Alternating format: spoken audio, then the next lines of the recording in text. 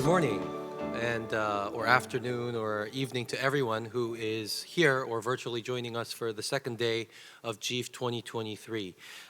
We welcome back you all to the second day. I'm Jung-gil Ko. I'm an associate professor at the School of Integrated Technology here at Yonsei University. Our first event today here in the Commons will be a feature session on the technologies of future diagnosis for human infectious diseases. Professor Chun Jin-woo, the director of the Institute of Basic Science, Center for Nanomedicine, and the director of Yonsei's Advanced Science Institute and professor of chemistry, will be moderating this session. In this session, we will be hearing expert opinions on the future diagnostic technologies and directions for their applications. Professor Chun, the floor is yours.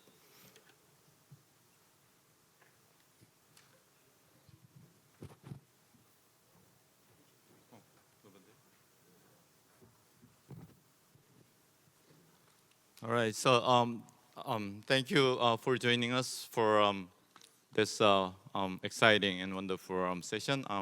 As I was introduced, I'm leading a Institute for Basic Science, Center for Nanomedicine at Yonsei University. Here we have a wonderful session leaders. I'll introduce later, but there will be 4 speakers, and each will represent their own work, and that will be about 30 minutes, and then we'll have a panel discussion, which will be about 10 to 15 minutes, and that'll make about 1 hour from now.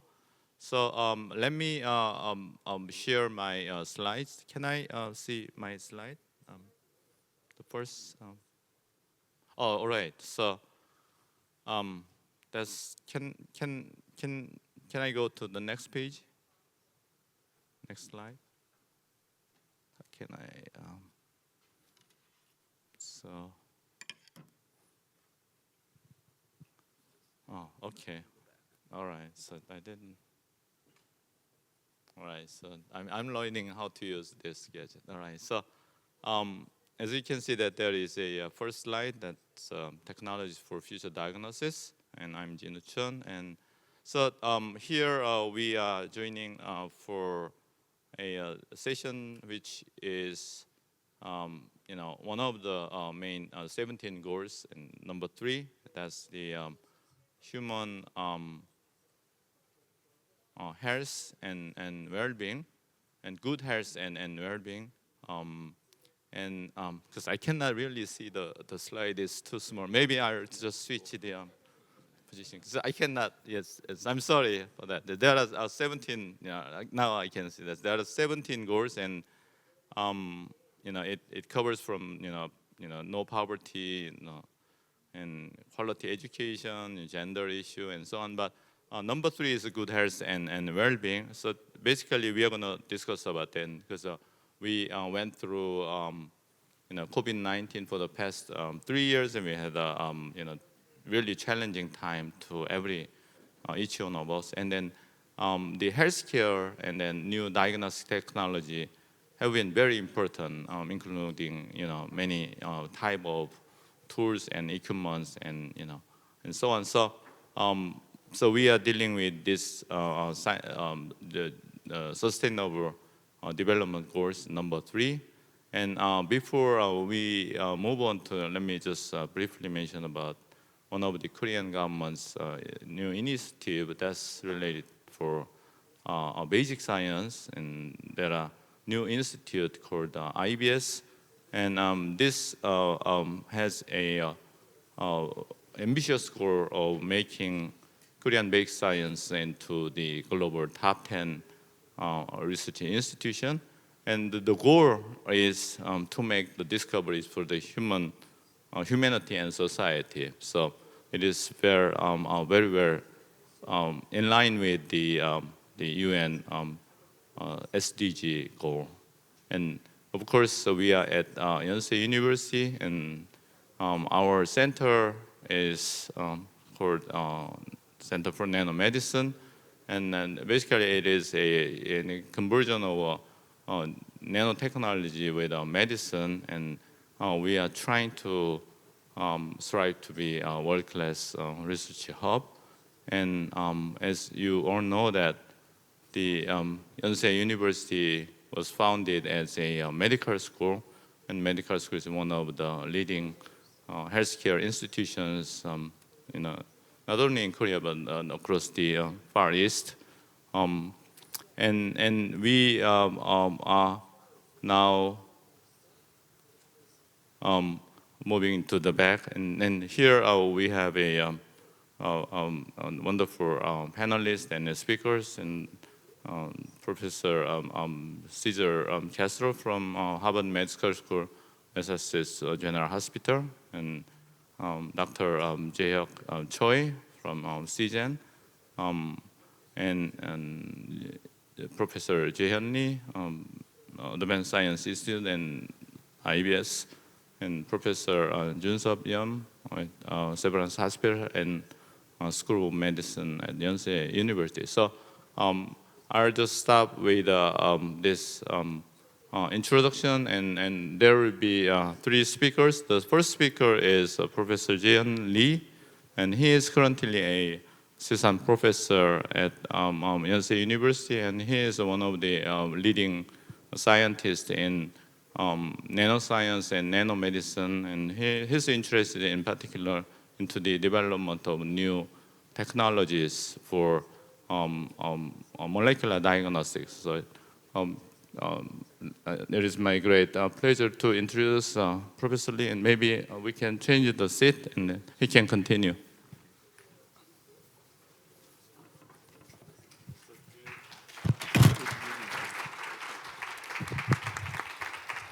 Thank you for the nice introduction. Okay, can you change the PowerPoint slide?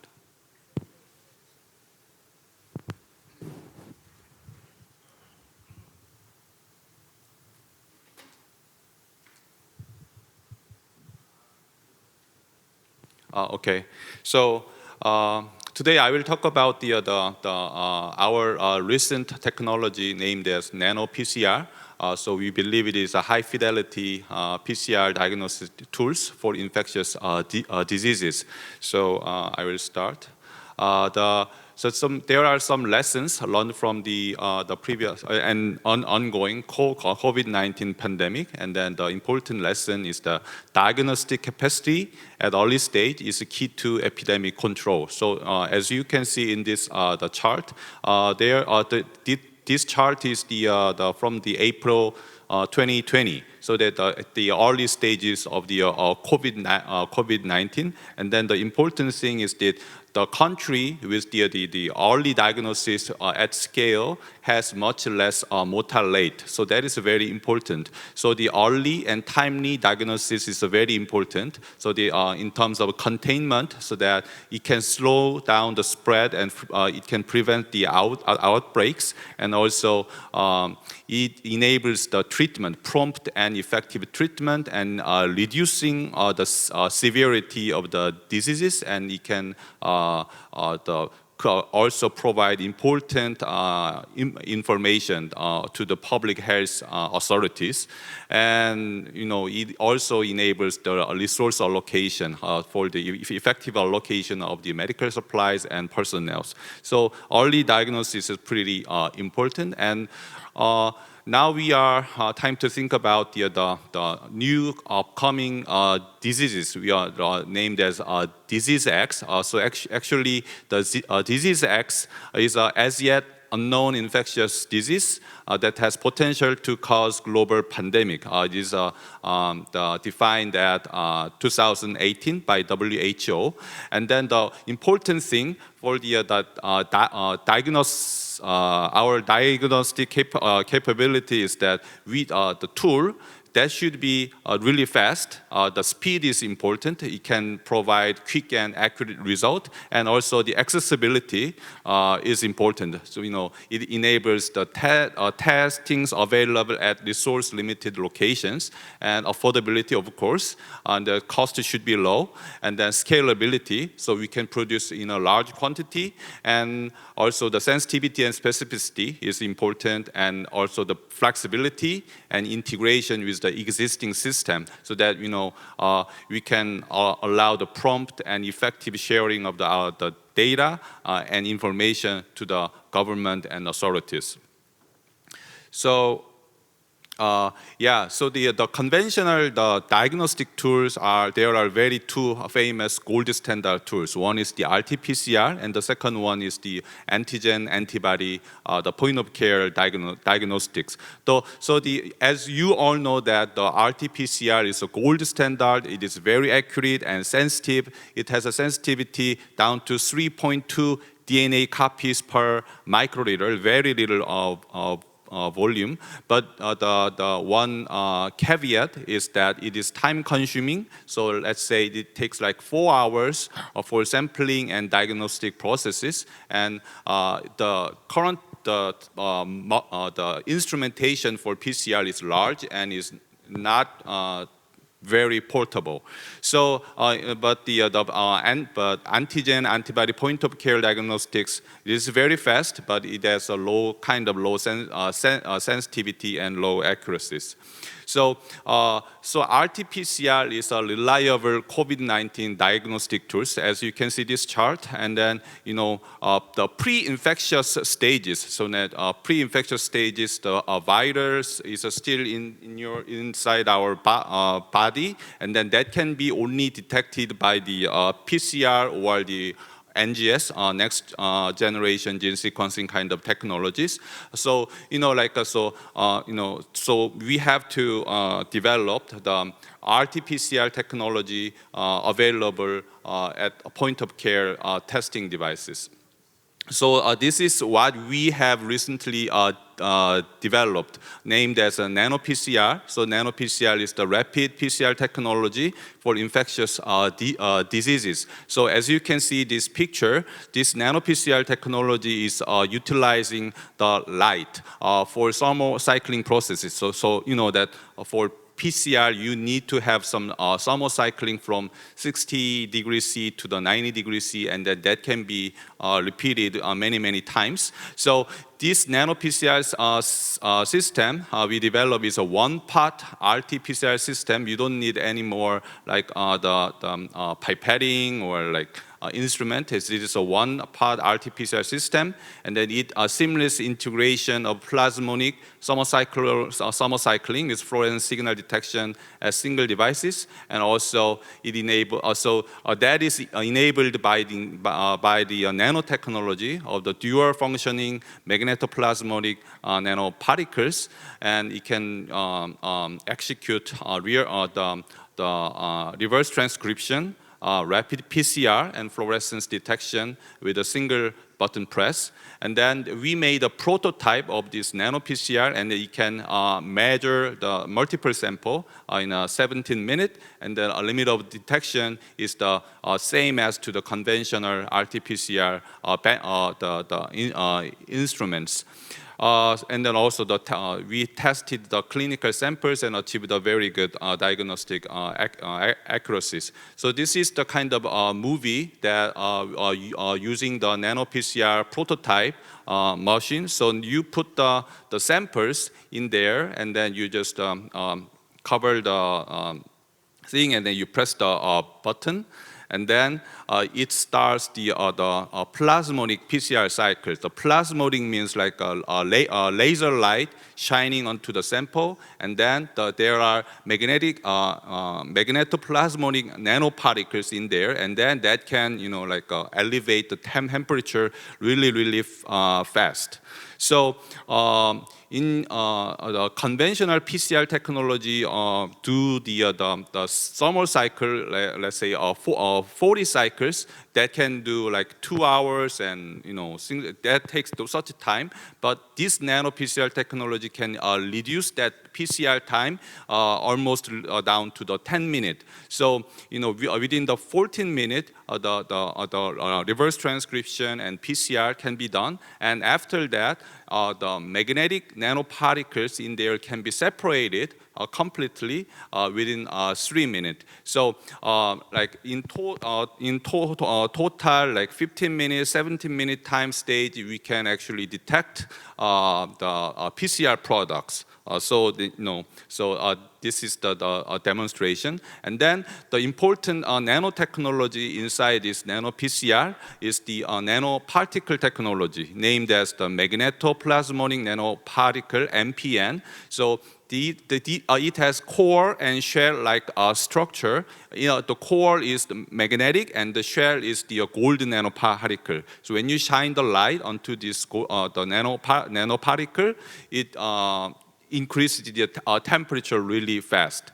So so that it shows like some principles of the plasmonic heating, so that nanoparticle inside the solution does the volumetric heating. So it's not the convectional heating demonstrated by the Peltier heating process, so that this kind of volumetric heating makes the heating process really fast and then really homogeneous. So from 60 degrees C to 90 degrees C, that one cycle can be done within like 9 seconds, and compared to the conventional Peltier type, the thermocycler, which takes like 2 to 3 minutes for one cycle. So yeah, so that's the thing.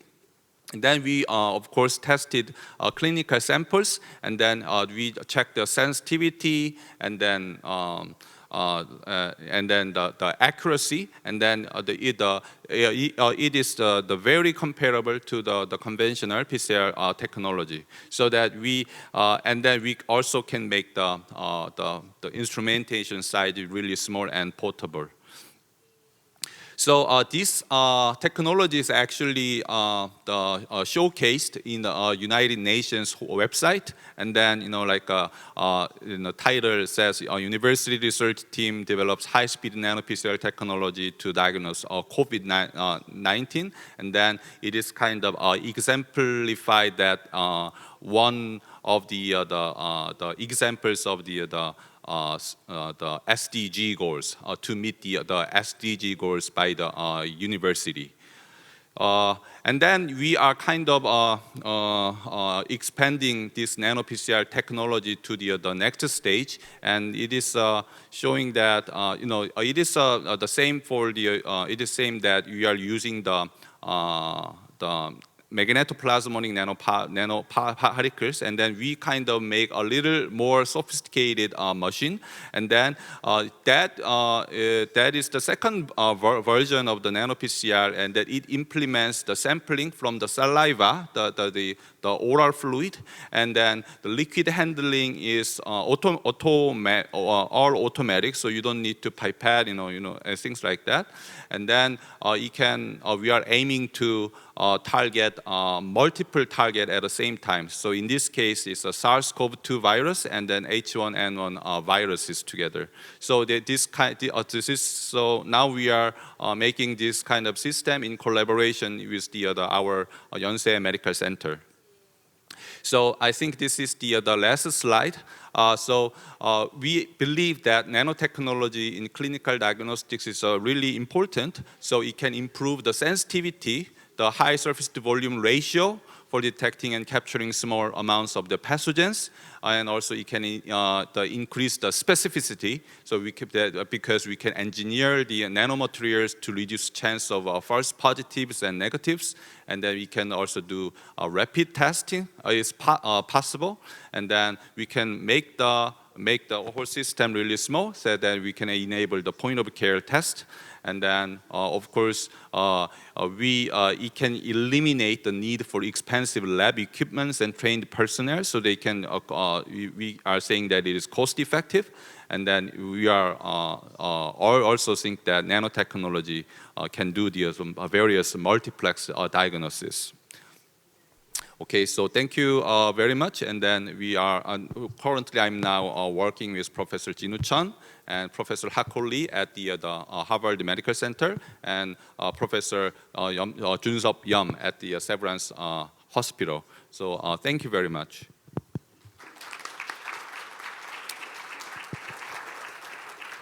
Thank you, Professor Lee. I think we all enjoyed your talk very much. And due to the time limit, let's move on to the next speaker. Next speaker is Dr. Junhyuk Choi, right? Is it Castro? Oh, okay. I'm sorry. So next speaker is Cesar Castro. Hi, Cesar. How are you? Hi, good morning. Yeah. What time is it over there? 7:49 p.m. All right, it's not too late. So we are expecting your beautiful talk. I mean, you came to Yonsei a couple of years ago to give a talk and meet with our scientists, and it is our great pleasure to have you again. And let me just briefly introduce, because we have only 15 minutes, and to the audience, Dr. Castro, Cesar. He went UC Berkeley, his BA, and he got his medical doctor degree at UCSF. And then he has been at Harvard Medical School and Massachusetts General Hospital since 2001, and he is one of the leaders in point-of-care diagnostics and translational oncology and nanotechnology. So with that, let me start my introduction of you, and then can you start with your presentation? I will. Let me press play. Okay, is that visible?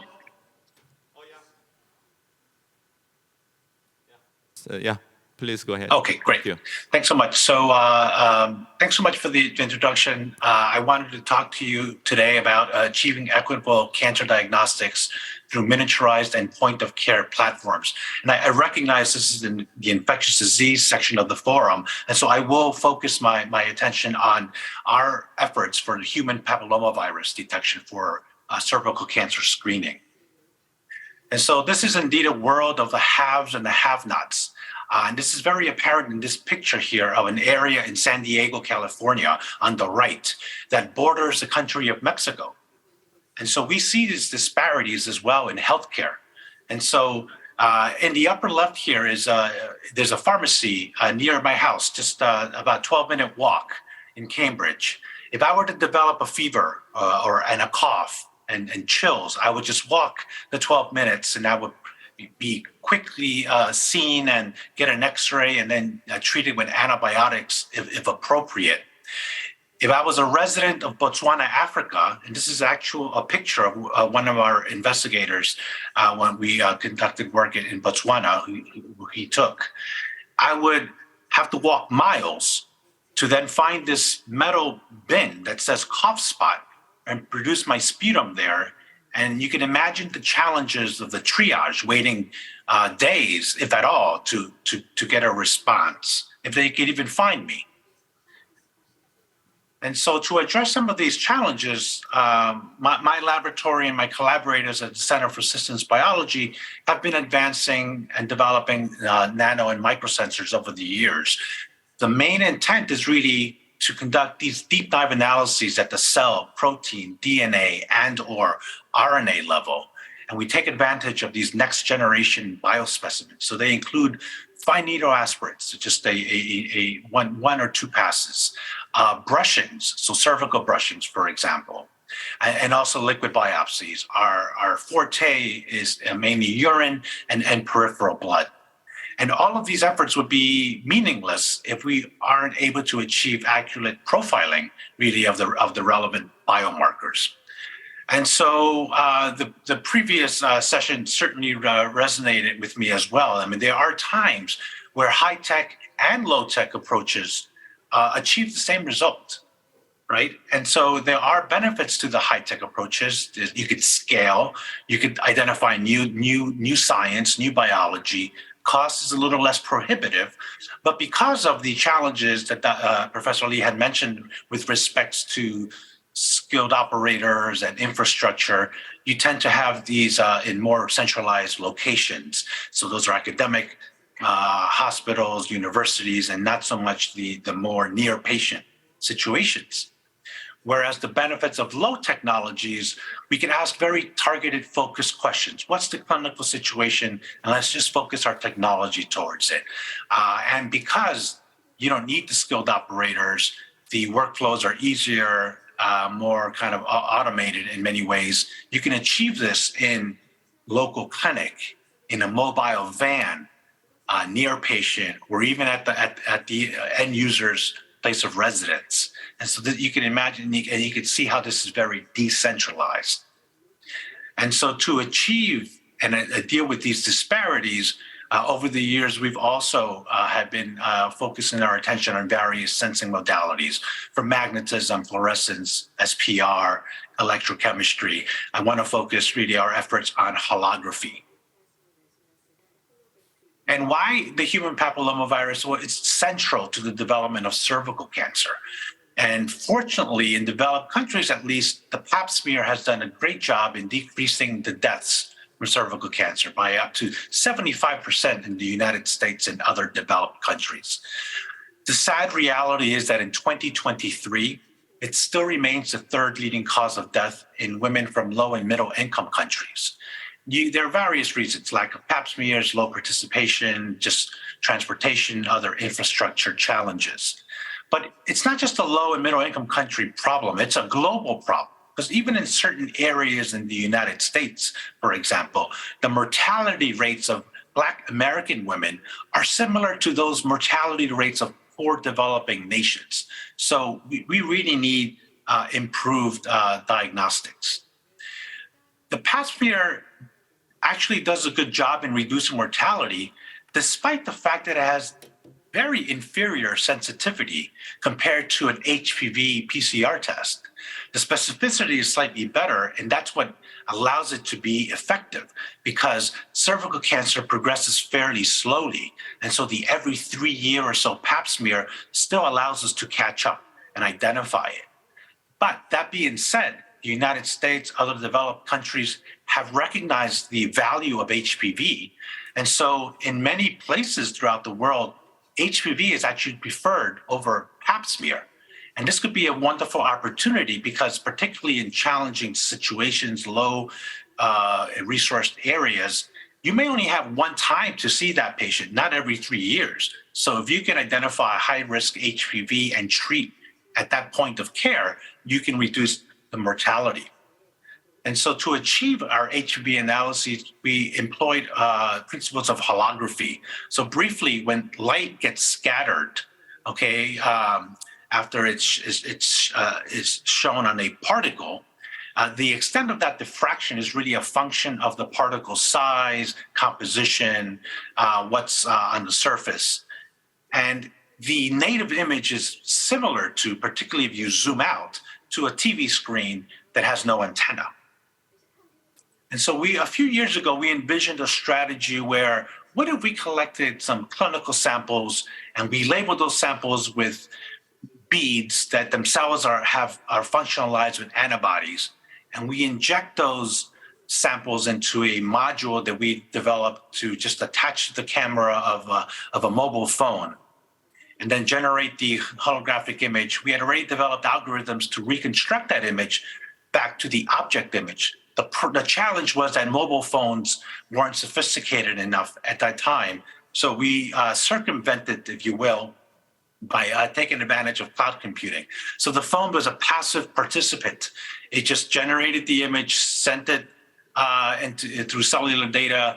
The powerful cloud computing then reconstructed, send it back to the phone, and you get your end user image.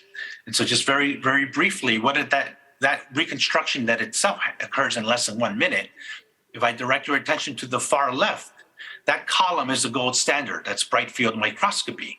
And so if we were interested to see whether a cell had a particular marker, say EpCAM, we would incubate the cells with EpCAM functionalized beads. And if indeed there was that target on the surface, you would have target engagement like in the bottom left.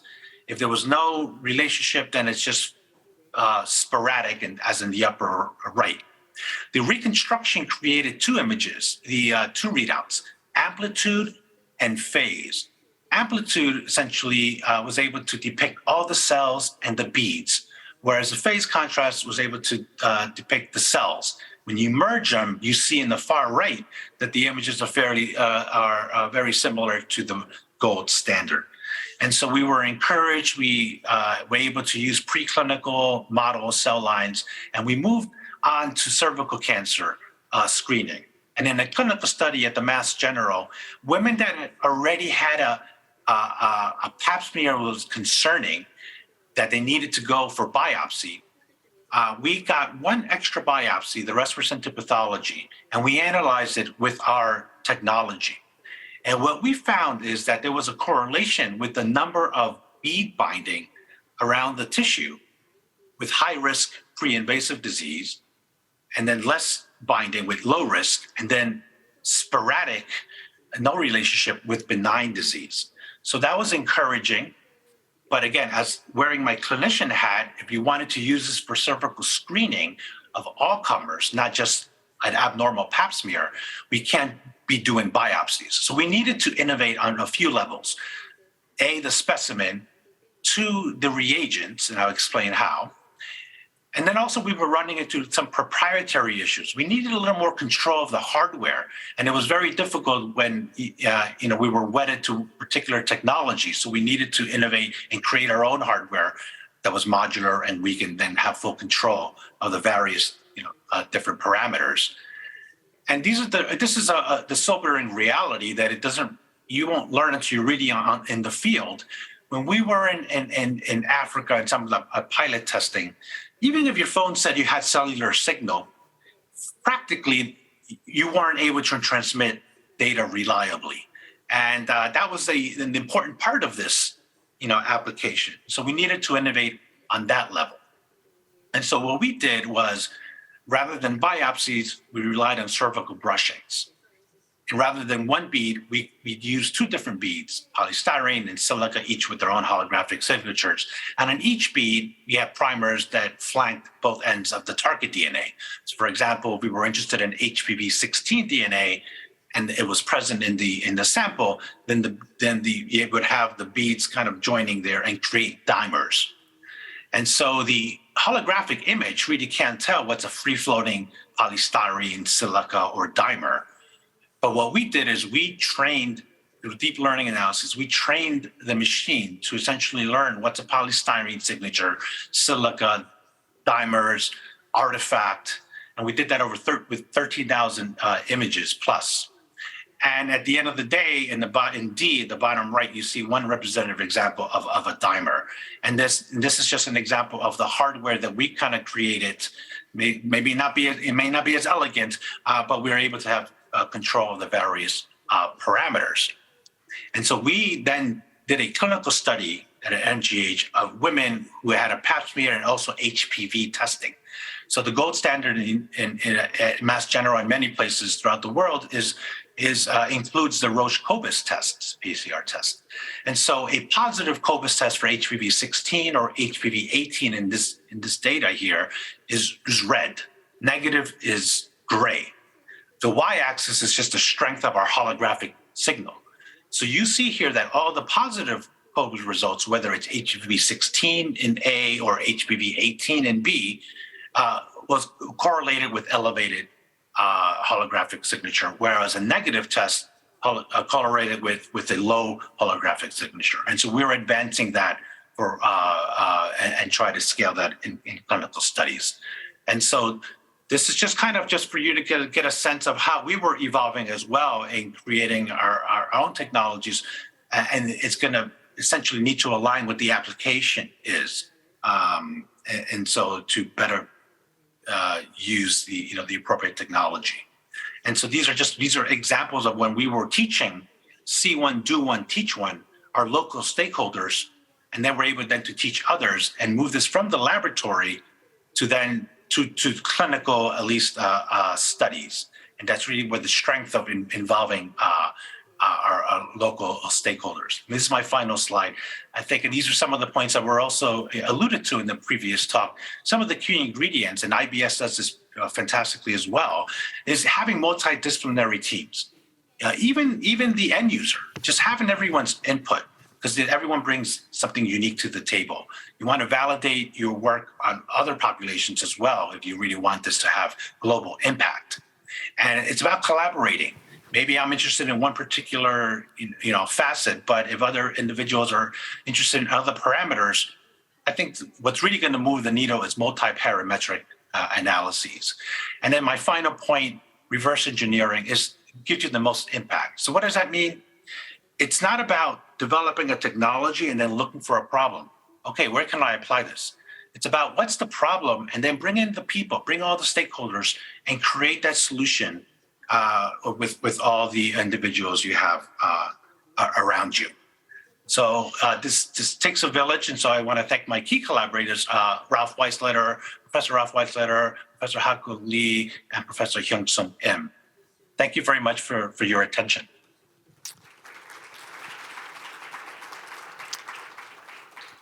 Thank you so much. It is such a great talk. And let's move on to the next speaker,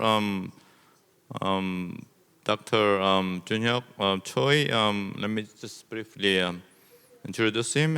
He is currently a diagnostic platform business strategic product planning and solution business development director.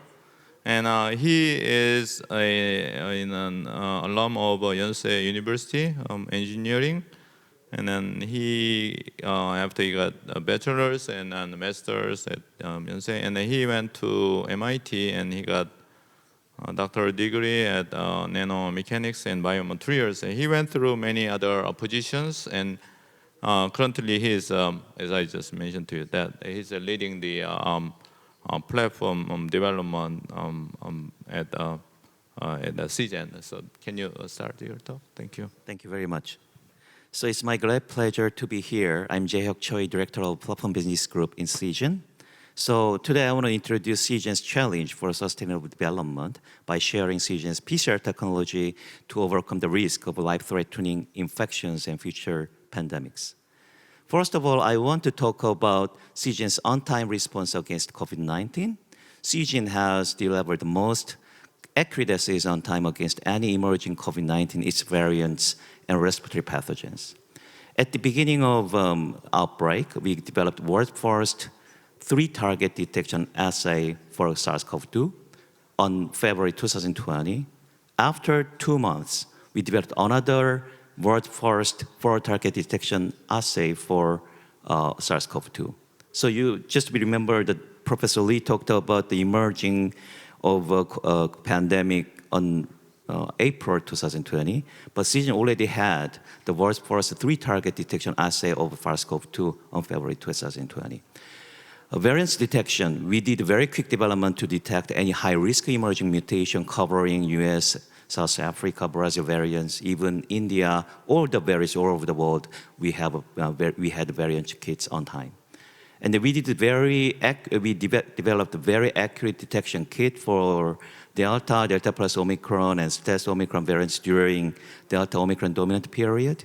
And also even more, we developed a short-time detection PCR for high throughput and fast confirmation. It means fast PCR within 1 hour, but without any compromise of sensitivity and specificity. Currently, we have 2 syndromic detection kits. Syndromic means multiple targets, even 14 multiple targets together, which has similar symptom. So doctor needs some clear idea which is the right infection, then they can do proper treatment. So we have those kits, 2 kits now. One is a basic one to distinguish among SARS-CoV-2, influenza A, and RSV. And we have a master kit. It has basic plus formal targets like a parainfluenza, adenovirus, rhinovirus, metapneumoviruses. So the main key virus infections we can cover all. I want to emphasize one more thing, this kit. This assay identifies all positive COVID-19 cases and distinguishes among alpha, beta, gamma, delta, omicron, and its test version by using 4 major target genes. And I really want to emphasize one more thing. This assay was developed within a week. Many people are talking about, even Dr. Lee and Dr. Castro talking about specificity, sensitivity, accuracy is important, early diagnosis is important, and decentralization is important. There is one more thing, very important thing. You need to develop right on time. So not within a month. Normally PCR assay, you need 2 or 3 months at least, but CGEN has some automated development system you can develop within a week by using the automated system. I'm going to talk about that later in detail. So what changed through the COVID pandemic? So the public came to know MDX, molecular diagnostic, there are some many advantages as well since the COVID pandemic. So before COVID, it was applied only to selected patients and unknown to the public. But now, during COVID, the public came to know it can do early diagnosis. Dr. Lee already explained about that.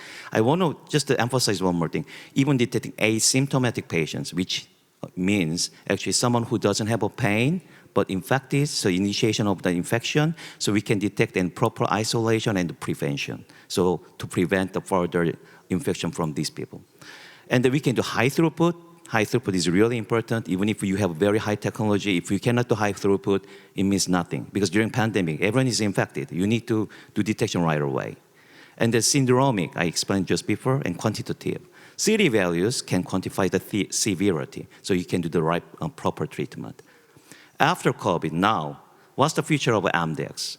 So MDX, we expect it can be an in-life test. It means to average in everybody in the future, we can do the PCR. And it means actually, like as Dr. Castro shows, we can do the screening for HPV, like some acute disease and then chronic disease, all things we can cover all.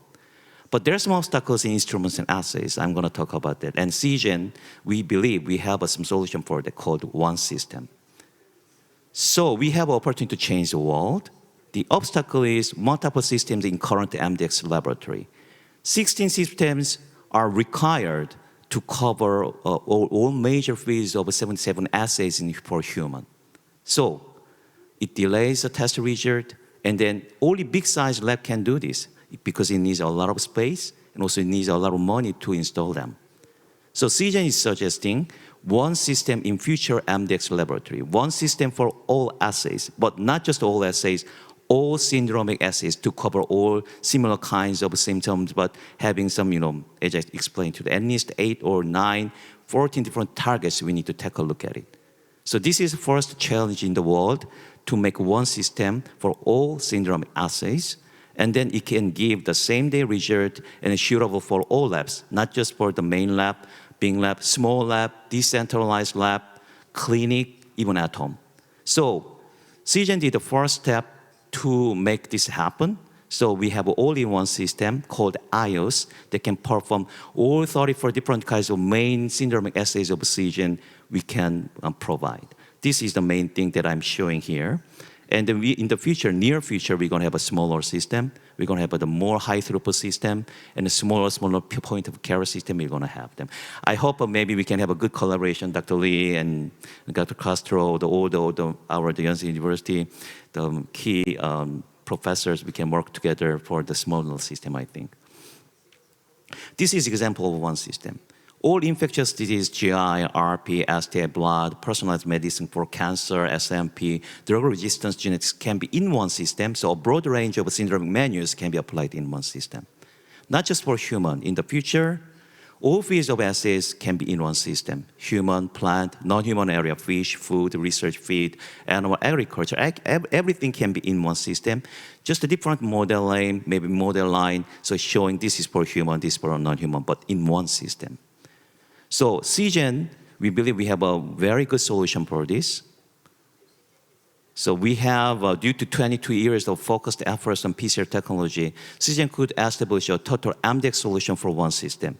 We have 5 technologies, main technologies: syndromic assay technology, instrument technology, and automated assay development technology. And CGEN standardized raw materials for the syndromic assays, enzyme, oligonucleotides, extraction, all of them, we have all to provide. I think if you are working in this area, enzyme is really critical, oligonucleotides is really critical. I think sample prep is really important. and the automated manufacturing technology we have it to provide. So due to all this effort, during the COVID pandemic, CGEN could supply 335 million tests to about 100 countries. So we believe it's a time to share our solution with all partners over the world to control and prevent the risk of life-threatening infections and future pandemics. So I want to explain more about the CGEN's top-notch syndromic PCR technology. We have 5 proprietary technology groups for syndrome PCR testing. Since 2006, we got the patent and developed DPO technology for multiplex amplification, TOS for multiplex detection, MUDT for multiplex quantification, SG in silico, SG IDO technology for automated oligo design and performance test, and even DSP technology for accurate interpretation. I want to explain just one more thing because you guys are all working in the science area. So we have some 3' primer, 5' primers. Normally it has just one region. CGEN's technology has 2 regions for each primer and then connected with spring. That's the reason we can have a higher specificity, still have a good sensitivity. And compared to the conventional, so unique set of technologies enables syndromic assay. This is a specialty of CGEN. It's world best. And the first, most innovative technology only CGEN can provide. And we have, compared to conventional TaqMan technology, CGEN's technology have a big advantage, as you can see here. At least 4 times more targets you can have it in one tube.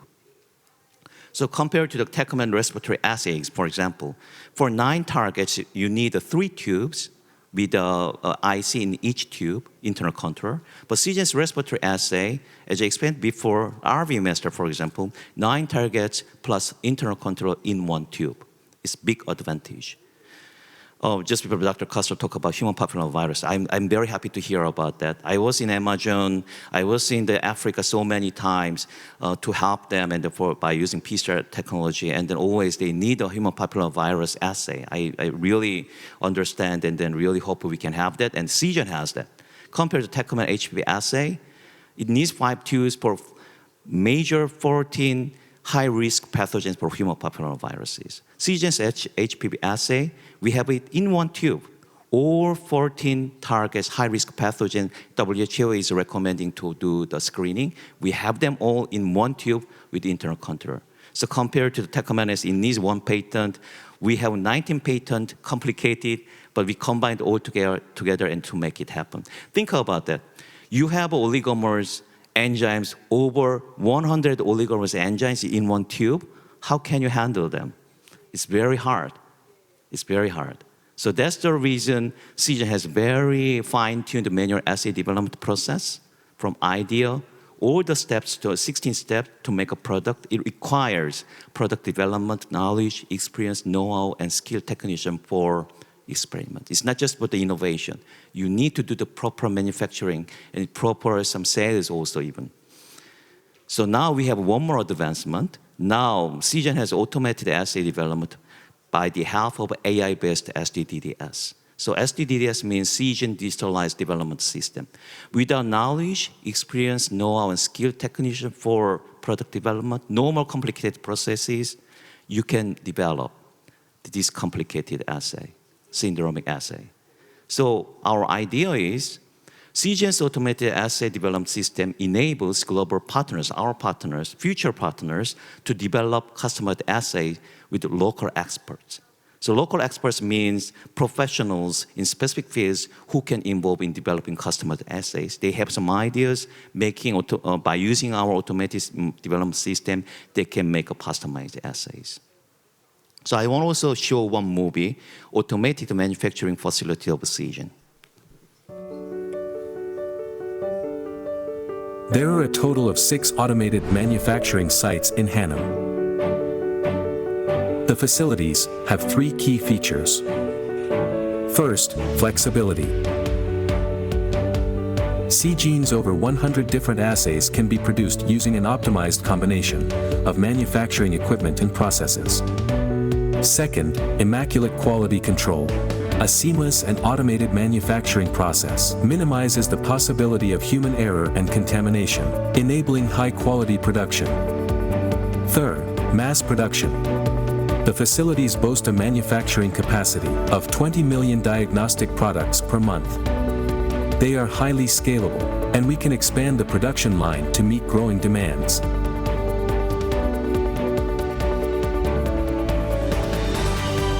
This is just the beginning of CGEN's greater vision. We plan to establish localized production systems by expanding our automated manufacturing facilities all over the world. Once our global product development combines with manufacturing automation, CGEN will become a true global bio-platform company that'll be able to develop and supply products when and where they are needed. CGEN is committed to improving the health and well-being of all people using molecular diagnostics. See ahead. Change tomorrow. So think about that. If you have all these things together and then provide the very low price, high throughput manner, some assays to the low and middle income countries, that'll be beautiful.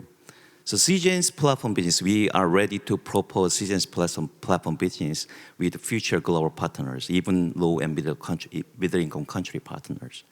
So shortly, we're going to prepare one system packages to enable the development of syndromic assays in global partners. It means we're going to provide all the technology and know-hows for CGEN syndromic assays from development, clinical trial, approval, manufacturing, and sales.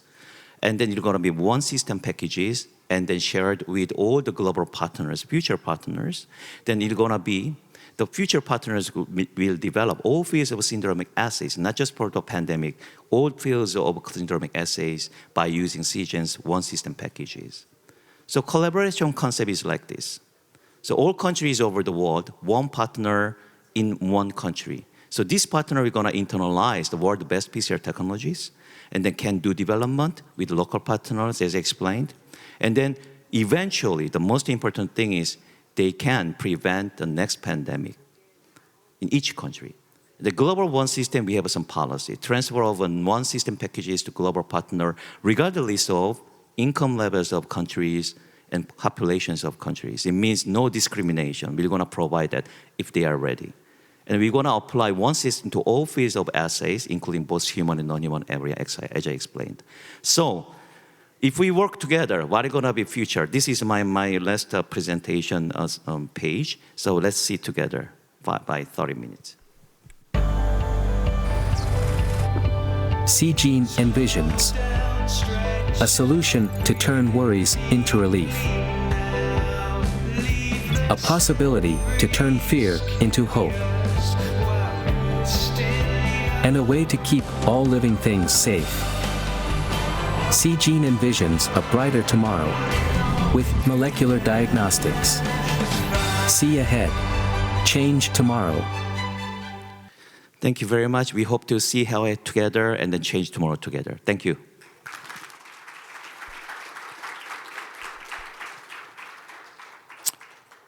Thank you, Dr. Jae-hyuk Choi. And now I think we have time for panel discussion. And we heard about great science from developing new tools and new concepts, and also new visions from the industry and so on. But let me just introduce Professor Yom Jun-sup at Severance Hospital, and he is in charge of one of the leaders in infectious disease. And as a leader, and also you are dealing with a lot of patients with the disease on the field. And what would you comment on these developments and the future challenges as a medical doctor and also leader in the field? Yeah. Okay. Thank you for very kind introductions and wonderful presentations from all the speakers. And I think the Dr. Choi's presenting slides already summarized the impact of this molecular diagnostics impact before COVID-19 and during or after the COVID-19. And we are now all knows that the molecular diagnostics has impact greatly in response to the infectious disease or maybe future infectious diseases. And all of these our speakers presented today that these molecular diagnostic technologies are going forward for the smaller, handheld, portable system with the less experienced technicians performing the diagnostic test. And today we all talked about the diagnosis of infectious disease or newer infectious disease that we don't know yet, but actually this molecular technology will be or currently applied to the not just of the diagnosis of infectious disease, but also for the genomic epidemiology. So all of this molecular technology will be applied to the various areas of infectious disease responses, so make it faster response, and that will eventually make us stop the pandemics faster. So the technologies to talk today will be very important in response, and also not just for the diagnosis, but for the surveillance, tracking the system, and eventually those results will be leads to the faster development of therapeutics and even vaccines. So I think not just the technology that we talk today, but I know, as far as I know, there are other newer technologies in molecular diagnostic area are already developed and trying to implement it in the fields of infectious disease surveillance and diagnosis or treatment. So I think this newer technology will have a great impact, and hopefully this technology will make us deal with the newer infectious disease faster to stop pandemics and making patients diagnosed faster and hopefully treat all the patients in the better ways to reduce the mortality. Thank you. Thank you, Professor Yum. And maybe I could also ask Caesar, what would be the future challenges for as a scientist and also technology developed from an industry to deal with disease, X, and what would you say?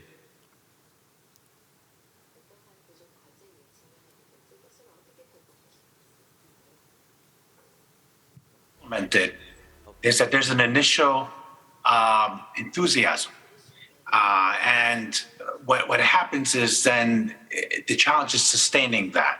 And so it could be as simple as there's an immunohistochemistry, platform, but now we don't have the reagents, or they can't afford the reagents. Initially, it was provided at cheaper, but then that relationship kind of wasn't sustained. So it's going to be important that we make sure that we engage our local kind of investigators, but then find a way to make sure that those technologies don't get outdated, and then the next best thing comes in, right? And so it's just making sure we're consistent. And the last thing I'd like to say is that when I see a lot of value, and this was this panel presentation, on the interactions with academia and industry. Because academia can only take you so far, but when you have, other lanes and opportunities to scale and have a vision, as we just heard, more globally, I think that's where that beautiful synergy, arises from. All right, so thank you so much, and we have about 1 minute to go, and any one of you to comment more about our current challenges and future directions of the field? I want to talk about one thing. I am an alumni of Yonsei University, and it was built by Underwood, who was actually he came here when we were very low. I want to say underdeveloped country at the time, right? And they did a great job, great impact in Korea. So myself, when I was in Yonsei University, I already thought about what I'm gonna be in the future. And then I think that the reason I'm in CGen now, I really have a goodwill to share the technology of CGen to the low and middle income countries all over the world. It's same as the SDG goal. So I really hope the technologies or effort, actually I came to know innovation is not the main thing actually. Innovation is the first one we should accomplish. But to make it happen, to be available for all the low and middle income country, it needs good manufacturing, it needs a high throughput manners, production, then right registration, regulatory registration. All these things should be combined together. It's got to be fine art, to share our all good things to the low and middle income countries. So I hope we need to have a goodwill for this together and then make it happen together. So I strongly hope this is a good first step to work together. Thank you very much. Thank you so much. So I think it's now time to close the session, and I think we all enjoyed the session very much. And this is our hope for the future, to deal with any potential challenges in terms of disease and also other obstacles that's going to come in the future. But we want to continue, hopefully in the future, to have this kind of a session. And I'd like to thank all of the panelists, speakers, and audiences. I think we had a great time, and hopefully we get together next time. And I really thank the GEEF 2023. I think it's a great venue for us to get together. Thank you so much. Thank you very much, Professor Chan, for the session. It was a great session. It actually reminded me of an advertisement quote back when COVID first started. I don't remember the company. I think it was, I don't know. It was the quote was "Science will win," and I think based on our discussions today and the visions that we discussed in this forum, with the help of industry and academia and practitioners, we definitely can start fighting diseases in a much more efficient way. Thank you very much for the great session. Another round of applause, please. Okay, so that was the first session of the day, and we will take a 15-minute break, and we will be back with our second session, where we will discuss about end-to-end strategies to enable innovation and technology for the social impact and SDGs. Thank you very much. I'll see you in 15 minutes.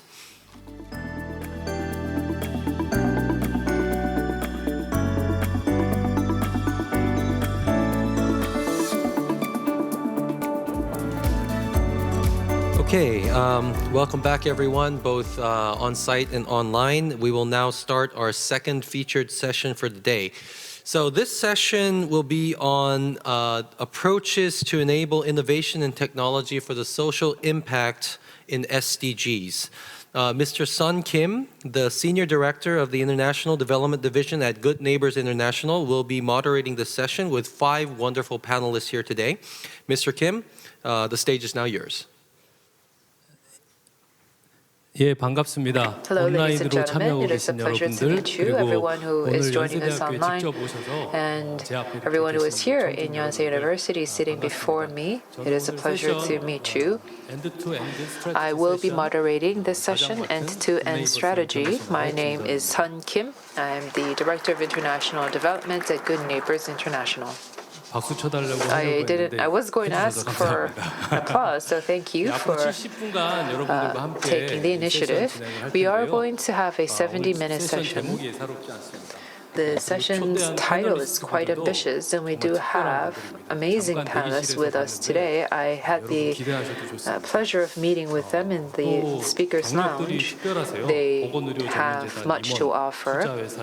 They are from law firms, investment companies, from government, and corporate NGO activists. They have come from extensive background. Let me briefly go through the background because you might feel that this is a strange mix. So, just very briefly,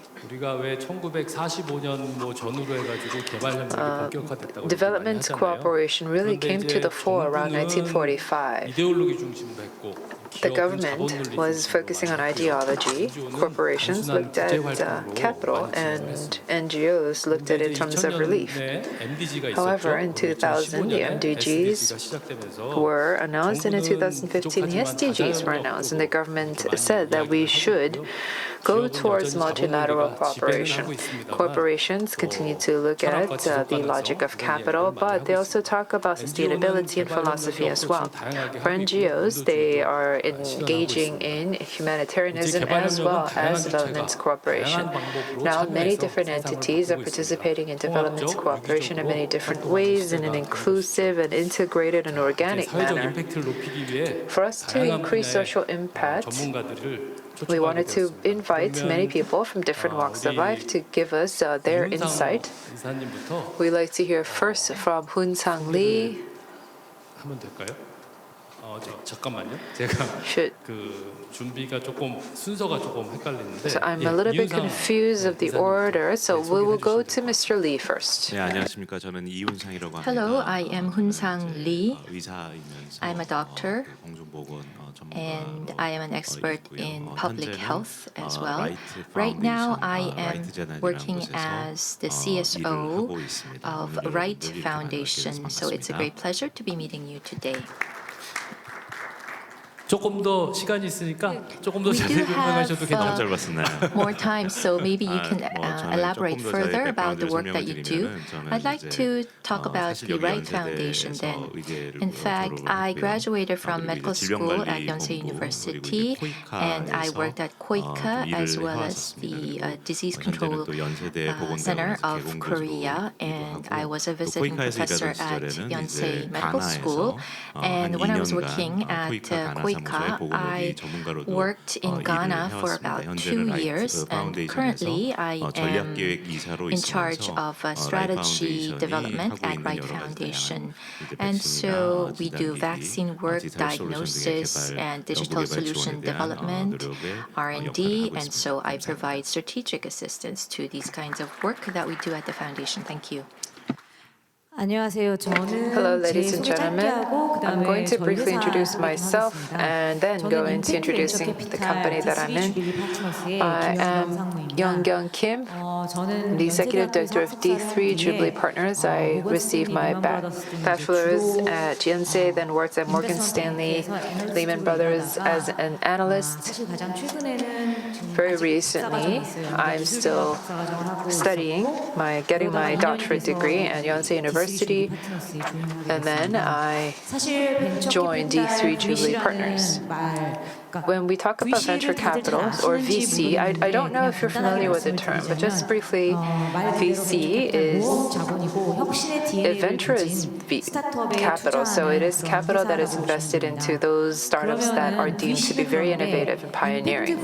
But then there's also the concept of impact VC. Impact VC is where we're a little bit different from other VCs. So regular VC investors look at financial performance, but we look not just at financial performance, but also the social environmental performance of these startups as well. Just simply put, we bring together impact and profit and performance. We are trying to invest in those optimal areas. So it is quite difficult and complicated. We look at innovation and impact. We are trying to take that as a mission to try to serve a new social purpose. That is all.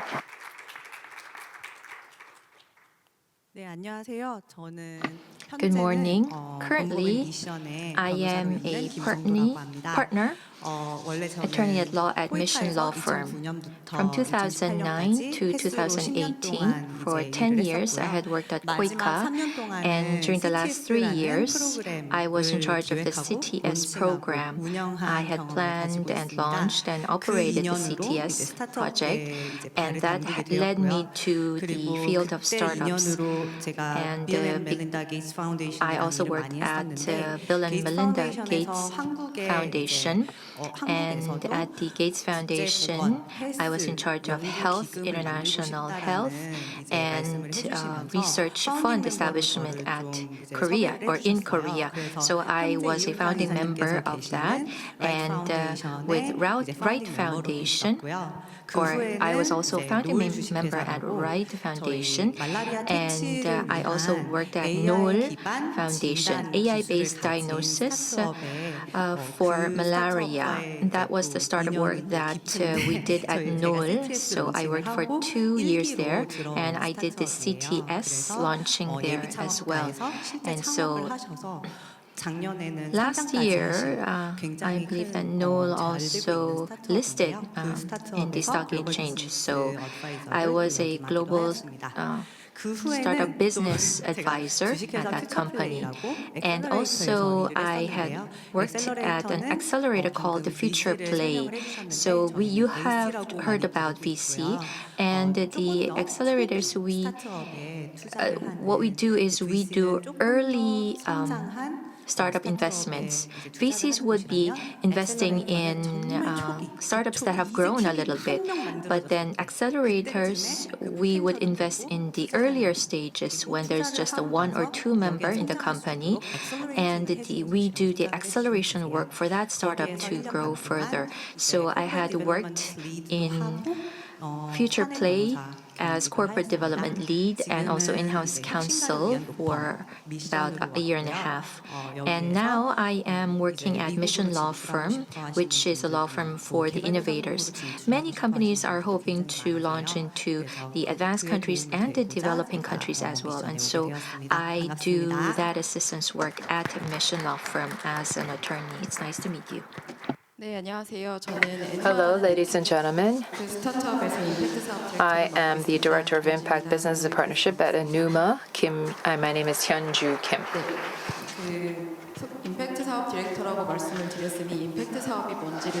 Because I'm the Director of Impact Business, I should explain what impact business means. We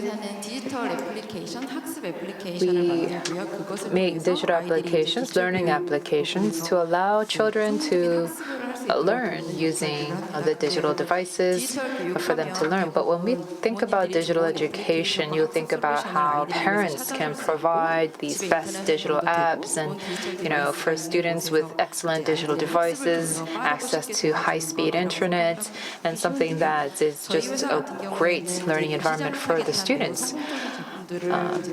We have created successful products that do tailor and do target those markets, but we also want to partner with other companies in other countries with educational challenges and try to allow digital solutions to be a help to those countries. So in the earlier case, we know that the parents can provide a subscription fee. So there are parents who are well off enough to pay the subscription fee to our services, but then there are other parents who cannot do so. So they lead on venture capital, governments, different social enterprises, and development cooperation.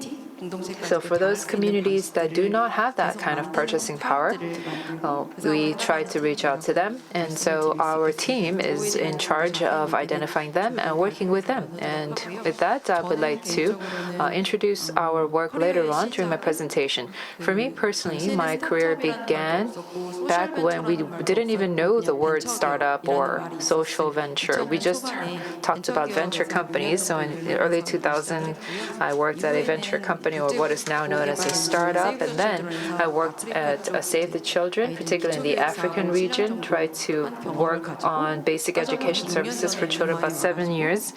And then about 6 years ago, I joined Enuma on impact business. It's a pleasure to meet you. Good morning, it's nice to meet you. Today, I am Director General of the Department of Private Sector Engagement at KOICA, Sang-baek Lee. It's nice to meet you.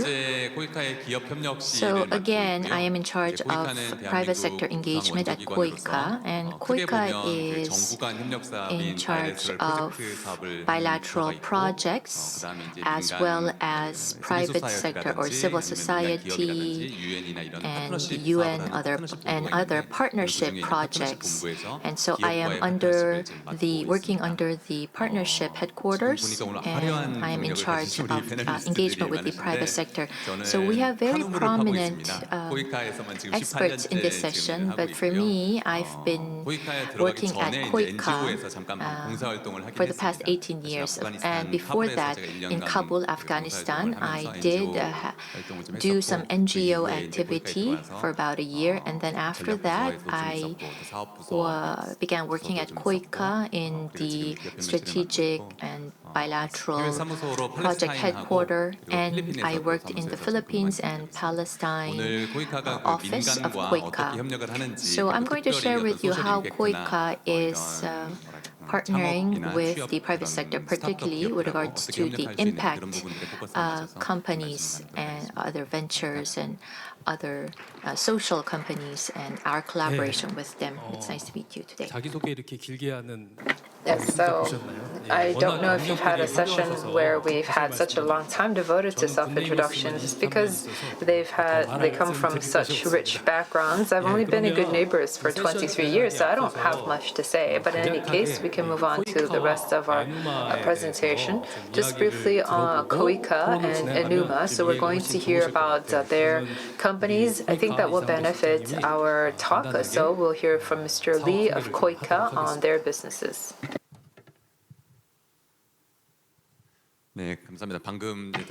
Thank you. As I just mentioned, I will talk about how KOICA cooperates with the private sector and what social impact work we are doing. So I have just 2 slides to share with you today.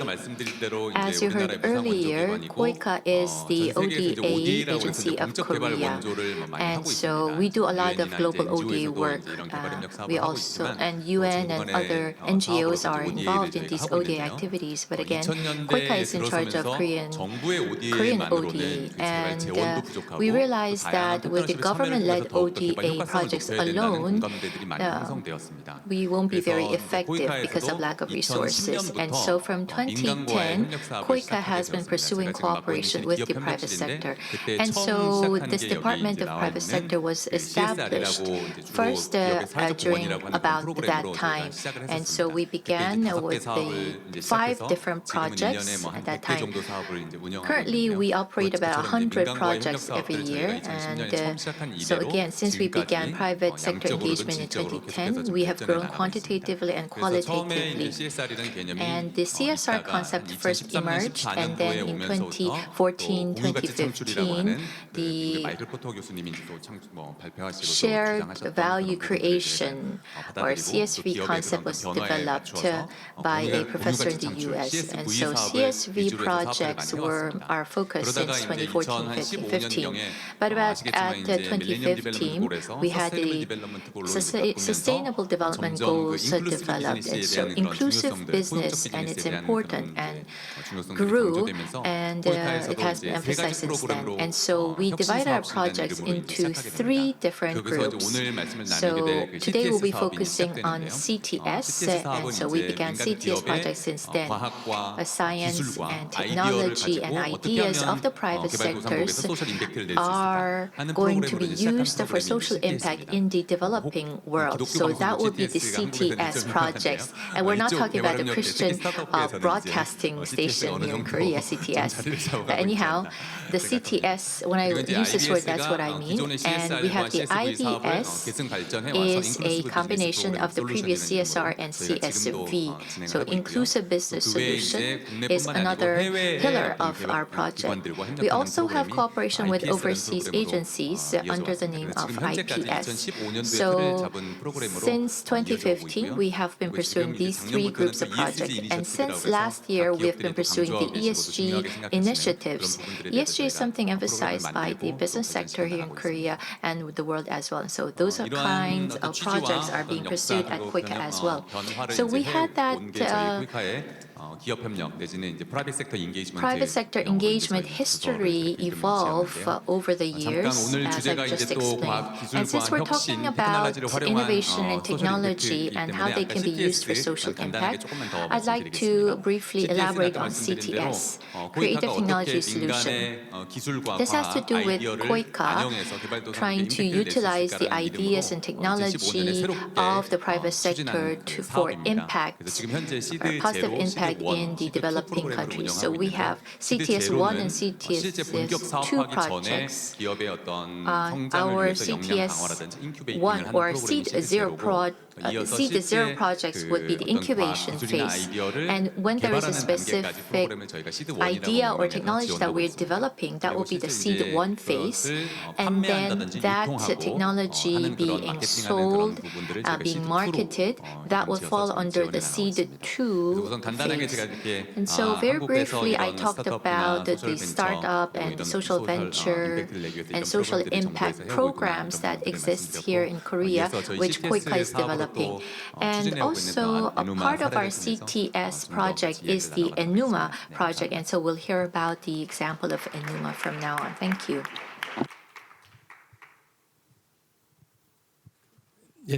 에누마 사례 소개해 Yes, so now we'll hear from Enuma. 네, 조금 전에 했던 말을 한 번 더 하는 셈이 되겠네요. 저희는 에듀테크 스타트업 에누마라는 곳에서 일을 하고 있습니다. 저희는 학습이 어려운 It's an educational startup. We try to make for learning success. We provide digital services for children in basic education. What you see here, this educational services made by Toto. This is loved by people in Korea and Japan and elsewhere. We are also working very hard to achieve number 4 in the SDG goals. It's been about 11 years, and now we're going to take about 10 minutes to tell you a little bit about the CTS and IBS business.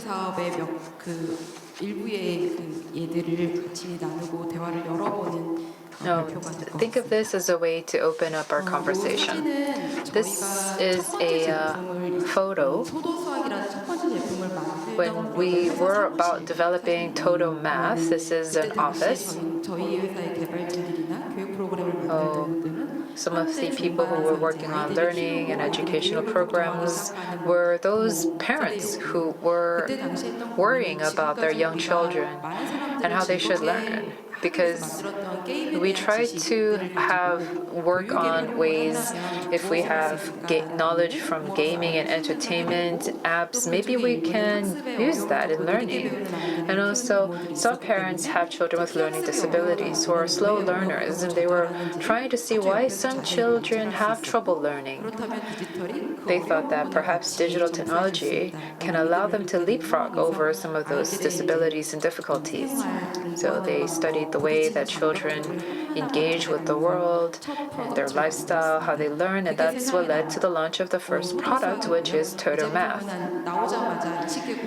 Toto Math went to number 1 in the app stores of about 20 countries, and it has been downloaded about 12 million times. Using this experience, we tried to move on from there. We have the success of achieving learning capabilities for children who are slow learners and who are otherwise difficult to learn. But we thought that maybe we can think globally, because if you look at Tanzania or Ghana and other countries in different countries, and other children in different countries, if we bring them to a classroom, if they are children who don't know how to count from 1 to 10 and you are making them sit down in a kindergarten class, this means that they will have trouble learning how to add and subtract. In the UN SDGs and also with the MDGs, we were able to bridge the educational gap in some ways, but we still see many children who are not learning at their intended level, at their intended pace, at the right pace around the world.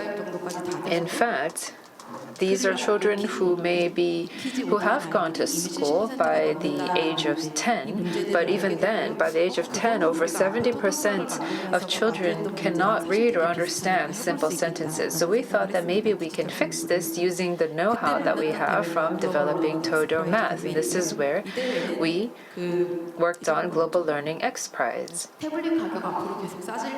Tablet prices will continue to become cheaper, and technology is getting better, but what can technology do for those 250 million children who don't have access to these technologies? The market is not there, so because there's no compensation, there's not much to do. Global X Prize provides a prize cash grant of 1.5 billion, and this is something that if you can come up with an innovative product that you can help other countries, and we were number one out of about 189 submissions. About 3,000 children in Tanzania were given their digital apps and digital devices to work on, but they have recorded the top scores compared to their peers. We took this experience to try to think that maybe we can take this and expand this learning based on this bar graph. The bar graph are those children who were studying under Kit School, about 450, 500, and then the others are those students in our competition. We can see that the children are playing all these hours, and this means that this will translate to actual good scores. And we asked ourselves how they were able to play so much. Before we made Kit School and submitted to X Prize, we were working with CTS, and innovation is about the best educators and the best engineers and the best software developers in Korea.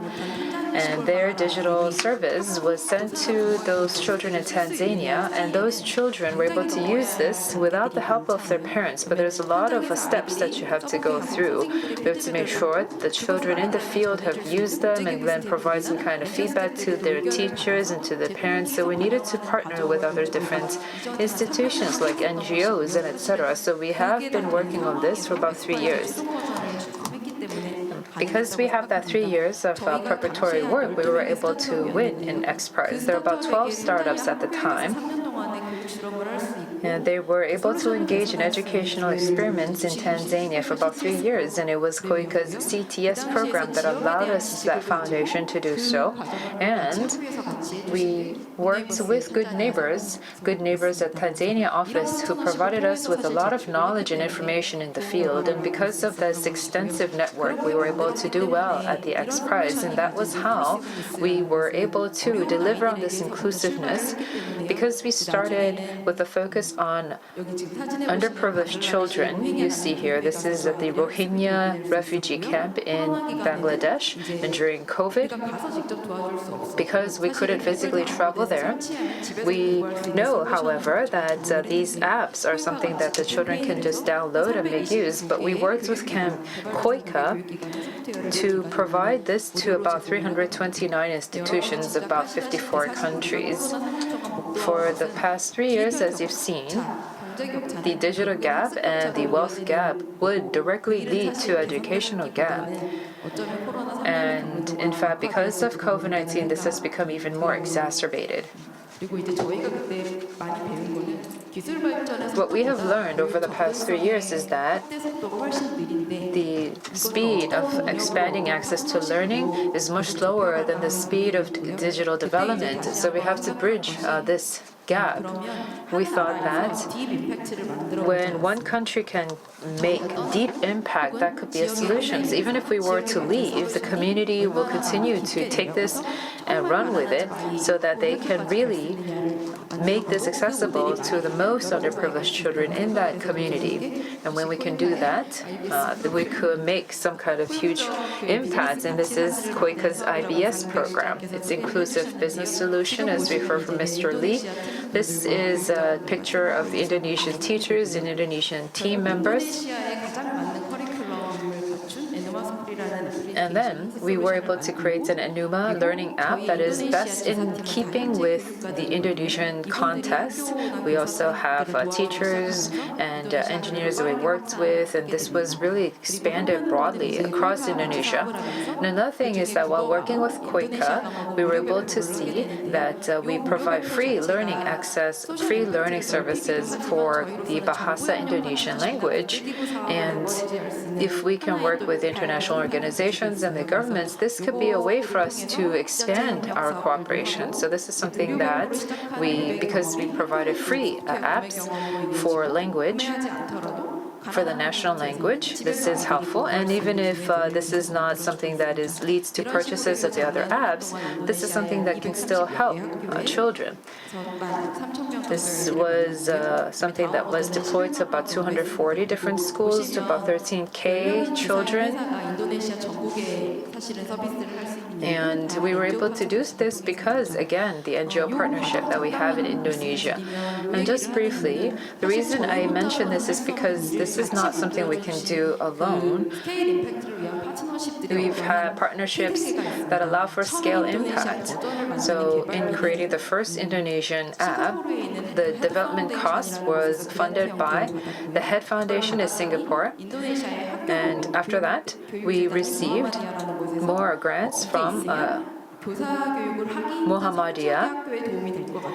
They saw that our solution can be something that is accessible to many kids because it can work without internet access. So we began with 470 schools and then moved on to about 1,000 schools. And because we were working on capacity building for teachers across Indonesia, we thought that we have to expand our network. And to do that, we worked with KOICA on the IBS project. And in that, because we were providing free apps, the Indonesian government participated, and last year we were chosen as a development cooperation partner by the Indonesian Ministry of Education. So this was something that we were able to do in just 1 year. So we are still early on in the process, but this is not something that Enuma could do on its own. In fact, if we were just doing the work by ourselves, this would not have gone far. This photo that you see here is part of a game, Crossing the Road. It's where you're crossing a road, and the rule is simple. If you die because you're hit by a truck, that means you've lost the game. And if the railroad is broken, you jump. If you need a ladder, you have to place it down. So you have to keep going forward. And it's sometimes when things get down, I try to play this because I know that we are heading forward to about 250 million children around the world. And we receive help from KOICA, and we receive help from Good Neighbors and other NGOs, and they've helped us to keep going on and moving forward. Sometimes we would need legal advice and we would need more funding. Well, I feel that we are all crossing the road together. And at the end, ultimately, we are heading towards those people with whom we want to achieve the SDGs. This is a Korean app that we have created for Korean school children. So continuing forward, we are going to meet the demands of changing society and the changing needs and continue to create more digital opportunities. If we can have subtitles on the same learning app, this means that children with different disabilities can also make use of the app. And also if we can create an app with basic English speaking skills, that can also help young children. I think that AI is a good tool to allow us to do that. And in 2023, we are going to scale up our impact in many countries around the world. Thank you.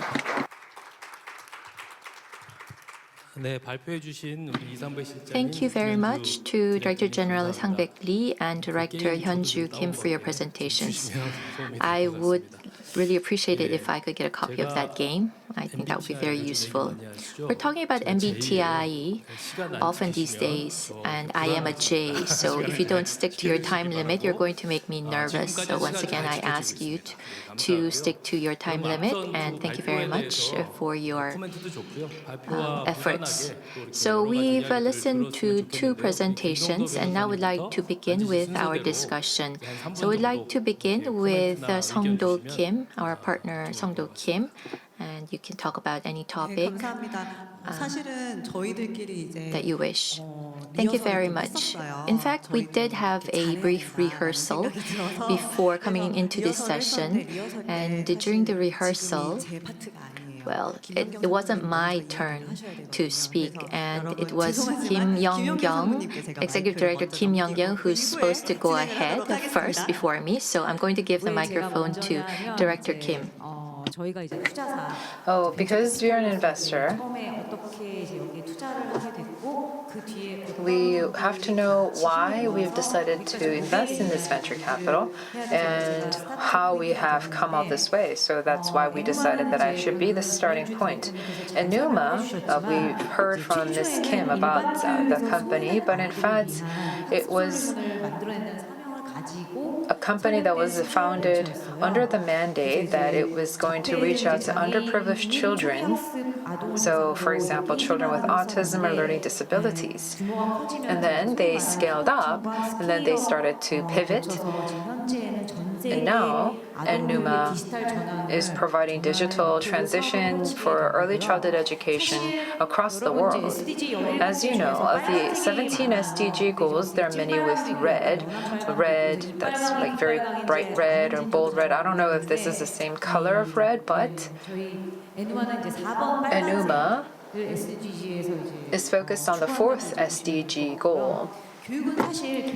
Education is something with a clear social impact.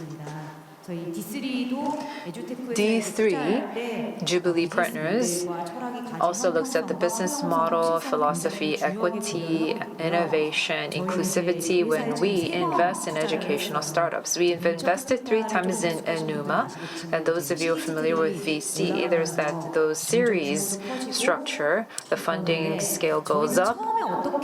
At first, we came to decide on investing in Enuma because at D3, I joined it about 2 years ago, and in 2012, at the end of about 2012 or so about 10 years ago, that was when we made the first initial investment into Enuma. At the time, our CEO had heard of Enuma for a long time because I know that the NCSoft developers are the ones who are the CEOs of Enuma. So we've known about Enuma for a while.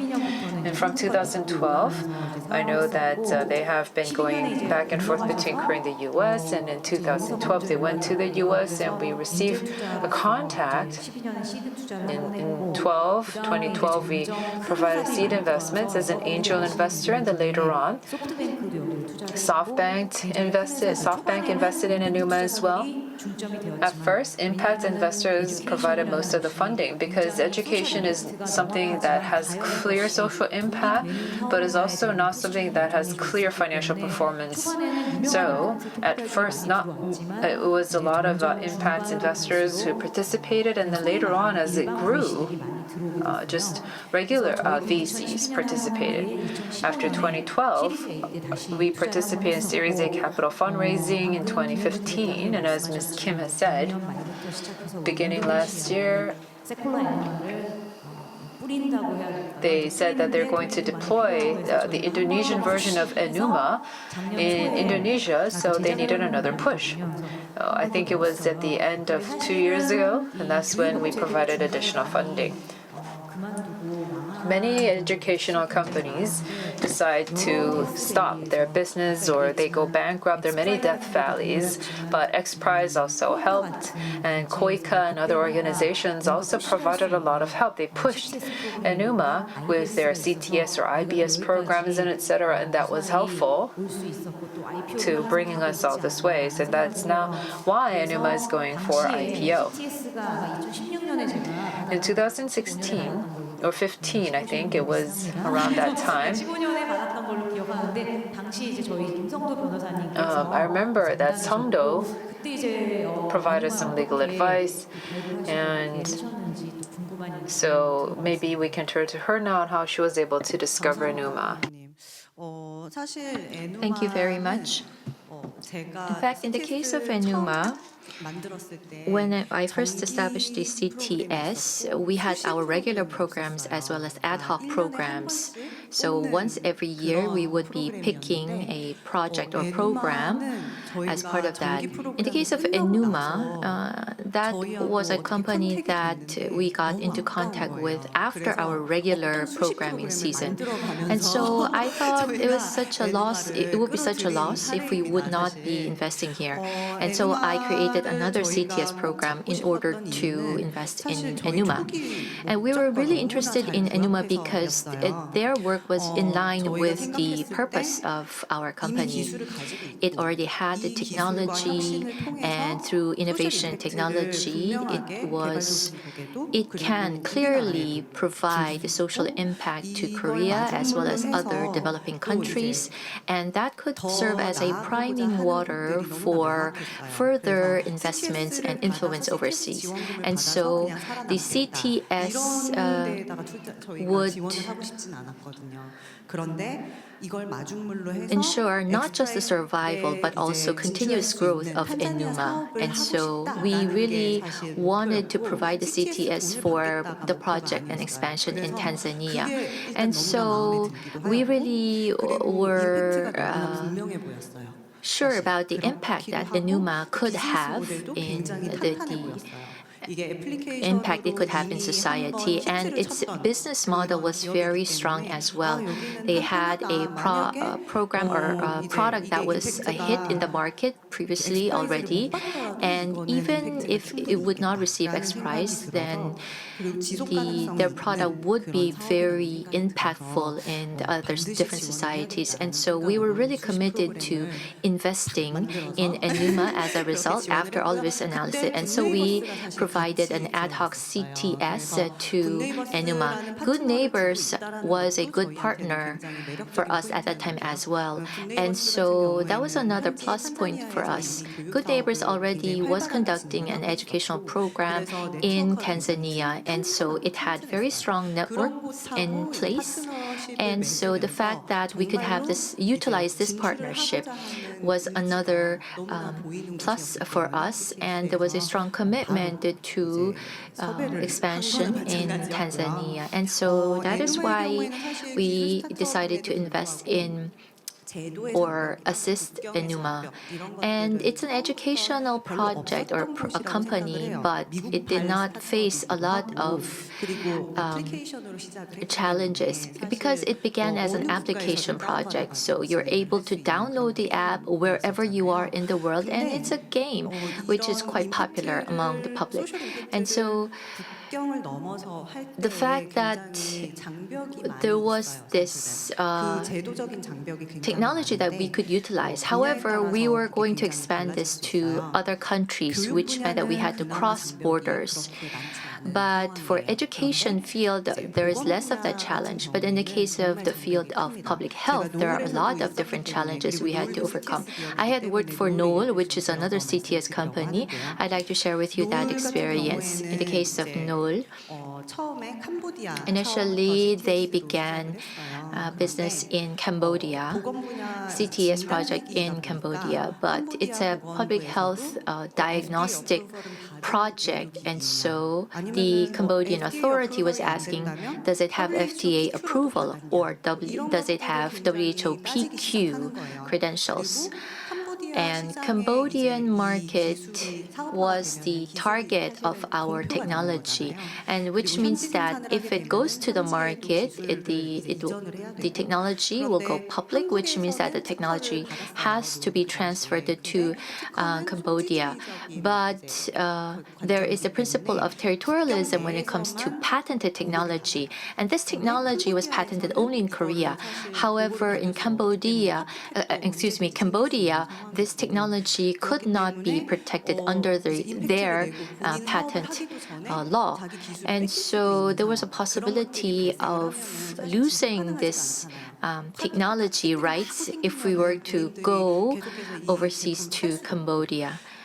And so these were some major challenges and hurdles that we were experiencing.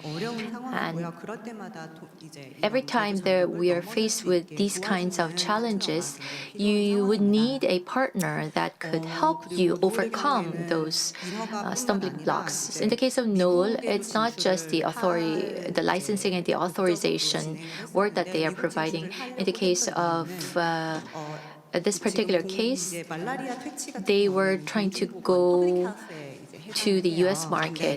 In the case of malaria treatment, that falls under public health sector. And a lot of the public health projects are, the funding comes from the government usually.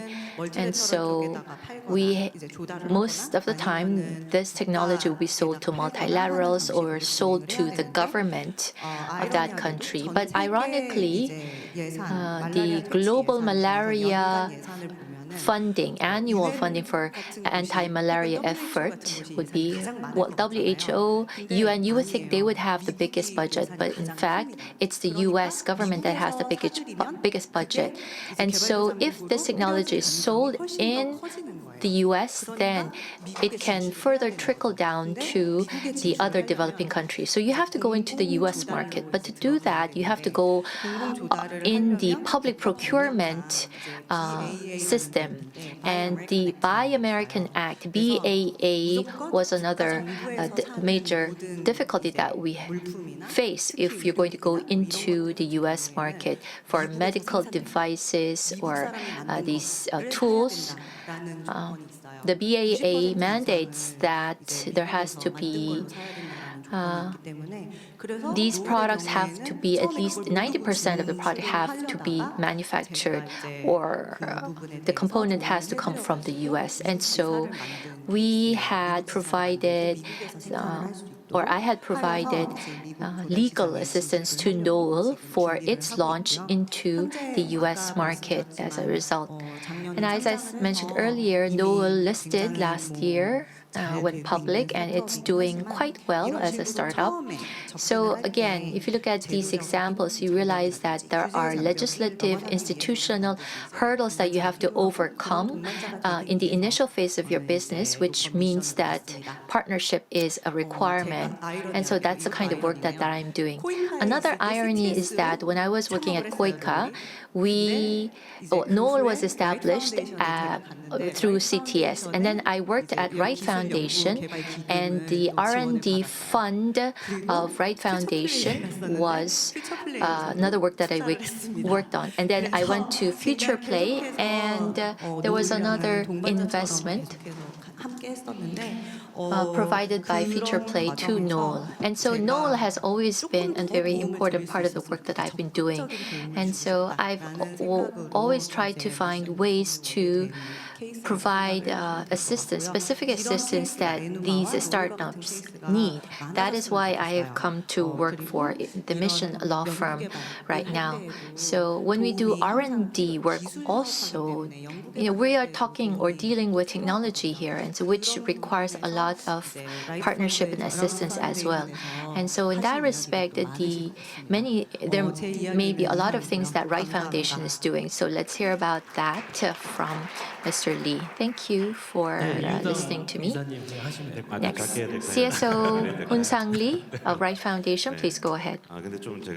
Yes, I will be brief. I thought I was used to these kinds of forums, but then we have such a prestigious lineup in this panel today, and so I was quite nervous at the beginning. And I do want to talk about Wright Foundation and the work that it's doing in line with the theme of this session. We are in charge of vaccines and diagnostics and treatment tools. We have 42 portfolios that we are developing. And so we are not just developing, but we are trying to provide them to low and mid-income countries, particularly for mass population, public health, protection. That's the kinds of investments or assistance that we are providing to these countries, and so we operate the funding needed for that. So I'd like to share with you some of the challenges that we face at the Right Foundation. You heard about the example of Enuma and Noel earlier, and what we are looking into in particular is, so we receive investment, we provide the R&D assistance using that money, and we of course have to ensure that that is profitable. We need to have business performance, first of all, for the survival and continuity of the company, for it to continue to manufacture the products. However, that business should not succeed just in the advanced countries, but also in the developing countries as well. Particularly, we have to contribute to public health equitability. Particularly, we have to contribute to the SDG on public health and its fulfillment through our work. And so there's so many things that we need to consider as a result. So again, we provide R&D assistance, but like in education, in the case of public health also, there are a lot of regulatory processes that we have to pass through. For public health, the standards are stricter somewhat. In the case of Korea, we have to pass the Disease Control Center standards and also UNFPA, or if we use the UN public procurement system to go into the 58 countries in Africa, you have to pass that standard as well. And so the level of the strictness of these standards would be very different from region to region as well. And so we begin with R&D and we provide assistance for R&D. Of course, that's our focal work. However, we cannot stop there. We have to provide legal support, particularly for vaccines and other related products, which entail a lot of intellectual property related issues. So we have to provide legal assistance as well. But this impact that we're talking about, it's not just the impact that we usually think about, but not just impact for the on-site impact, but they have to be impactful for the actual lives of the local residents. And so the intervention tools and products in public health also, they have to be used on-site in the first place to be impactful. For Korean startups and companies to go into the remote villages in Africa to provide this service, it's very, very difficult. It's very difficult for the Korean companies to listen to the voices from the side. And so in the mediator of that work would be KOICA and other NGOs that have the local networks and connections already, so that their work is also very important. And so we have this collaboration going on, and KOICA and other government agencies and NGOs also play an important role, as I just mentioned, in encouraging or ensuring that the collaboration process takes place smoothly.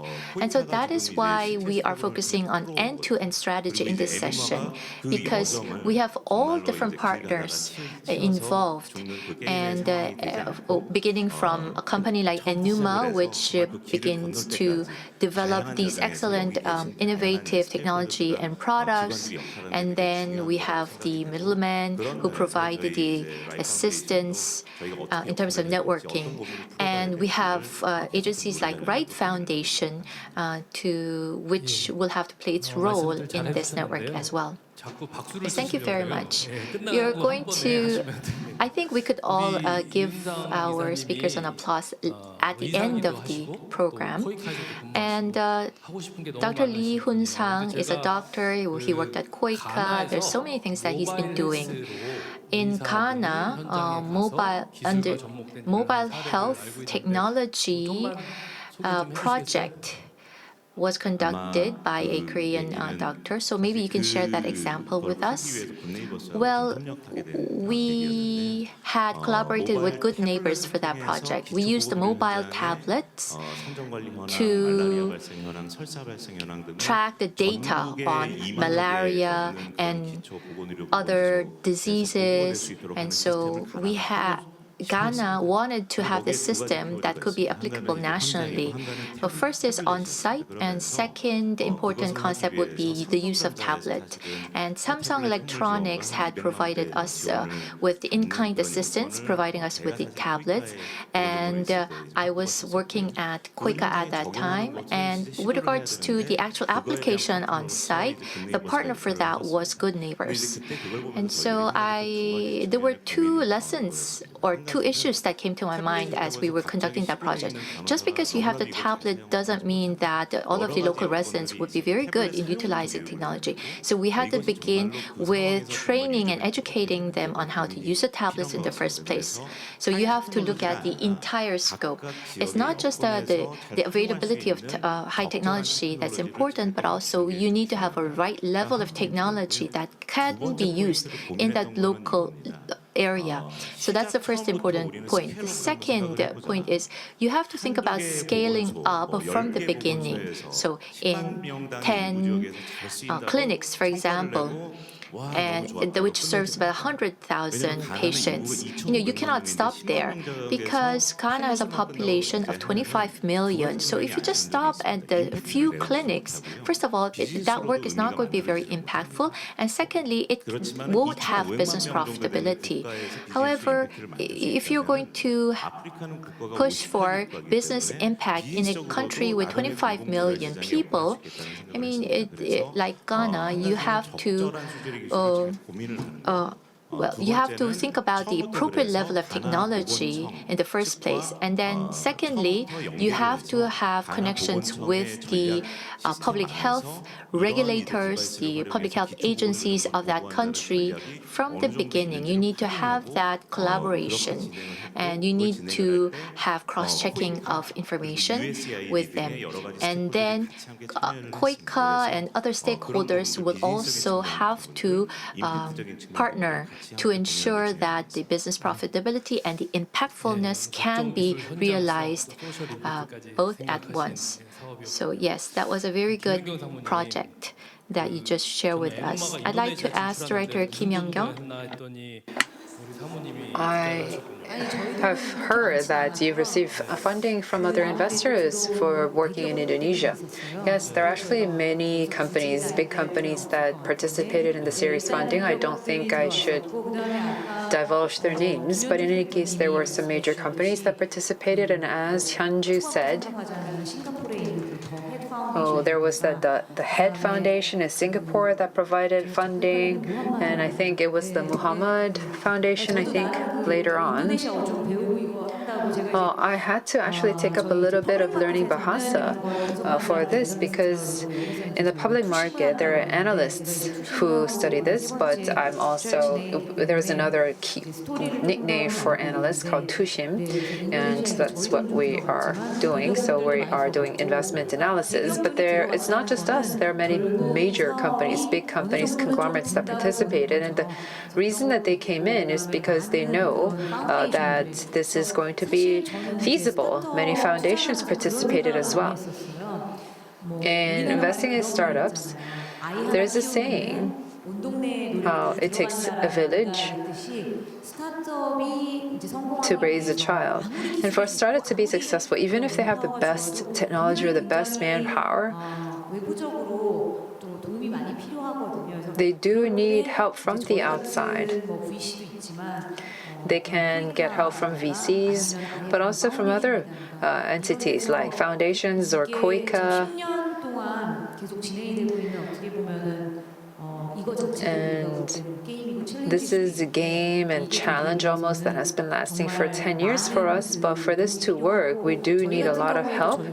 And we actually began as an accelerator in 2012. And then in 2018, we became a VC engaging in venture capital. because we have worked in incubating and accelerating. We're very interested in scale up as well.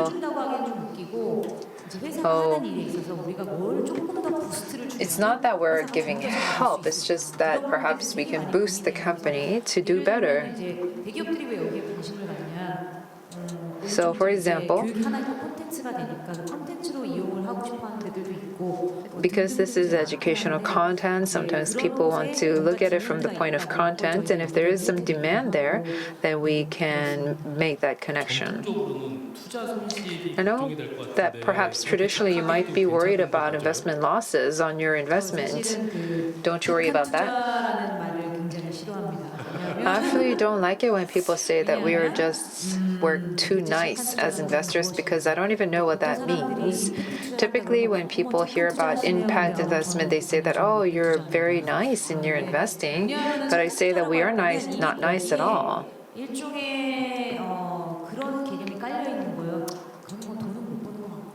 When we say we're nice investors, typically people think that we're doing it not for profit. It's similarly with philanthropic activity. People think that impact investors are the same thing. But impact investors are just trying to integrate philanthropy with capitalism. So we do get a lot of questions from LPs in particular, who are the investors into us. And when we meet with investors, we often talk about ESG these days. ESG is a framework and impact is a strategy, but many people confuse the two. But in any case, there is a little bit of overlap. Still, many people think that this is investing into something that you know won't make money. The history of impact investing is still quite short. Rockefeller Center provided the first level of impact investing, and in Korea, it was about 2018 when first impact investing began. So in the US and Europe, impact investors, they are quite sizable. So maybe they look at internal return a rate of return, IRR. In the US and Europe, their IRR is about 15% or so. 15% is quite high because it's compounded. So for 15% for 5 years, that means you've had to have seen double-digit every year. But we in Korea began impact investing in 2018, and there's us and Sopung and Misk and all those other impact investors that are not as sizable, and we don't have a long history. So it's not easy for us to provide a set IRR. We can provide IRR compared to the latest series funding, but it will take a little bit more time for us because we have a shorter track record. But as I mentioned before, when a bigger company participates, it means that they know that it's going to be good return, but we'll have to see until the end. Social value and profitability, I think we have to ensure that we catch both with a single stone.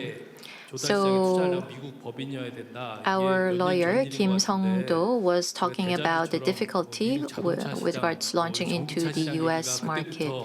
It was like a deja vu for me, because I remember the time that we were exerting effort to launch into the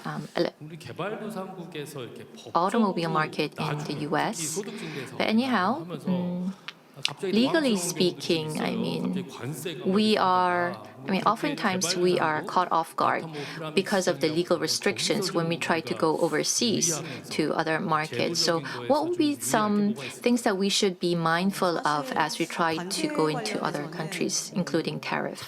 With regards to issues like tariff, I think that could be the initial huge hurdle that you face when you go overseas. So because you would be, for many of the startups, they would manufacture products. So we have a lot of manufacturing companies, manufacturing startups that try to go overseas. And so they want to go overseas market. But if you look at Noel as an example,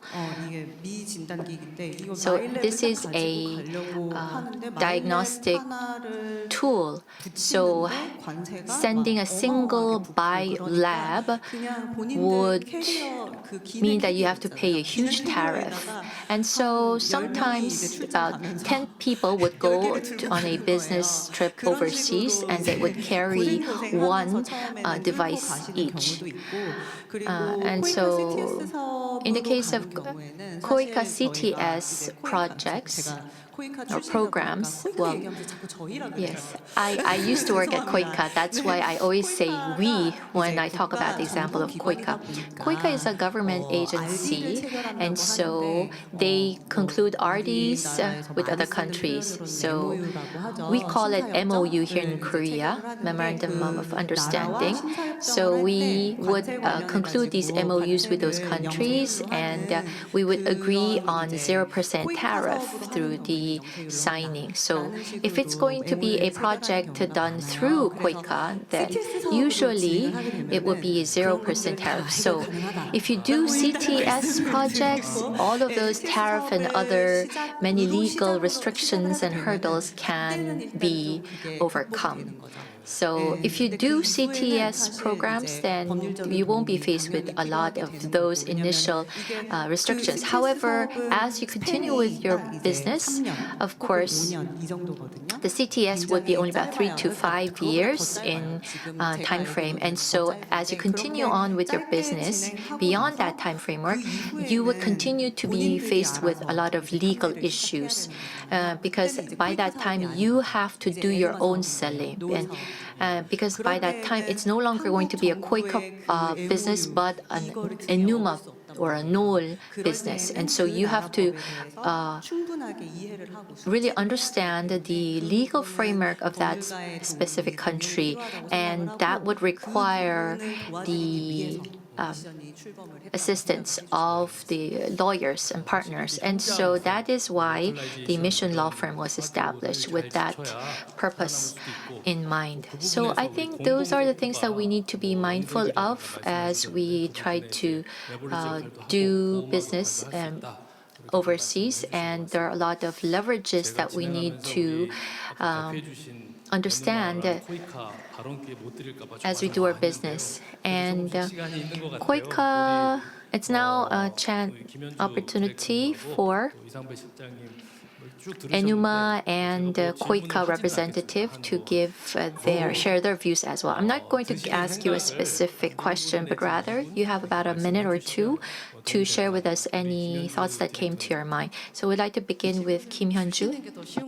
I think it would be easier if you can pose the question to me, but in any case, I am very grateful for what everybody said. And in my presentation, I believe I said this, but this is not something that we could have done alone, but all of the other partners have worked together and we're going down the same journey. When we talk about impact investing, we have the point of view of investor, but in something like me, we're in impact business. I think that impact investors are those who are willing to wait. They're more patient. And because they continue to ask us about impact investing, about our performance, they keep us on our path. And so that's very important, and I'm grateful to work with impact investors. Because I worked in a for-profit company, then I went to non-profit, and then to for-profit. So some people say, why do you keep moving between the sectors? I think that I've always been in search of the answer to the question, what is the best form of education for children? And I try to look at different educational content for young students, and I find it important that we have to connect those sectors. So for example, over 5 years in Enuma while working on technology, we've worked on technology as well when I was in NGOs, but first of all, you have to understand the local context, and also even if the technology was cheaply made, it could not work well in the actual local market, because it's easy to just throw in many things into the technology, but to make it perfect and seamless and optimal, it goes through a lot of iterations. And in Korea, however, if the children have problem with the app, the parents can help. But in Tanzania, there is no one to help the children. So we have to make sure that the app works seamlessly and perfectly. That means we have to make use of cutting-edge technology that goes beyond the sectors, whether it's for-profit or not-for-profit. It's not an easy challenge. Some people think that really this is the area where we need the most cutting-edge technology. And in working on IBS projects,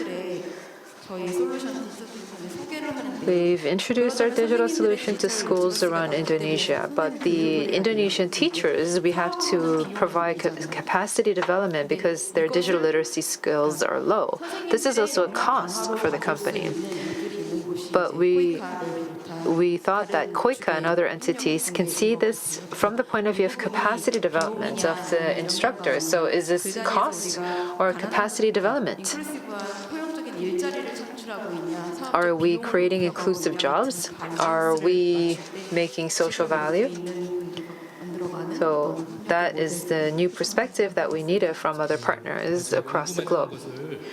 Yes, in fact, that's what I wanted to hear, so thank you very much. This crossover from profit, non-profit, these projects that last several years, we need to have a lot of participation from different sectors if we want to create an impact. Thank you. And now I do have a question for Mr. Lee. We are at Yonsei University now, and we have some students attending here as well. So if a startup is interested in doing business with the appropriate level of technology in developing countries and would like to receive assistance from KOICA or would collaborate with KOICA, what would be the advice that you can give? You have 1 minute to answer this question. Thank you. So there were many points that I could agree to during the discussion that we had today, and now you just leave me with 1 minute with a very important question. I do allow you to use up a few more minutes. Thank you. So first of all, it was a great opportunity, an honor for me to be on stage with excellent partners and our former co-workers also. So I realized that partnership has made all of these achievements possible. I was reminded of that fact. And today we have young businessmen, young entrepreneurs who hope to have social impact through innovation and technology. And my advice to them would be there is a lot of opportunity in front of you. As you heard earlier, I had worked in Afghanistan for a year when I was in college, and I was able to see for myself the social impact that happens on site. And a lot of different agencies, the investors and the businesses and the partners, government agencies, they are already ready to help you and provide you with the needed assistance. So I talked about CTS today. CTS does provide assistance to ideas developed by college students and younger generation. So in fact, we do have several cases of successful startups that receive CTS support. And so I want to tell you that there's all of these opportunities available to you. KOICA and TIPS and KOTRA and other government agencies are already ready to help you with the assistance that you need. And that is going to ensure that this world becomes a better place through all our efforts put together. And We Can Change the World is a book that was written by our executive director. And so if you do have a chance to read that book, that will be very helpful. So of course, we won't be able to change the entire world alone. However, we can make it a little bit of a better place through our efforts put together. So thank you. So we had 70 minutes to our session, but time really flies. I believe that we had a very historic session today. Our audience, our panelists did not have any masks on today, and so we were able to engage in very free and frank discussion today. So we are beginning a new year, and we are hoping to ensure that our efforts will ensure no one is left behind. The businesses, the technology developers, the NGOs, the investors, and everyone in all of the different sectors hopefully can contribute to making this a better world where no one is left behind, where everyone lives better lives. And once again, I'd like to thank all of our audience here and to our online participants and to our host and organizer, Yonsei University. Thank you very much. And thank you very much to our panelists for your excellent insight. With this, we'd like to conclude the session. Thank you very much, Mr. Kim. 원래는 제가 항상 이거 영어로 정리하는데 한국말로 잠깐 정리. 너무 좋았고요. 저 사회자 사실 담아가지고 너무 좋은 close out the event in English, but we're going to do this in Korean. So this has been really the best in about 40 years. I've been emceeing these kinds of conferences for 40 years now, and I think that this is the best so far because I was not familiar with impact investing. And I think that the systems in place with excellent people are all there, firmly established, so that was great to see. And I would also like to reach out to our students here. Perhaps you can also benefit from what you've heard today, and maybe you can find a good direction forward from what you've heard today. Thank you very much. Okay, back to English. We're going to take another 15-minute break, and we'll be back with the next session. So no lunchtime today. We're just going to keep going on with the feature sessions. Thank you very much.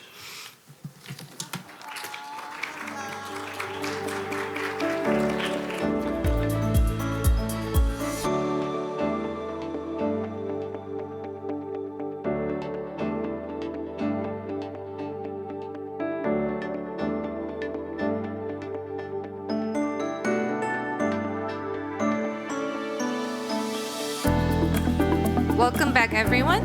I'm Jae Shin, a research professor at the Institute for Global Engagement and Empowerment in Yonsei University. Unfortunately, Professor Ko, who has been emceeing since yesterday, had to leave for other commitments. So I'm going to take over the MC role from now for the remainder of the sessions here at the Commons. Our next session will be on emerging technologies for better engagement and empowerment. And the session will be moderated by Professor Ki-hyun Lee, an associate professor at Yonsei's Underwood International College and the director of the Yonsei Digital Experience Center. Professor Lee, the floor is now yours. Hello, everyone. Welcome to the featured session on emerging technologies for better engagement and empowerment on sustainable development. Today, we'll have a discussion on how emerging technologies can contribute to achieving the SDGs, Sustainable Development Goals, continuing the previous 2 years' discussion on how AI can contribute to achieving the Sustainable Development Goals. This year's session will take another step forward and explore emerging technologies such as machine learning, remote sensing, and gamification technology.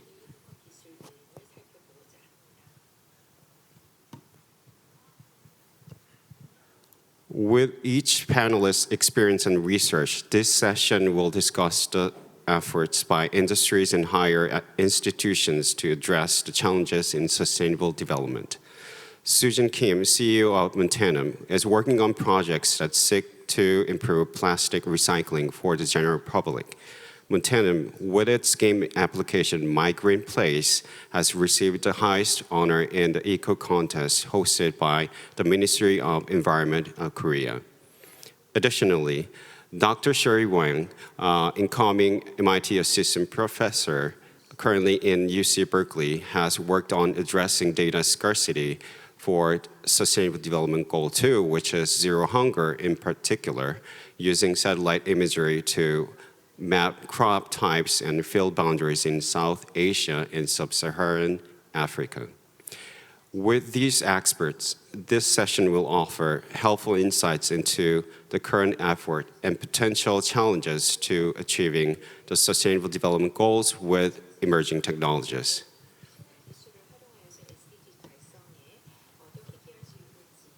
Previously, in 2021 and 2022, we had Professor David Rolnick from McGill University, Dr. Priya Danti, who was back then in CMU and now is an incoming MIT assistant professor, and Dr.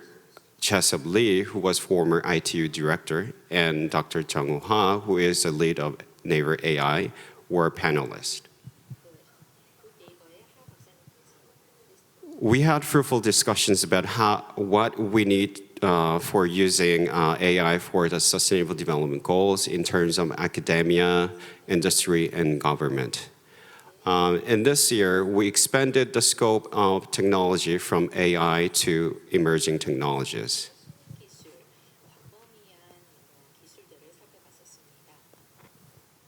By the way, what is an emerging technology?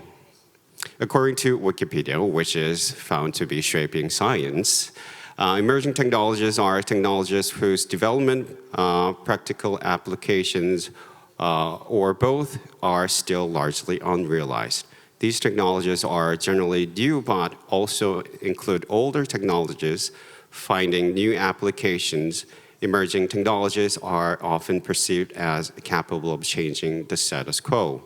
So emerging technologies, when we say emerging technologies, they are new, possibly old technologies that are perceived as capable of changing the status quo.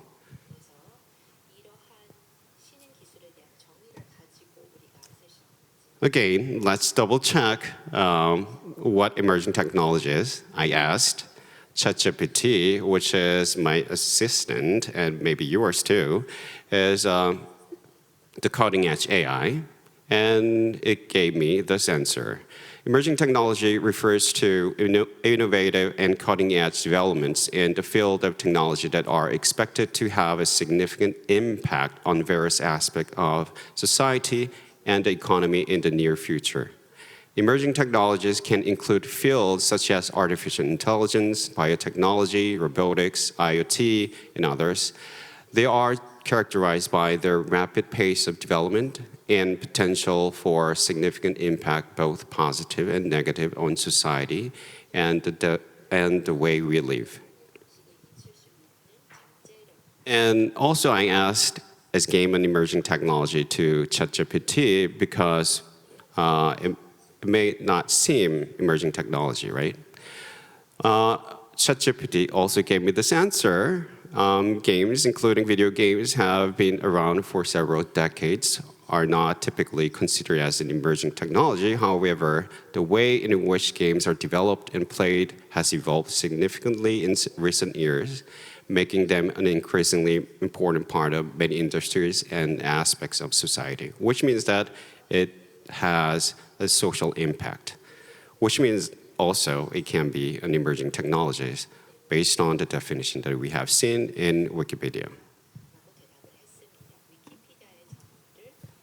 In this session, we'll see what emerging technologies can push people to engage in and empower achieving sustainable development goals more and better, and how we can do that with emerging technologies. And I also asked this to ChatGPT, and it gave me a list of technologies such as AI, machine learning, IoT, blockchain technology, and so on. Definitely, machine learning is a part of emerging technologies. Again, how can we make people more and better engaged and empower achieving sustainable development goals using emerging technologies? This question is the main question of this session. And I also asked this question to ChatGPT.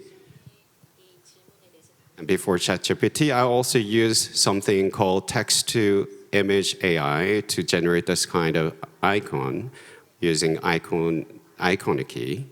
And this is possible these days too, this is also emerging technology.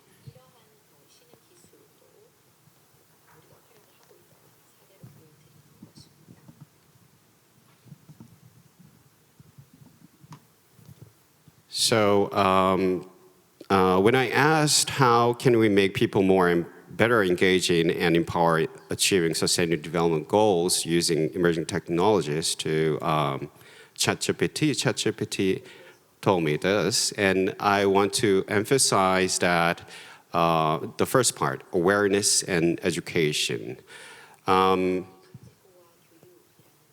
I also have made some board games to let people recognize climate change issues and improve lifestyle with my colleagues and students. And I also use machine learning to assess if university presidents' speeches aligning with SDGs and presented it in the last GEEF.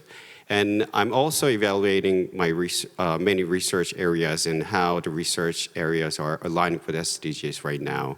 So I do think machine learning and games are important emerging technologies to our engagement and empowerment on sustainable development. Now I would like to call Dr. Sherry Wang, who is waiting for her presentation right now, to introduce herself more and present her works on monitoring the SDGs via remote sensing and machine learning. Please welcome Dr. Sherry Wang with big hands.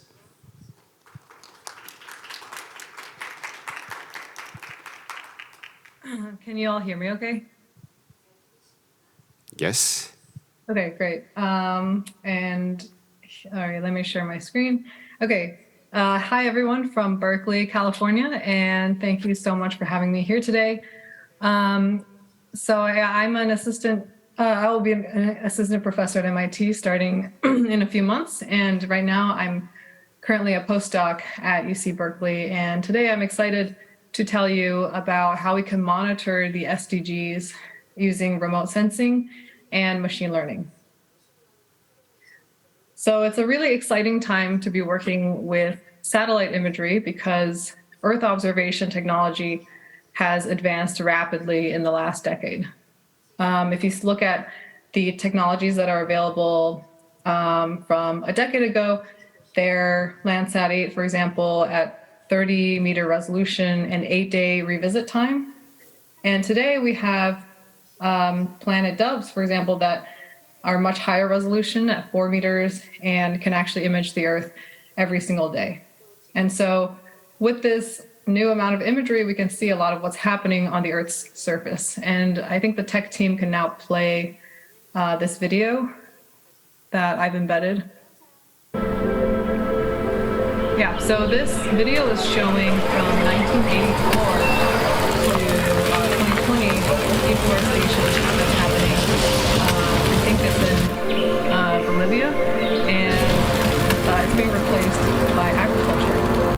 And what this is showing us is the power of satellite imagery to show us what's happening on the Earth's surface at very high resolution. And why might we want to use this technology? Well, to give you an example from SDG number 2, Zero Hunger, which is something that I spent a lot of my research working on, target 2.3 is to double the productivity and incomes of small-scale food producers. But it's hard to double something when you don't know what the current values are and how quickly they're progressing over time. To give you an idea of the state of the data, this is from a couple of years ago, but it's roughly still true today. The income of small-scale food producers, we just don't have data about it in most of the world. And similar with productivity, especially at a higher resolution than the national level. So without this kind of data, it's very hard to track our progress toward the SDGs by 2030. And the reason that it's so hard to obtain data about a lot of these important targets and indicators is because fundamentally measuring progress through surveys is expensive and it's quite difficult. So surveys are the traditional way to measure progress. They require a statistical capacity in the countries where you conduct surveys. They're expensive, they take a lot of time, and they can lack spatial detail. And because they're so expensive, they may not be updated very frequently.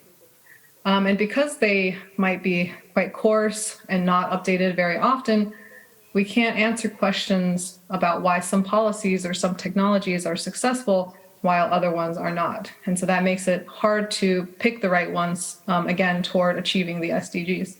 So here is an example using GDP, which is one of the most basic economic indicators. This is showing on the right the availability of GDP data at a subnational level, so finer grained than at a country scale. And you can see how for the, again, vast majority of the world, with the exception of high income regions like European countries, parts of the US, we really don't have subnational data about GDP, the most basic economic indicator. So the reason that I'm so excited to work with satellite imagery is because it can sense a lot of things about what's happening on the Earth's surface, both natural and man-made. And it can tell us about things like economic activity, natural disasters, illegal activities like illegal fishing. And they can help us fill gaps that can then track our progress toward the SDGs. And the reason that satellite imagery is so appealing, especially in contrast to surveys, is because they are global, because these satellites are circling the entire globe and getting images of our entire planet every day now. They are low in marginal cost, which means when you send a satellite up there, of course the mission itself can be expensive, but once it's up there, each additional image is quite cheap to obtain. And then it's high in spatial and temporal resolution. At the same time that we've had more and more satellites launched into space that take pictures of our planet, we also see in the last decade this huge improvement in our ability to process what's in the imagery using machine learning. And most of this progress has really come from deep learning advances that allow us to process unstructured data like image data.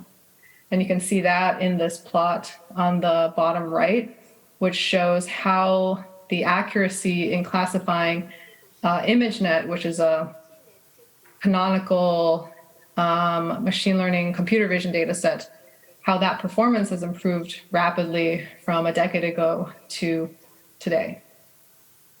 So, okay, does that mean that we've then solved the problem of figuring out everything that's happening on the Earth's surface if we just combine machine learning and satellite imagery and we just train these deep learning models on large sets of satellite imagery where features that we're interested in are labeled? Can we just plug it into the deep learning framework and then just solve all of our problems? Well, it's not so simple. And I'll give you an example from a data set called the Functional Map of the World dataset.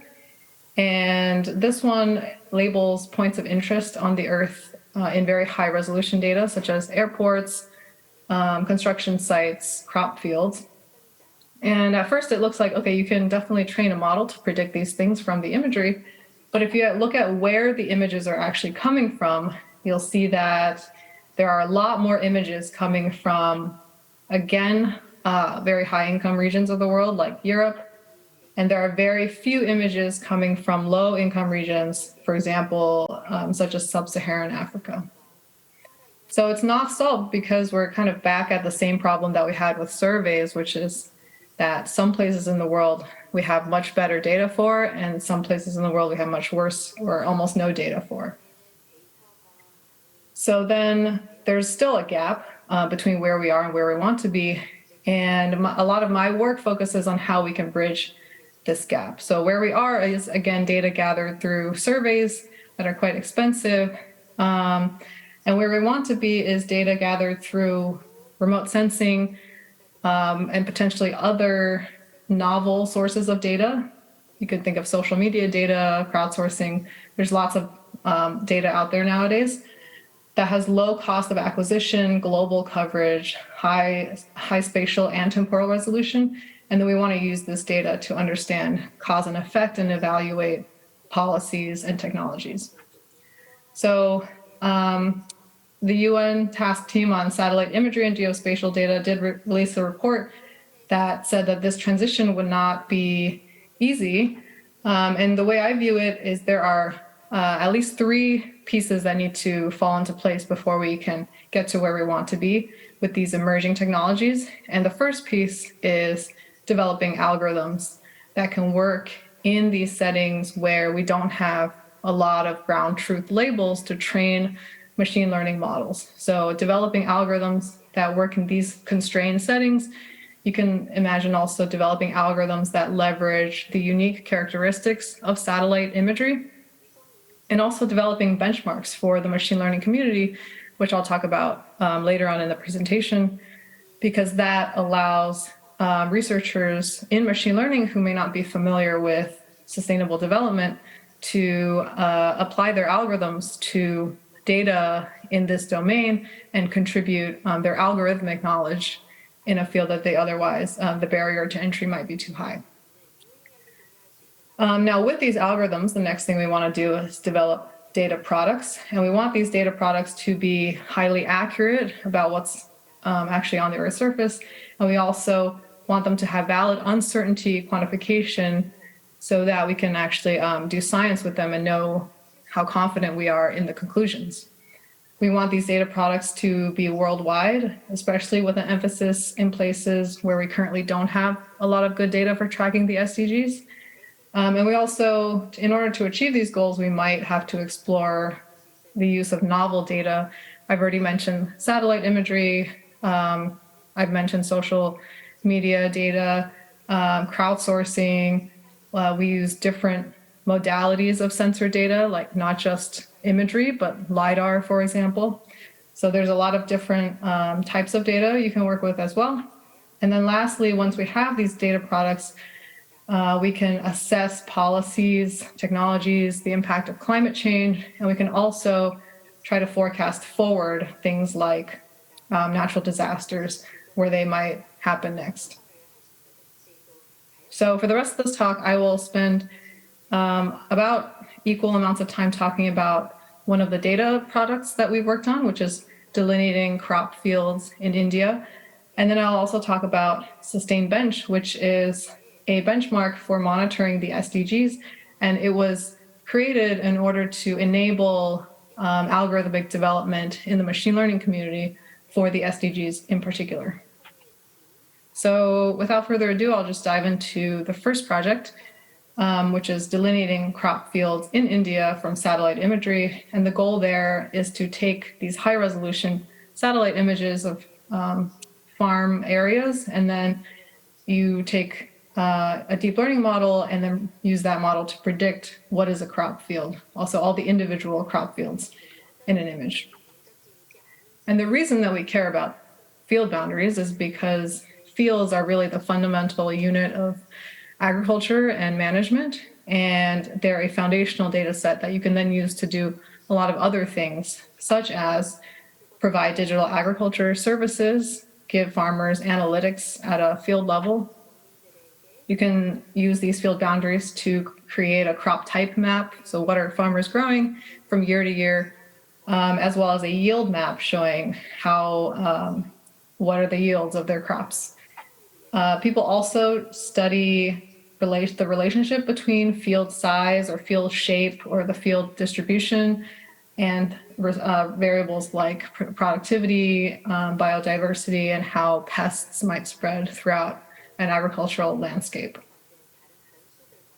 So this work focuses on field delineation across India because India is home to 125 million smallholder farmers.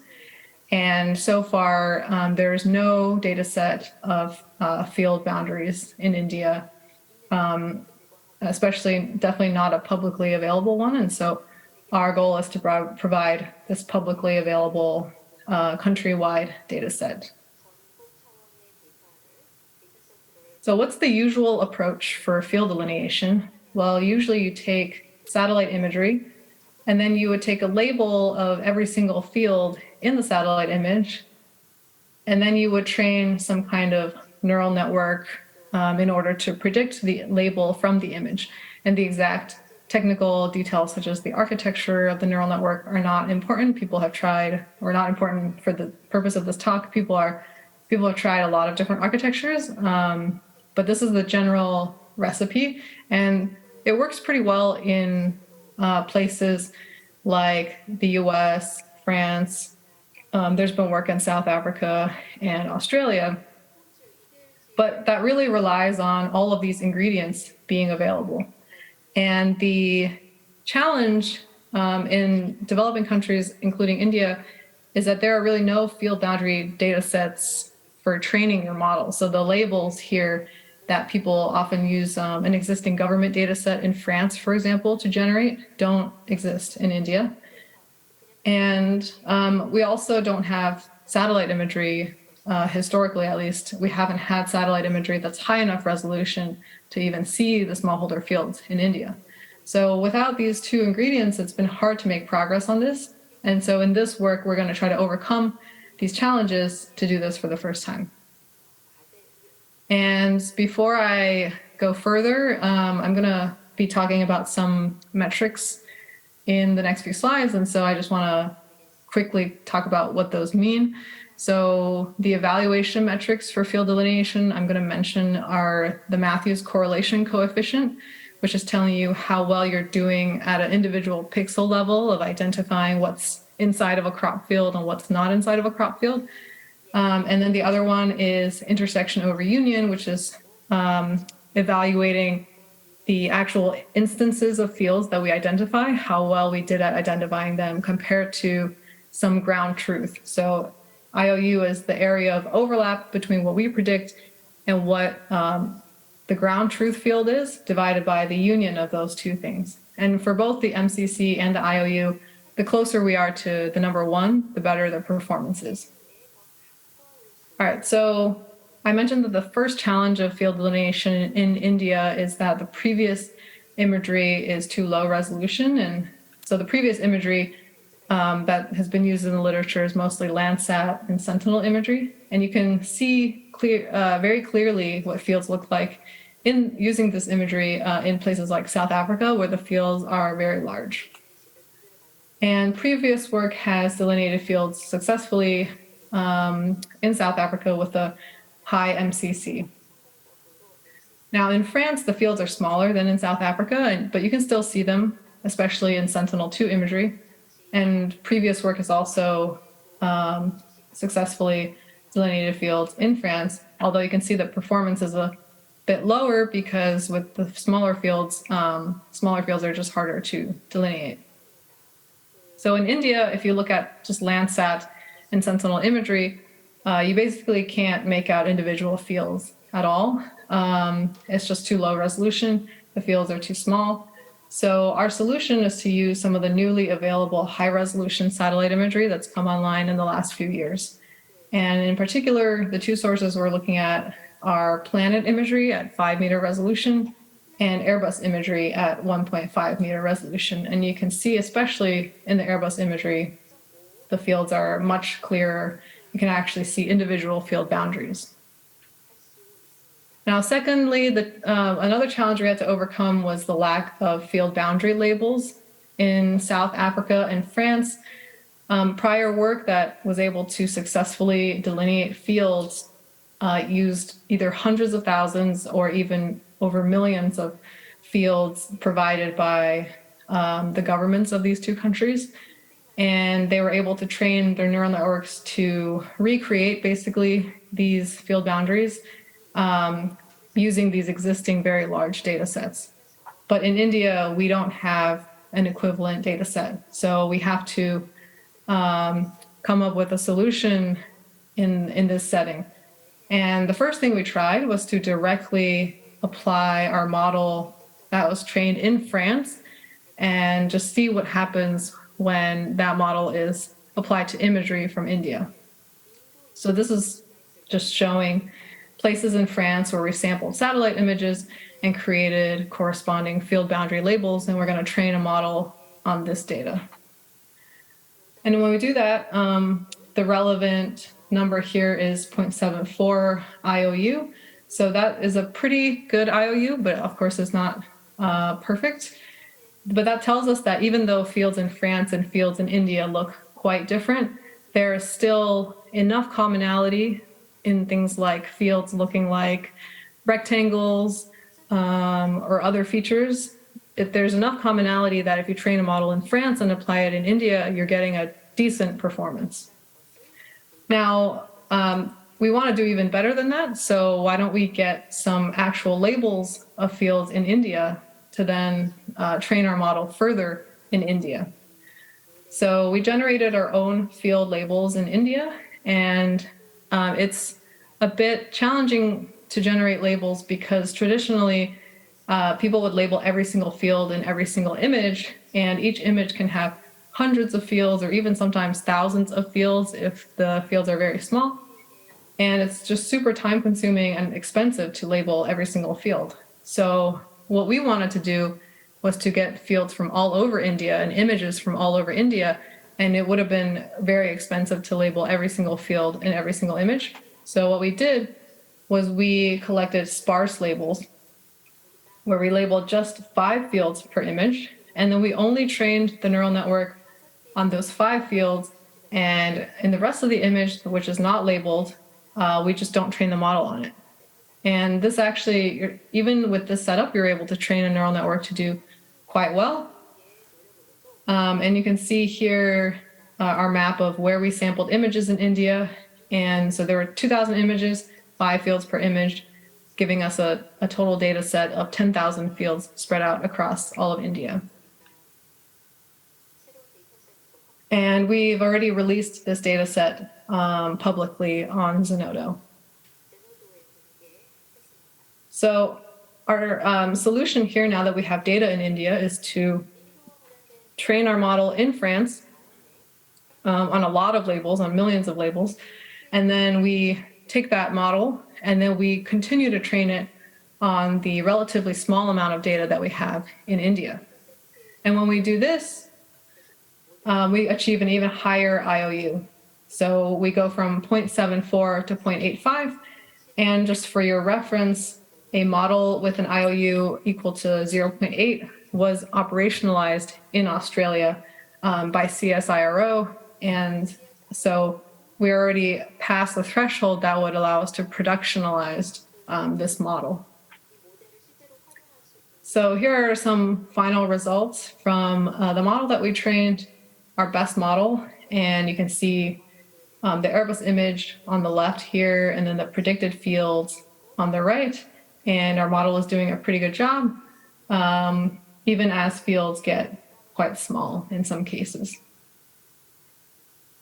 Another thing that we learned was that pre-training a model in France allows us to achieve the same performance with a lot fewer labels to train on in India.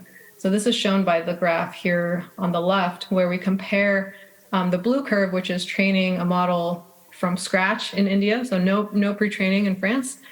We try this for a number of different training set sizes in India. And then in orange is a model that's pre-trained in France and then fine-tuned on the same number of fields in India.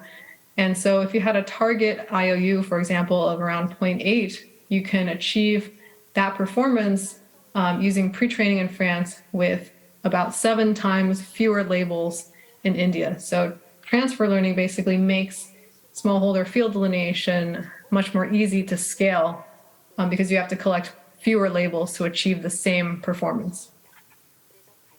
And our ongoing work now is to create this first ever India-wide field boundary data set by applying the very scalable algorithm that we've developed to the entire country.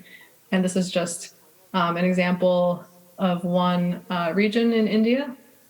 And we're collaborating also with the Linux Foundation and CGIAR to make this happen. So the second project that I'll talk about is Sustained Bench, which is benchmarks for monitoring the Sustainable Development Goals. And this was a project with Chris Ye and Chenlin Meng at Stanford and Caltech. And Sustained Bench, we put together a collection of 15 machine learning benchmarks that cover 7 SDGs, which are highlighted here on the left. And they span 119 different countries with the focus on Sub-Saharan Africa, South Asia, basically the places where we have the fewest data traditionally about sustainable development. And the ML challenges contained within Sustained Bench include things like self-supervised learning, meta-learning, and multimodal or multitask learning. And the motivation for developing Sustained Bench was to lower the barrier to entry for research on sustainable development goal monitoring, provide benchmarks to standardize evaluation on tasks related to SDG monitoring, because what happens a lot of times is people will demonstrate an algorithm on a data set that they put together. And of course, those papers are still very valuable and do often extremely good work, but it's hard to compare performance across algorithms a lot of the time because people are using their own data sets. So the idea behind a benchmark is to provide the data, provide the evaluation metrics, everything is held constant except for your algorithm, and then we can compare multiple algorithms to see which one actually does the best on the task. And we also develop Sustained Bench to encourage the machine learning community to evaluate and develop methods to address these problems of global significance, because a lot of times the machine learning benchmarks that are out there are what we call kind of toy data sets. They are not necessarily realistic scenarios. They contain data that's been cleaned or is about dogs and cats or objects that are not so related to sustainable development. So we want to provide this data set so that the machine learning community can evaluate all these novel algorithms that they're always creating on these problems that have a lot of impact globally. And so we're hoping Sustained Bench can be something like ImageNet, which was a data set released years ago now that really catalyzed progress in computer vision. So this is showing an overview of all the data sets and tasks in Sustained Bench. As I mentioned, it covers 7 different SDGs, and they're highlighted here on the right and also at the top here. And then I'll just go through each of these in turn and explain a little bit what the data sets look like.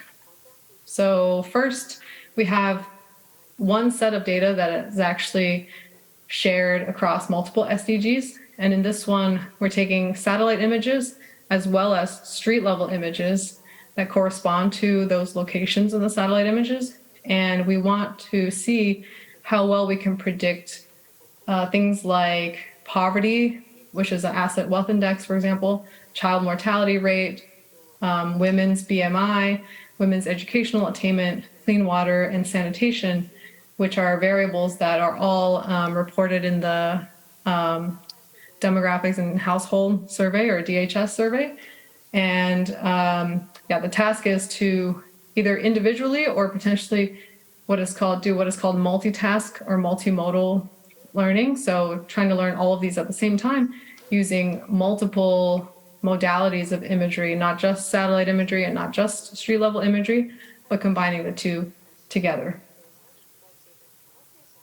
The second SDG, or the second set of data sets that we cover, are for SDG number 2, Zero Hunger, and they include tasks like cropland mapping, crop type mapping, as well as crop yield prediction and field delineation, which is, of course, is related to what I just talked about. We also cover SDG number 13, which is climate action, in one of our data sets, which is brick kiln classification. Of course, there's many other tasks that could be added to this climate action part of our Sustained Bench, but the one that we currently have is brick kiln classification, and that means taking a satellite image and then detecting whether or not there is a kiln in the image. And then I think lastly, SDG number 15, Life on Land, we have a couple of tasks related to feature learning for land cover classification and out of domain land cover classification. What that last one means is For example, we have a lot of data about land cover in Europe and the US, but we have, again, less data about land cover in sub-Saharan Africa. So can you use the knowledge that you can gain from classifying land cover in Europe and the US to do better on classifying land cover in places where you have less data? Our code is available on GitHub, and it allows you to load the data sets very easily, and also create a very easy data loader for deep learning. And then on our website, we have a leaderboard for each task that ranks how different methods are doing on these different benchmarks. So you can see what method is performing the best at any particular time. So yeah, that's all I have for today. If you want to check out Sustain Bench, here is our website, and you can also scan the QR code, which will take you directly to the link. And I would be happy to take any questions. I'm not sure now or at the end. Thank you very much, Dr. Wang, for your sharing your work. It's, I think, groundbreaking, and you have worked a lot on data set, I think. I think IGE or Baekyangnuri Center or other organization may have some data to contribute to your Sustain Bench too, I think. We have several questions right now. Let me quickly just ask you some questions like, during your work, you have found a kind of digital divide in satellite images or like image data that we have today, right? How labeled images are right now, and I see that OECD countries or metropolitan area, they have more images currently. Is it really severe right now? Is it really big gap? Yeah, there's definitely a gap both in the amount of imagery that's available for certain satellite sensors and the amount of labels that have been generated. I think for especially high resolution imagery, what happens is the satellites are specifically tasked to take pictures over certain areas by paying customers, and that happens more often in these high income regions than it does in the lower income regions. So we have much more high resolution, very high resolution, such as 1 meter resolution data in high income places, and we have not many of them in the lower income regions. And then for labels, it's similar. It's quite imbalanced still. As you saw in the functional map of the world data set that I gave as an example, it can be many orders of magnitude difference in labeled images. And I think there are lots of efforts now to kind of remedy this, both on research side, nonprofits. You have like the Lacuna Fund, which is funding the collection of data sets specifically in sub-Saharan Africa. So there are efforts to balance it out, but insofar as there are kind of commercial forces driving the generation of the data, you definitely see that imbalance. Okay, thank you. I think we are kind of running out of time, but I think Sujin also has a question, so. 네. 그 서스테인 벤치에서 공개하고 있는 데이터에 대해서 So you talked about the data that Sustain Bench is sharing, and so there were some data that I was able to, I thought would be useful for us. So what were some of the challenges that you faced as you conducted the Sustain Bench and other projects that you did, and what kinds of assistance do you need from a company from us? Yeah, okay, I'll do that. What kind of assistance do you need from a company like us? I can use those of various data from the Sustain Bench and using it to develop our game. And I was thinking, what are the main challenges of the Sustain Bench project, and what kind of help do you need from us? That was my question. Yeah, I think the challenges for Sustain Bench are the same as the challenges of doing kind of research in this area in general, which is the ability to collect ground truth data to label imagery is still, it's very expensive to collect the ground truth. So if you remember, I mentioned the demographic household survey as one main source of data, and that's really one of the surveys that's been conducted around the world that's really driven research forward in this area. But we really need more surveys or other ways of kind of collecting data at scale. So maybe gamifying the data collection process or incentivizing users from around the world. You know, everybody has a smartphone nowadays. More and more people have smartphones. Can you incentivize them to go and collect data about something really meaningful? Just on their phone, can you reward them for doing these types of activities that actually would allow researchers to understand, what's going on and scale up algorithms using satellite imagery. So I think that's one area that I think could be really helpful for one of our main challenges, which is again this lack of ground truth to train our models. Okay, thank you. So far, we've seen how machine learning can help monitor the Sustainable Development Goals effectively and efficiently. And we now know we need to work together to build data sets and to solve this problem for our common future. At this time, I'd like to move on to the games. And so again, thank you, Dr. Sherry Wang, for your presentation. And Sujin, would you please introduce yourself and present your work? Please welcome Sujin Kim, the CEO of Montanum with Big Hands.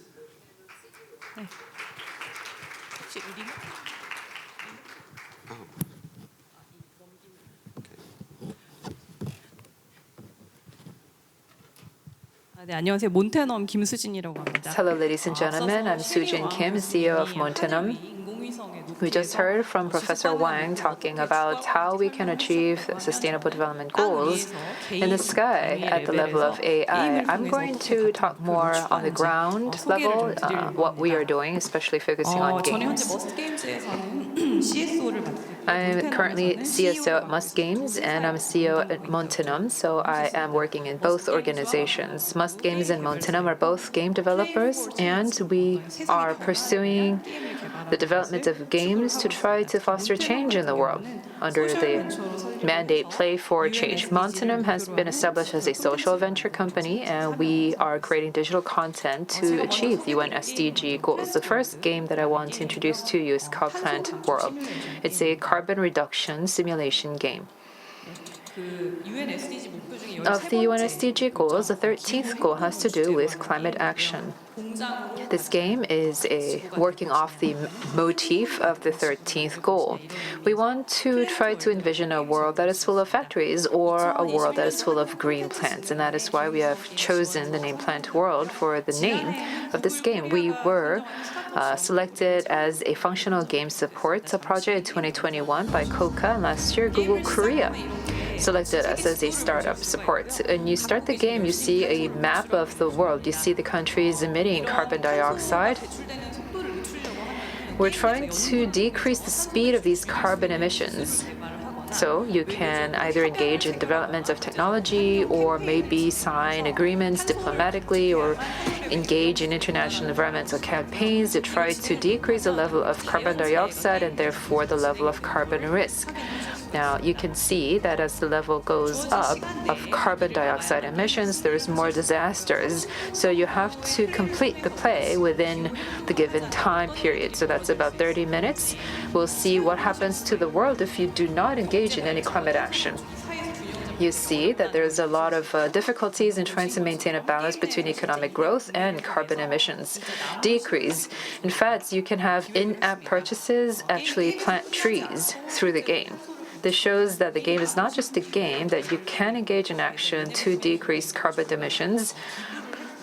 We have also donated some of the in-app purchases. Last year, we have worked together with AFOCO to plant trees in Cambodia. We have planted some trees under the names of our users. We've added labels to the trees.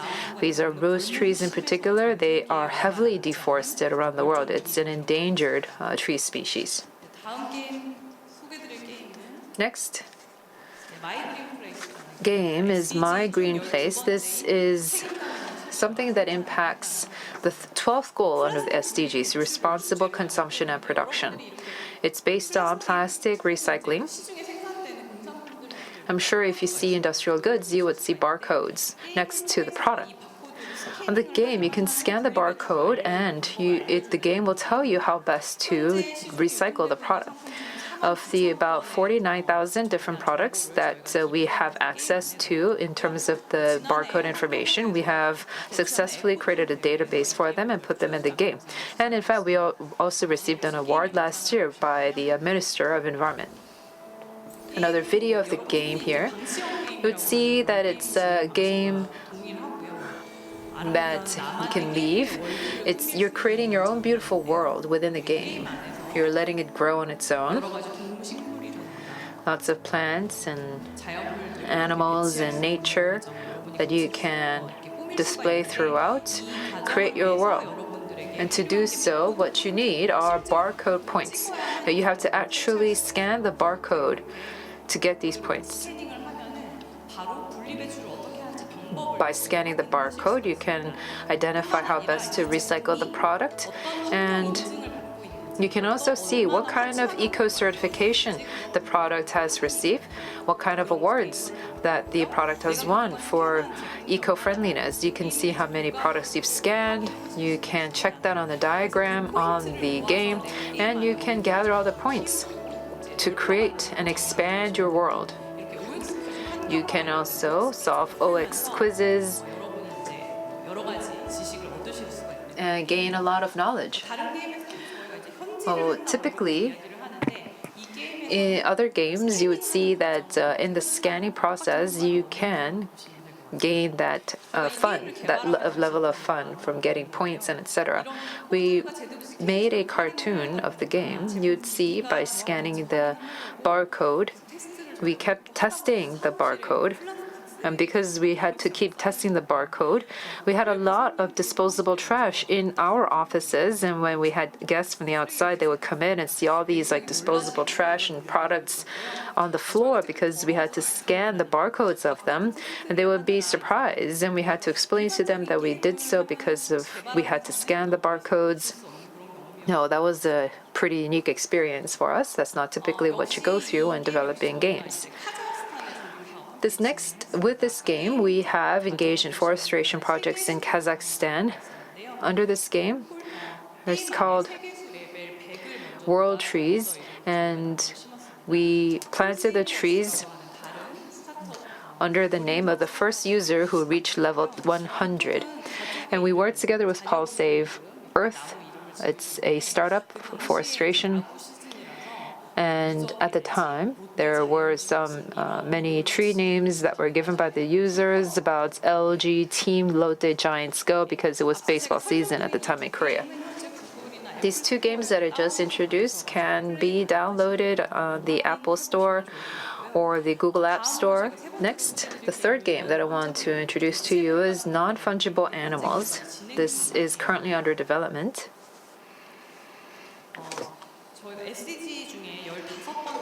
Now, this touches upon the 15th SDG goal, or Life on Land. It's an NFT game themed on biodiversity and endangered species. It's blockchain-based.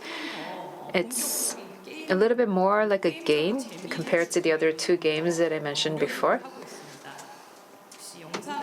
I'm going to show you a short video clip. You could see that the way that you play the game is similar as before, so you let the world grow on its own. You see that the territory continues to expand over time. And then there are new animals that appear that would live on this land. These are Asiatic black bears or mountain gorillas or otters or lesser pandas. These are all endangered species as designated by the Ministry of Environment. There are some overseas endangered species as well, but it's not just endangered species. There are also other animals that we know and are familiar with, like puppies and lamb and rabbits. When some of the endangered species can be issued as NFTs, the probability of NFTs is actually equivalent to the probability of the endangered species. So, if the species is in danger, it's about to go extinct, then the NFT would be more rare. We thought that perhaps this would be an idea for people to see this as a very rare item and therefore understand the importance of protecting endangered species. Now, going back to why we're using games as a medium to achieve SDGs, games are fun and they're very immersive.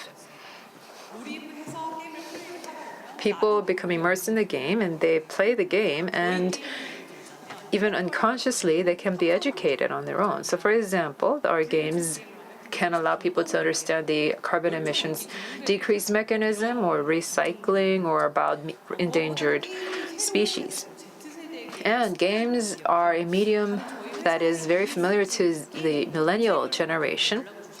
There are some people who call us after they've searched ESGs or games. Most of them are college students because they understand that the environment and games are not completely isolated from one another. While working on Plant World, I thought that the UN SDGs provides global goals, but if we consider why not many people are interested in these goals, it's just that some goals are so big. For example, climate action, it's such a big goal. And it talks about climate action around the world, and this is a global scale. It has taken a long time to occur, so it's not easily recognized as something that is my problem. But in games, because you can play anytime, anywhere, using simulation, you can get that level of awareness. And you might think that maybe my individual action might not really make an impact in the world. But the mechanism of games is that it can provide immediate feedback and compensation.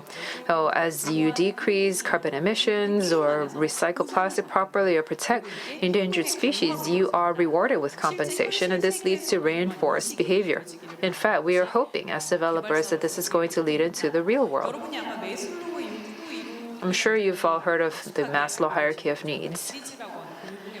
When we are pursuing the common goal of SDGs, we have to go beyond the bottom rung and try to get to the top of the pyramid to seek the common good.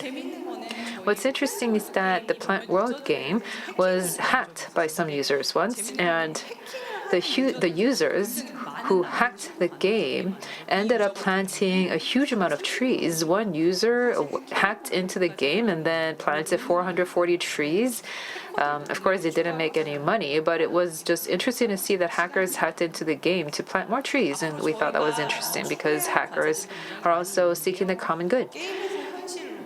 We are hoping that games are not just going to end as games alone, that they can actually impact our real lives and the environment around us. And to do so, we have to reinforce compensation, not just inside the game, but perhaps maybe economic compensation that will incentivize more people to work on SDGs. With that, I hope that we can have more cooperation. This picture, you see there's one man and two women. It's not like a triangle or anything. It's not a romantic triangle. We use DALL-E, generative AI, to try to depict me and Professor Sherry Wang and Professor Lee together. So we have come through different paths, but we are meeting at the center. When I tell people that, oh yeah, I'm making games on the environment and SDGs, they say, oh yeah, that sounds nice, but does it make any money? And some people express their concern to me, but I can say that we are from a very small company, but we were able to come a long way. And we believe that games could be a very viable medium. So as you can see on this photo, if we continue to focus on what we're doing best right now, we can continue to move forward and meet other like-minded people. And we can continue to push forward and continue to meet with like-minded partners. And I hope we can do more of that going forward. Thank you. Thank you very much for your valuable work and interesting drawing too. Because we have no time, maybe, so I want to ask Sherry and Sujin for the last, I would say, concluding remarks that you want to make. You can ask for help. You can say something, suggestions, anything would be welcomed. Sujin, you want to go first? 뭐 저희 게임과 관련해서 제가 많이 연세대 교수님들에게 좀 요청을 드리자면 To ask the professors of Yonsei, the plastic recycling game and the other games that I mentioned before, if we can maybe deploy it in the university campus and maybe issue a campaign for students or maybe try to motivate students to try to work on achieving SDGs, I thought that would be an interesting project. What do you think? Yes, that's a great idea. Sherry, are you there? Yeah, I think I would underscore the importance of having data to track SDGs as a very important part of being able to achieve them, and thinking about novel ways to collect that data, especially now that everybody has, smartphones and social media and these sorts of sources, or maybe cheap sensors on the ground that you could put into agricultural fields.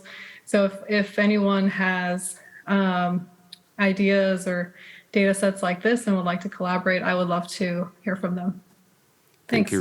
Thank you very much. Thank you for your participation, and I hope to see you in the next GEEF. Okay.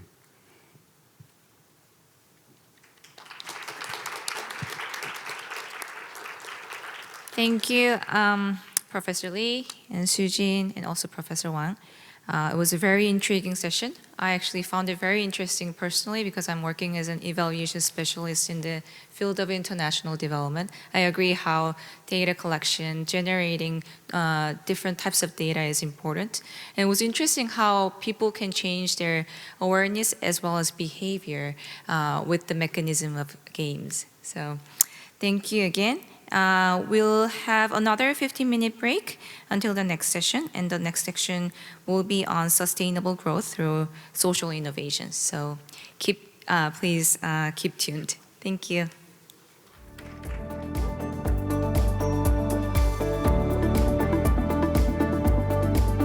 We have an exciting session waiting ahead, where we will talking about the importance of social ventures and how their innovative ideas can lead to social impact and sustainable growth. The Sustainable Growth Through Social Innovations session will be moderated by Professor Il Im, a professor at the School of Business here at Yonsei University. Please welcome him on the stage. 안녕하십니까. 네, 반갑습니다. 저는 연세대학교 경영대학 교수이면서 연세대학교 BK 교육연구단 단장을 맡고 있는 and I am the head of the BK21 이번 사회적 혁신을 통한 지속가능한 성장 세션에 오신 여러분들 환영합니다. I'd like to welcome you to our session on sustainable growth through social innovations. 지속가능한 발전의 As you 핵심 know 목표 well, 중에서 one of the key goals 지속가능한 of 성장이 굉장히 SDGs 중요합니다. is sustainable 그래서 growth. 지속가능한 성장의 And so, 주요 영역으로 이 세션에서는 in this session, we're going to look at the role of social innovation, which will allow sustainable growth. We have venture capitalists as well as innovators in our society to listen to their experience. 엔터프러너십의 동력으로서 Social innovation is driven by entrepreneurship, and the Yonsei University's BK21 group is also working towards this goal. So personally for me, I feel this session is very meaningful and timely. So I'd like to begin with an introduction of our panelists. So I will begin with the person on my left. First, from Supung Ventures, we have CEO From Superbin, we have CEO Jeong-bin Kim. And from eCube Labs, we have CEO Sunbom Kwon. And venture capitalist, we have two. First, we have from Envisioning Partners, Managing Partner Yong-hyun Kim. And from Sopung Ventures, we have CEO Sang-Yup Han. And as a discussant, we have Professor Chu Young Kwak of School of Business at Yonsei University. So Let's listen to what social ventures do. What is the work that they're doing? So I'd like to invite the CEO Jung-bin Kim and his example of a super bins activities.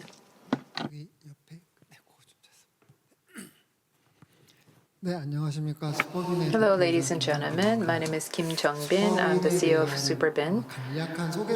Let me briefly introduce our company to you, and hopefully that will try to show you the kinds of social innovation that we want to bring about and the business model that we have in mind.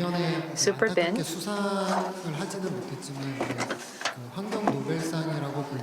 was a nominee for the Earthshot Prize last year. It's called the Nobel Prize for the Environment. We were the first Korean company to be nominated for this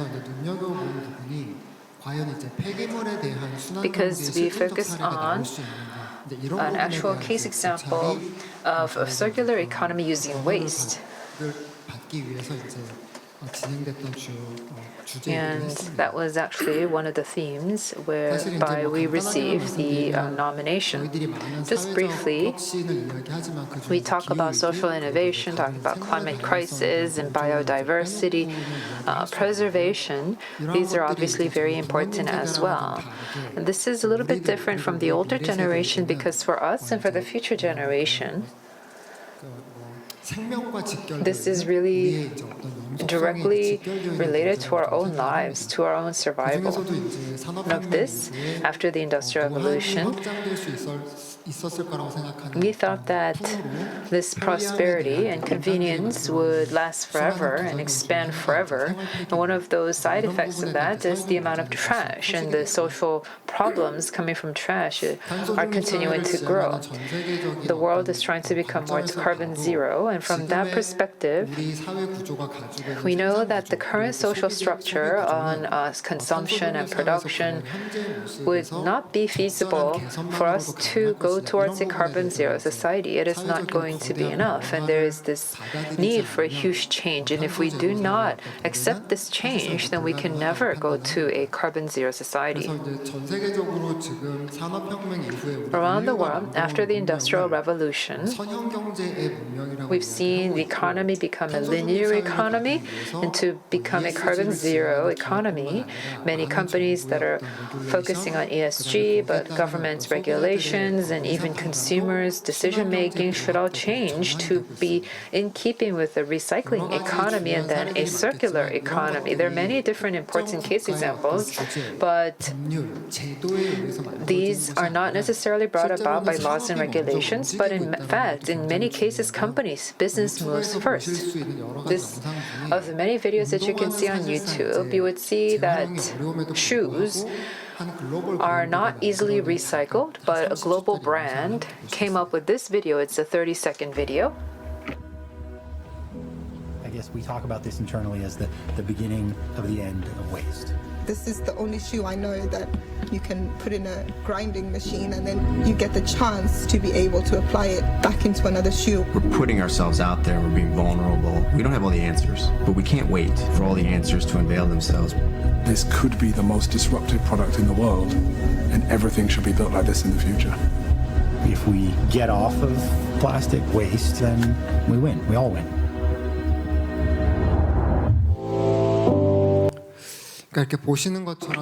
So as you've just seen, even in F&B business, global brands that come up with packaging for their F&B products and consumer product packaging, these companies have been producing and wasting, focusing on linear economy, but they are trying to transition to a circular economy.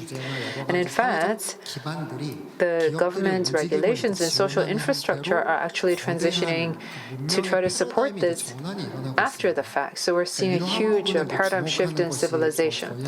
And it's important for us to focus on this.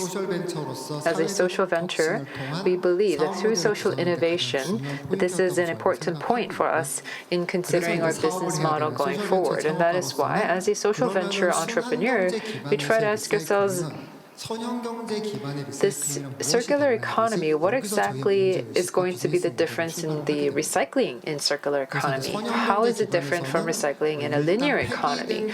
In a linear economy, you look at the waste and collect and sort the waste and try to make use of the waste that you can recycle.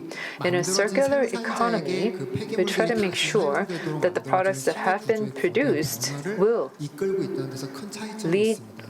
lead to changes in the behavior and decision-making process. This means that the products that are actually made can later, after consumption, be put to use again. This means that we need to come up with a new concept of recycling and a new social concept and a new concept of industrial specifications focusing on this, and all this Superbin thought that although the waste recycling that is currently done, the majority of it is in the linear economy, that there is still something that we can do in the circular economy, and we try to identify the different spots in the value chain so that some of the plastics can go to GS Caltex, Lotte Chemical, or SK, that they can maybe purchase our waste plastics to make use in petrochemical. But if we can do that, then perhaps this is some measure of a circular economy that we can put waste plastics to use. Now, to do so, the collection and sorting process is not just about collecting and sorting recyclables and recyclables and waste, but try to identify the industrial specifications that the industry needs, and based on this analysis that is digitally done, we can collect and sort. And this is done by communicating between man and machine.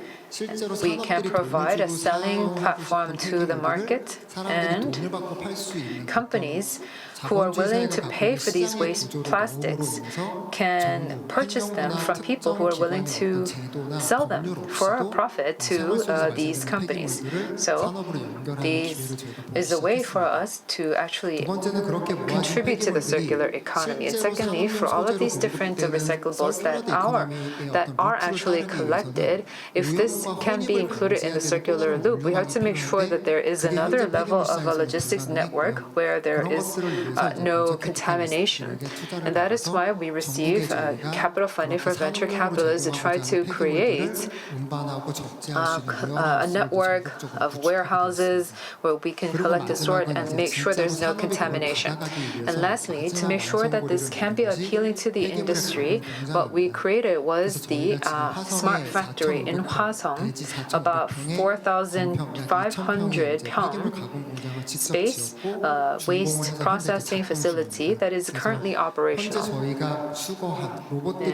the robots that would collect the waste and recycles would be processed in this facility to be turned into industrial goods and chemical products that they can even be globally exported.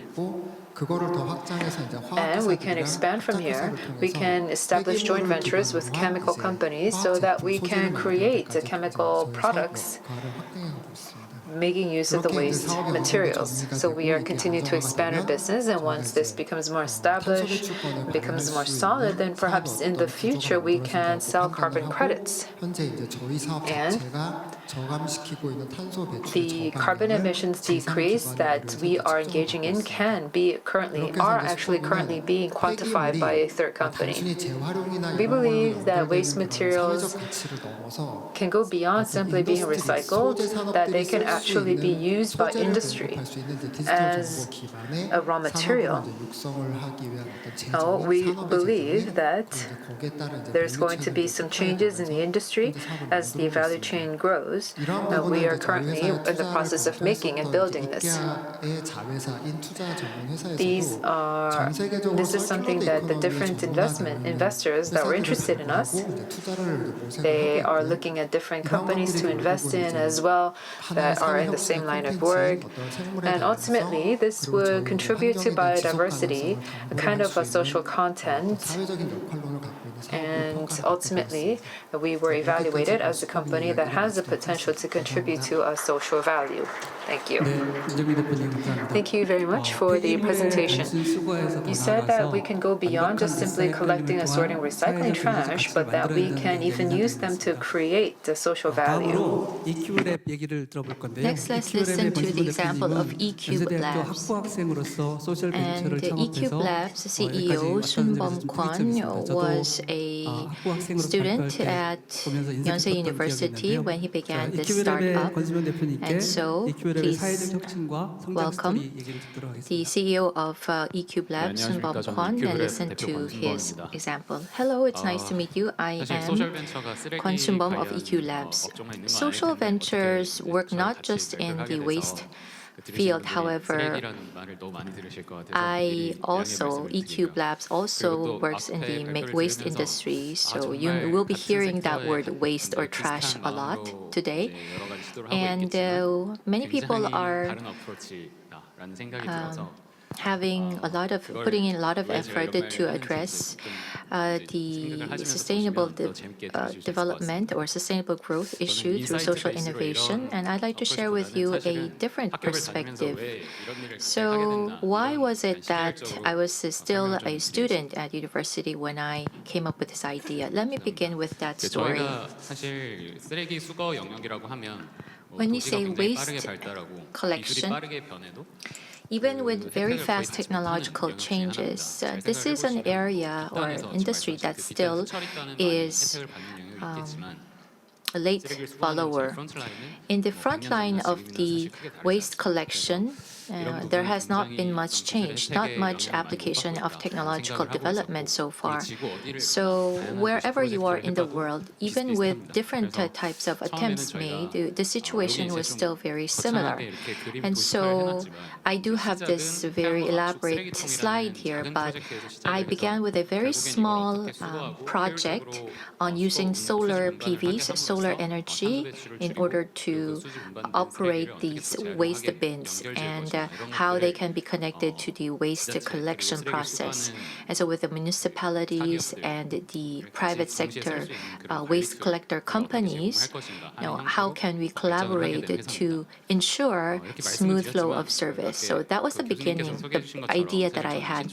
But as you just heard, I was a student at university. I was in my junior years, and I did not begin this work as a business.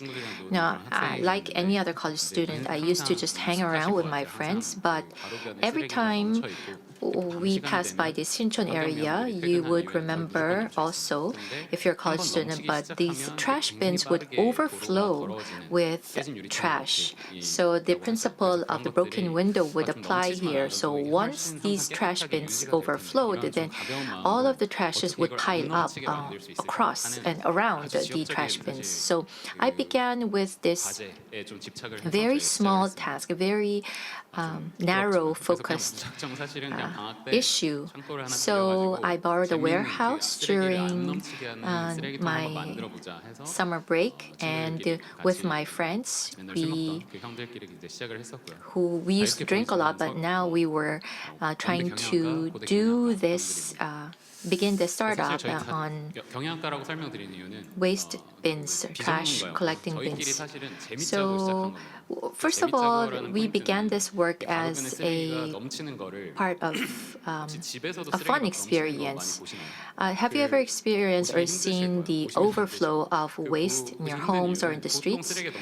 Well, most of the time, if the trash is about to overflow, a lot of the people in their homes would just ensure that that doesn't happen. However, in the streets, that's not the case.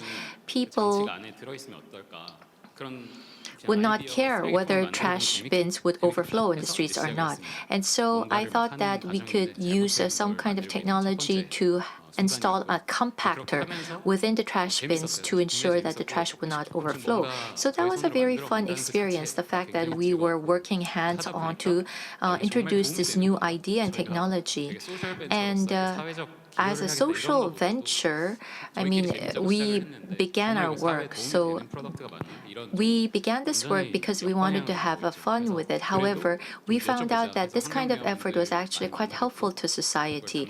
And so we decided to continue on with this work. We conducted market research and how we can deliver more value to the customers and to society. We received a lot of good feedback.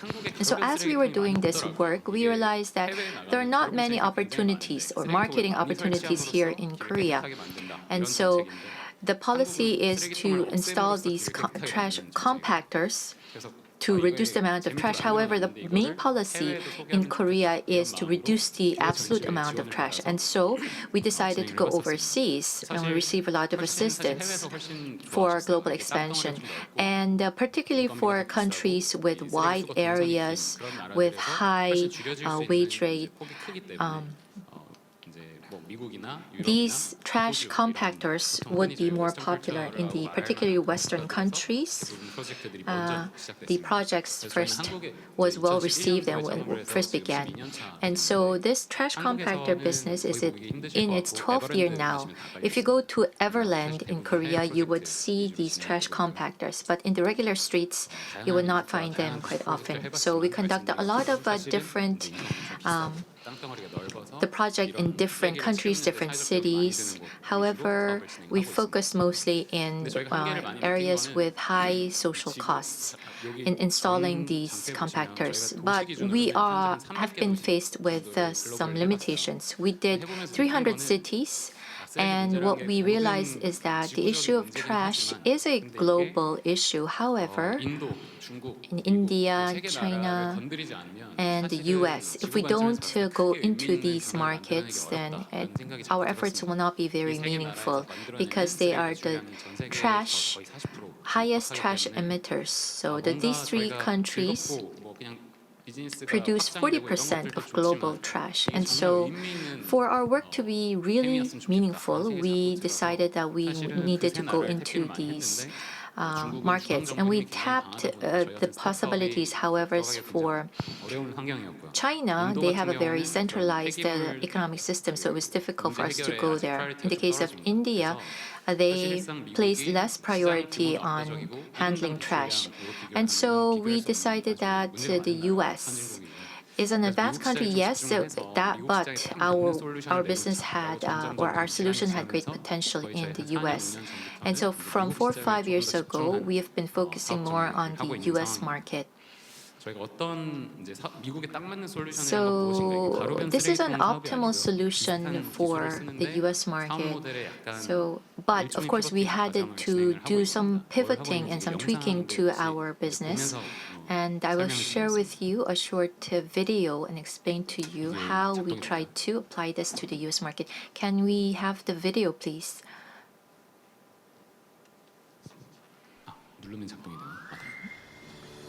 Because waste is normally collected on a set schedule, waste bins are likely to be either overflowing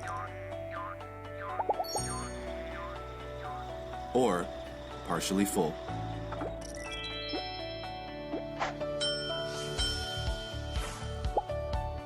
Our sensors send the bin's fill levels to the customer's smart device. And then they can send collection requests to haulers.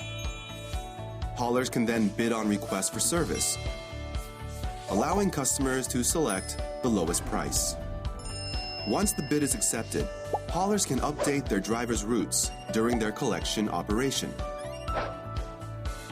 Drivers receive updated routes in real time and have their GPS navigation adjusted automatically. Customers save money and haulers gain more business along their routes. Everybody wins.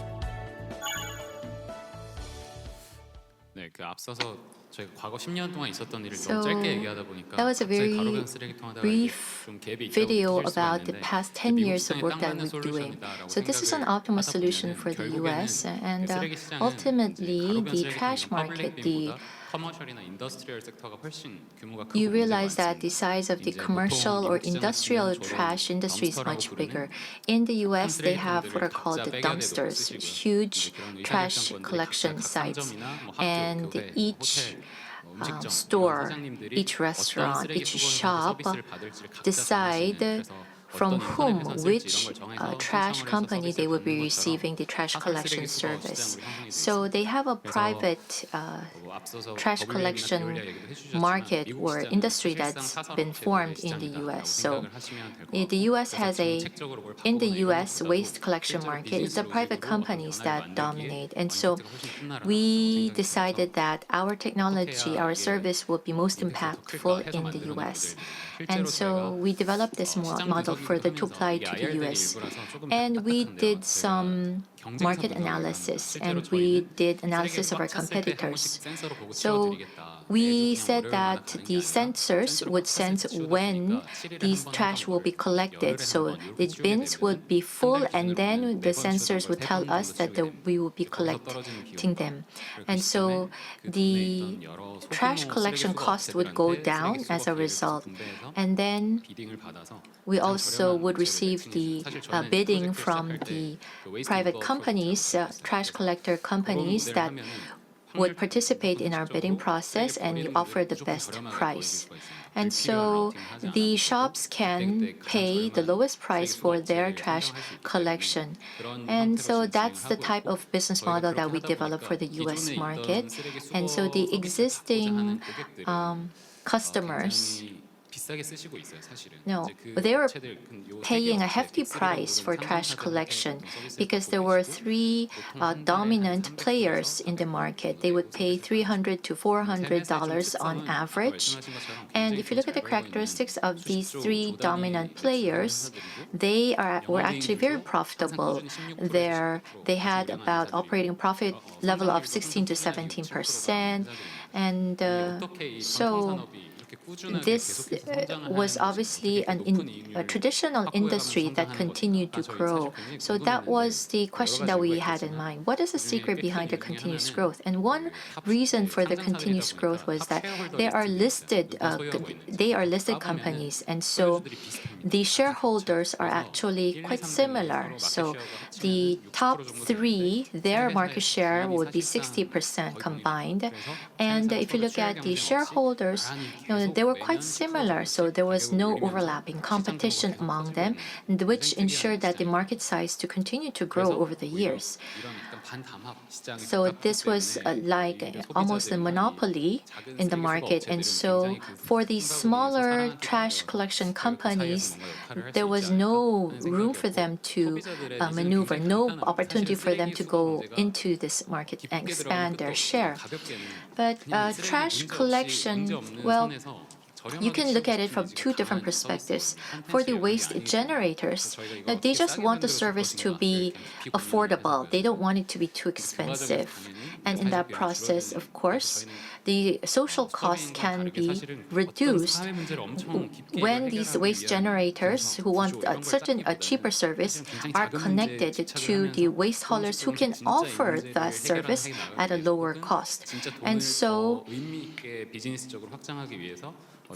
we were really looking into how we could enable that connection to happen. And so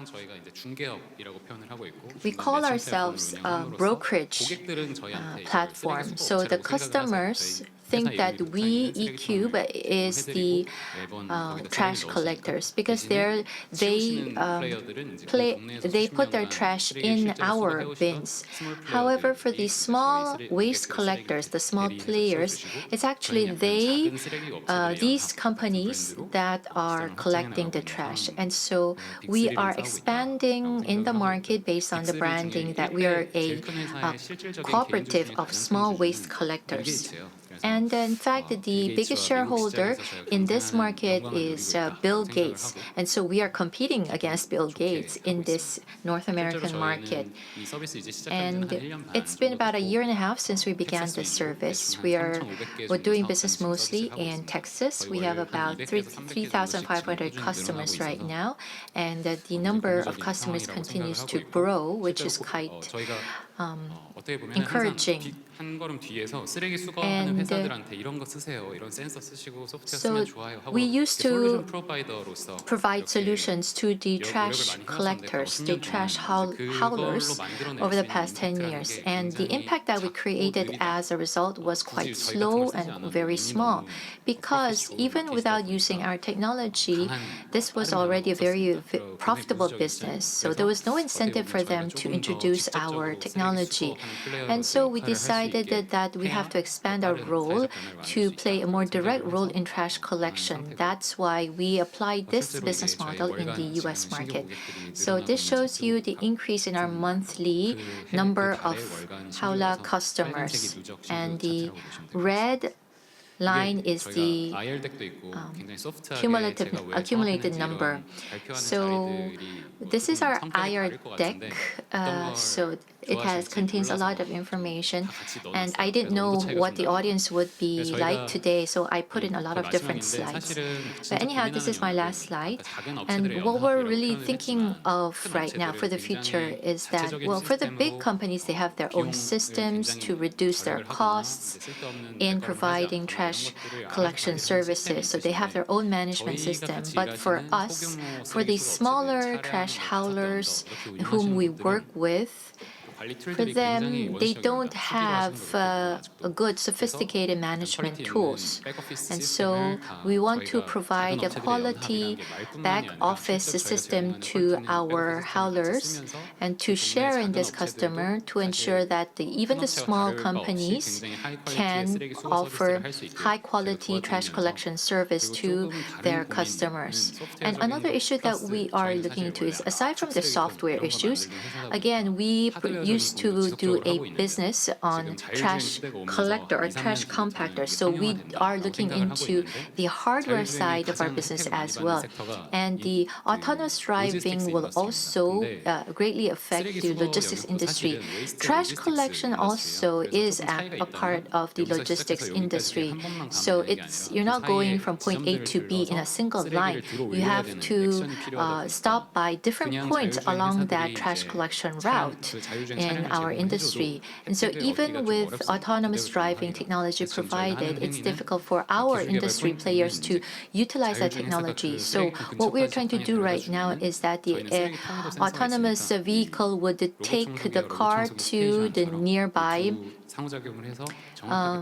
trash collection sites, and we will also provide an autonomous station role for continuous flow of the trash collection from point A to point B to point C and onward. So these kinds of hardware R&D work is another important pillar in the business that we're doing right now.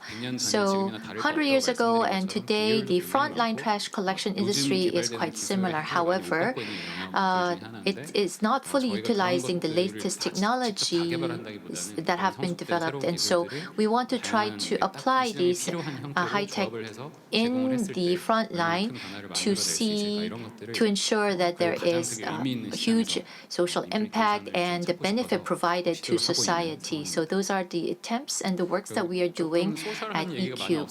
So the social aspect of the work that we are doing, which we can share with you, is that rather than the restaurants, if people listen to our model, they often think about the restaurants as our leading customers. However, it's the motor customers, which will be the automobile repair shops. For the auto customers, they just throw away the tires, used tires, in the trash bins.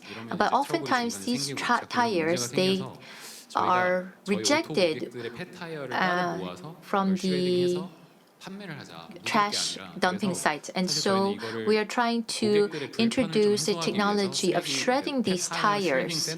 So we're going to try to operate a waste tire shredding center. But the tires that were produced was too much. And so we decided that the shredded tires, we should find a way to sell those.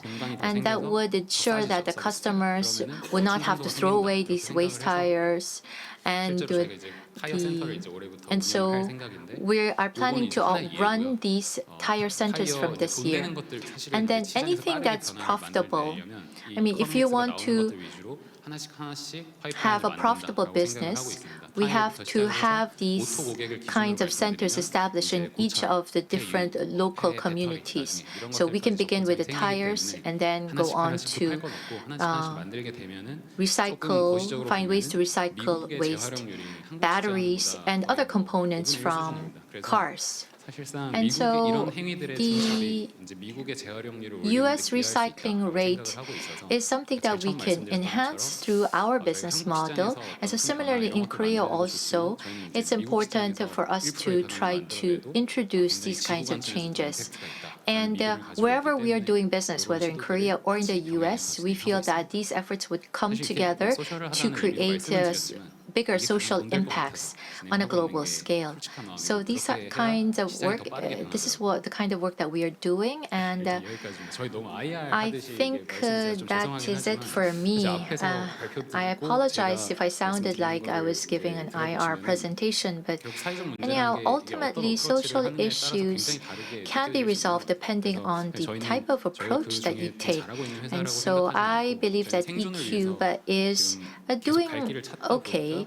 I mean, we are finding ways for business survival, and when we continue on with these efforts, ultimately, I mean, these efforts will contribute in one way or another to social innovation and sustainable development. So we are in a learning process as a company. Thank you very much for your attention.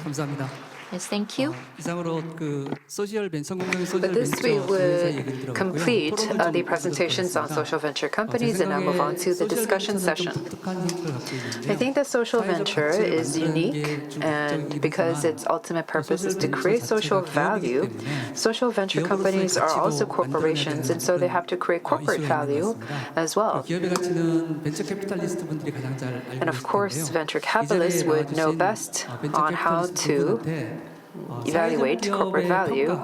So now we'd like to ask the experts here on valuation of social venture companies and what are the characteristics that social venture companies have to look at going forward. Now we'd like to turn to Kim Yong-hyun of Envisioning Partners. Rather than providing a direct answer right away, I think that I can provide you with an overview of the kind of company that we are. So we provided an overview of our company. Venture capital engages in various different strategies. There are many companies that use and employ different strategies, so I don't think that we can lump them all together. When you look at venture capital companies, you have to look at their individual vision and strategy, which stage they are in. And you have to differentiate that before you make the investment decision.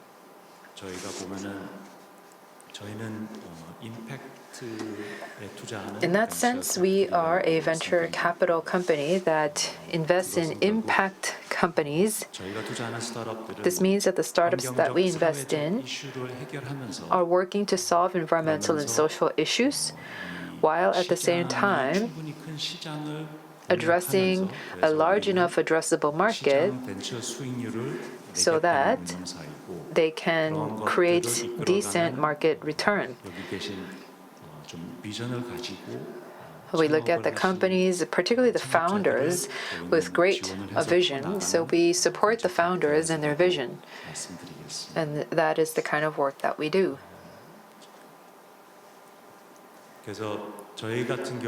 In the case of our company, we were established about 5 years ago. Currently, if we look at impact venture fund, I think that there may be about 3 or 4 impact venture funds operating in Korea. 5 years ago, Yellow Duck became the first player, and Yellow Dog. And since then, we have invested in 39 companies with an AUM of about $140 million. 임팩트 애셋이라는 평가하는 기관에서 그래도 제가 알기로는 한국 유일하게 선정된 임팩트 쪽에 투자하는 we 벤처 캐피털 are 운영사 one of the few impact investment companies, and we were selected as such in 2022. So I think that I'm going back and forth in my slide, but in any case, what exactly does impact investing mean? We look at the business model of the company and the amount of impact that is made. We look at those companies that allow for those two to happen together. Of course, all companies can provide good benefits, but we are looking at companies where the benefits that are derived are not a side benefit, but that the impact is actually something that is a main benefit that the company provides along with the bottom line. And that is what the emphasis is as we invest in these companies.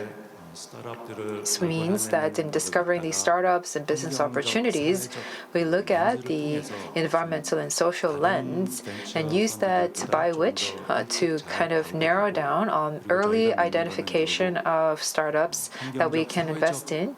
And we try to look at those companies that take on the grand, big challenges in the environment and society. So we think that that's good business. So we definitely do not ignore market return, although is not the only focus that we have. We are focusing on 4 different things: climate solutions, health and wellness, quality education, the future of work. And this is a list of our portfolio companies. As you can see, there are many companies in climate solutions. I don't think we have a lot of time, so I'm going to talk quickly. In any case, for any operating partner or any company, the team is very important. Our team is the same team 5 years ago. Choi Hyun-ju is the co-CEO, and in impact investment, CEO Choi is well known.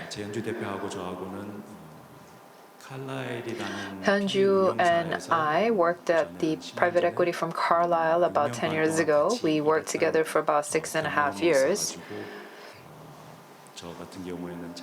So in my case, I joined Envisioning Partners last year as co-CEO. And as an impact venture fund, what else is significant is that there are 3 partners and 2 of them are women.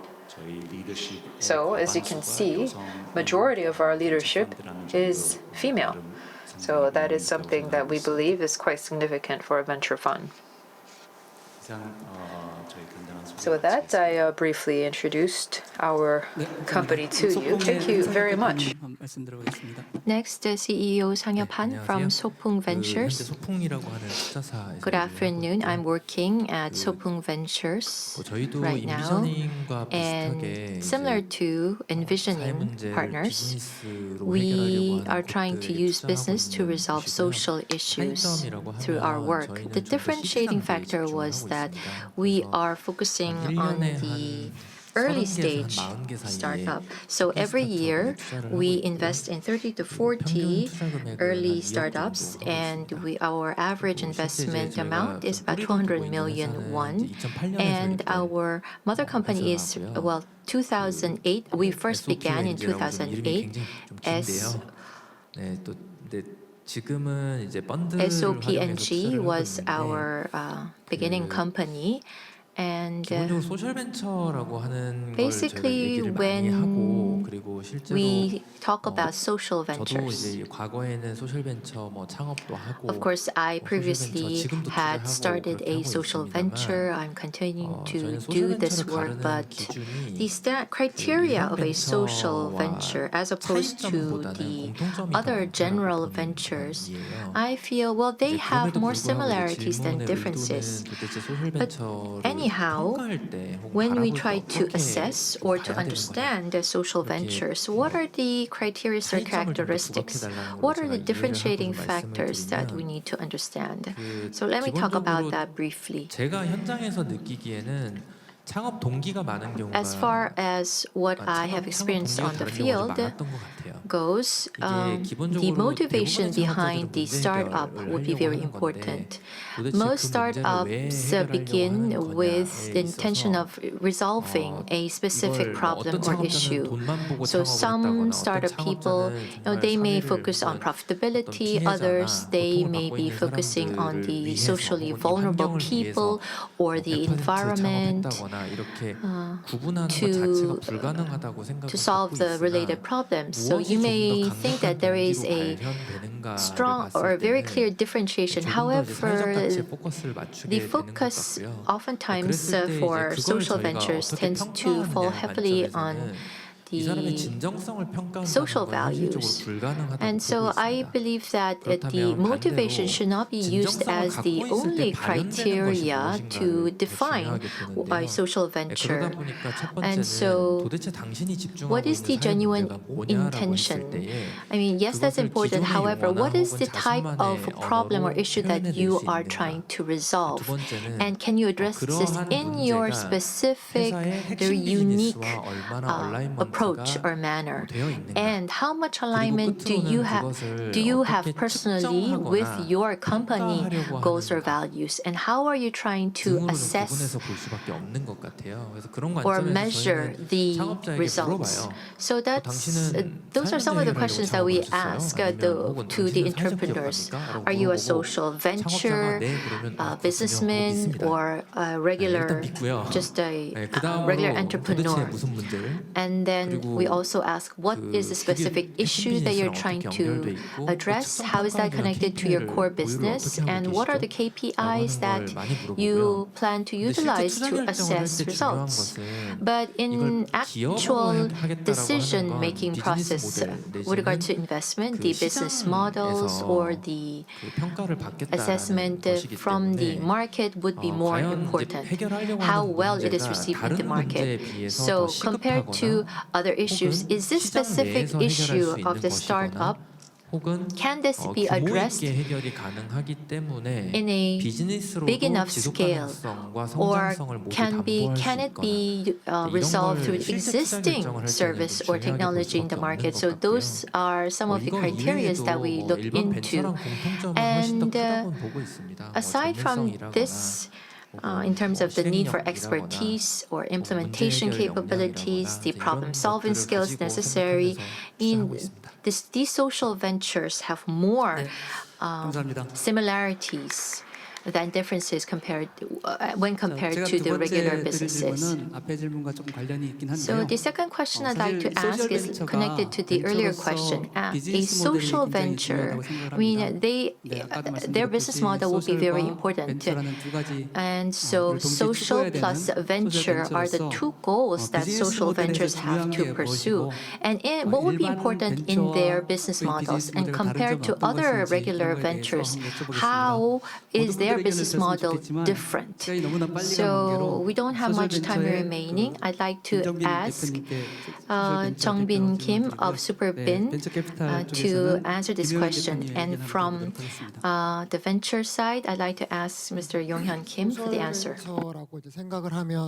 When we think about social venture, I think Mr. Han talked about something that's very important.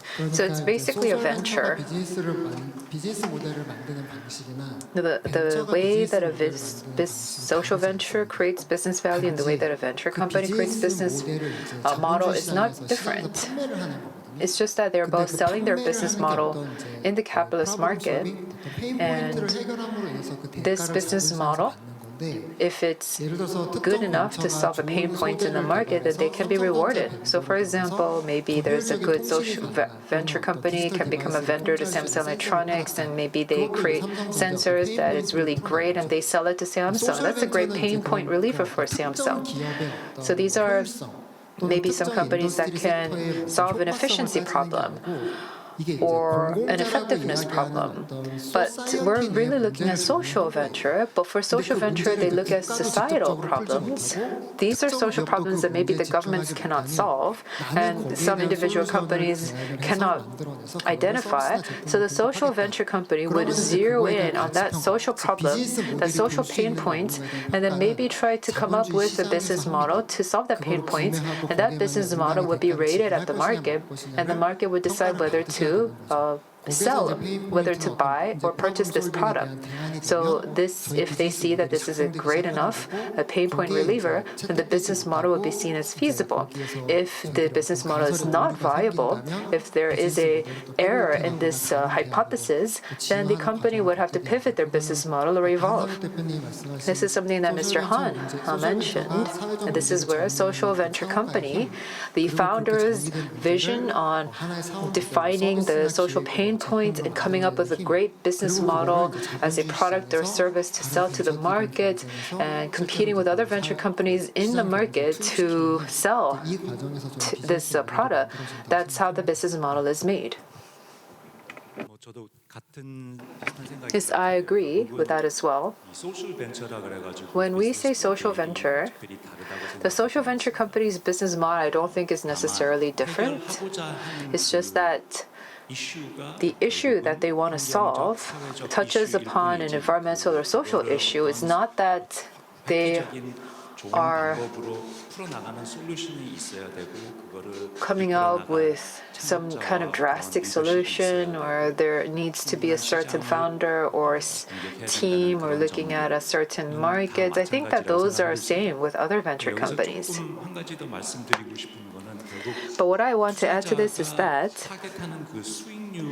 the investor's rate of return might be a little bit different. So for example, as I mentioned before, because we're a venture investor, we want to create at least market return.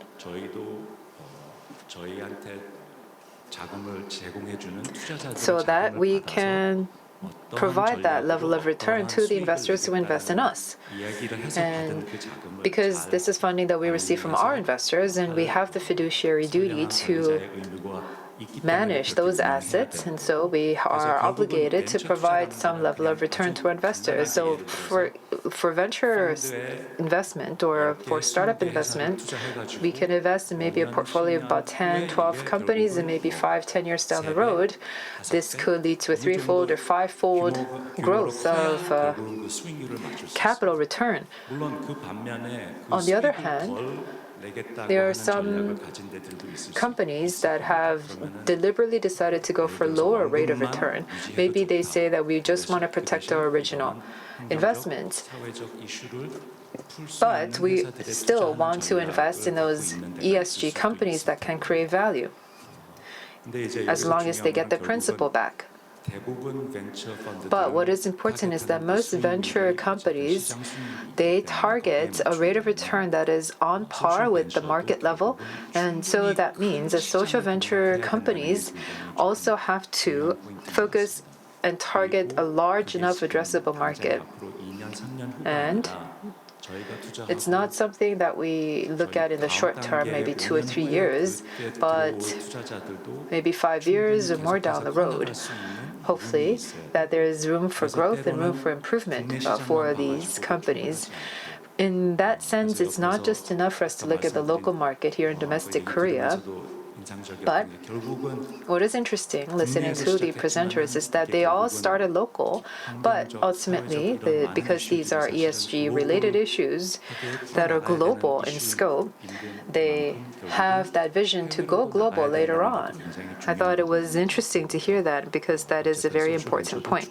So I think that social venture companies also have to look at a large enough addressable market. Thank you very much for your insight. We looked at social venture and the opinions from those who are working in the field of social ventures. The academia also is very much interested in social ventures. And so to Professor Kwak, I would like to ask you to share the academic perspective on social ventures, their role, their activities. Yes, hello. I'm Kwak Ju Young. I am a GEEF programmer, and I also program some of the other sessions, not just this one, but I have to say that I'm very much attached to this session, which is why I came here to provide some contribution to this session. Because we are in the Department of Business, we talk about open innovation and global management, etc. But over the past year,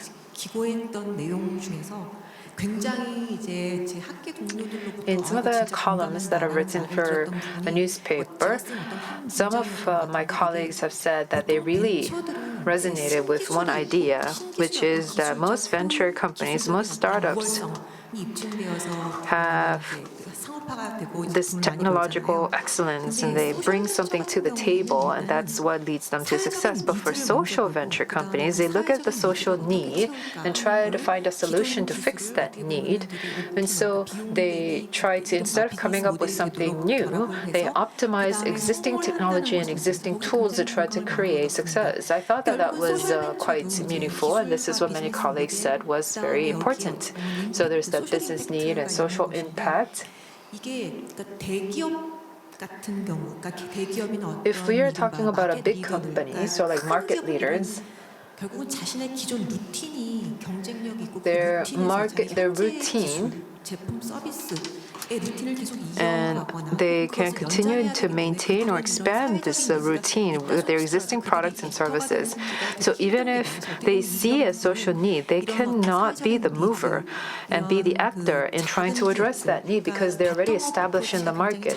So to address this need, perhaps the startups that can provide a more bottom-up approach would be best suited to fix this solution, fix this problem. As Mr. Kwan said that he has been working on this since his undergraduate days, it really comes down to how these venture companies would survive in the capitalist market.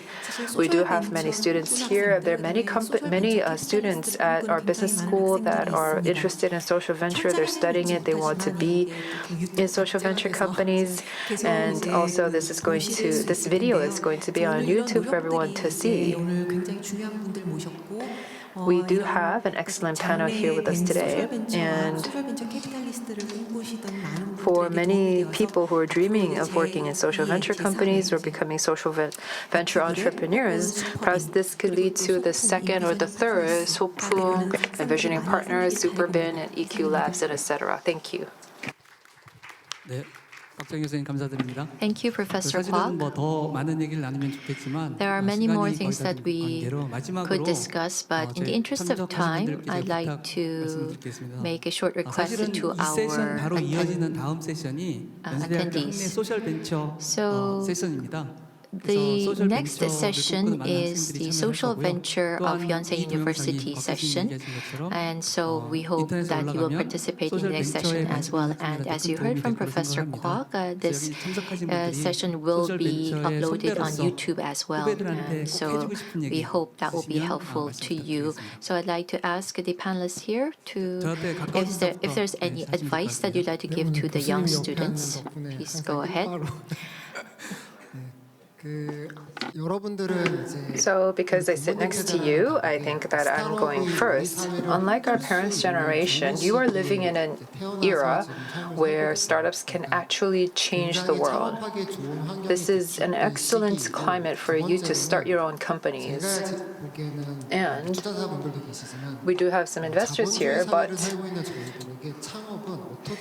we are living in a capitalist society. This means that starting a company is the most important and most valuable challenge that we can engage in. You can really create an influence, and you can make connections in a capitalist society. It's like a fine art, really. But for many people who are trying to focus, maybe interested in creating a social value, I can tell you that this is incredibly difficult, more than what you can imagine. So you really have to understand why you're getting into this and know that very well, because that is going to keep you keeping on when things get tough. Thank you very much.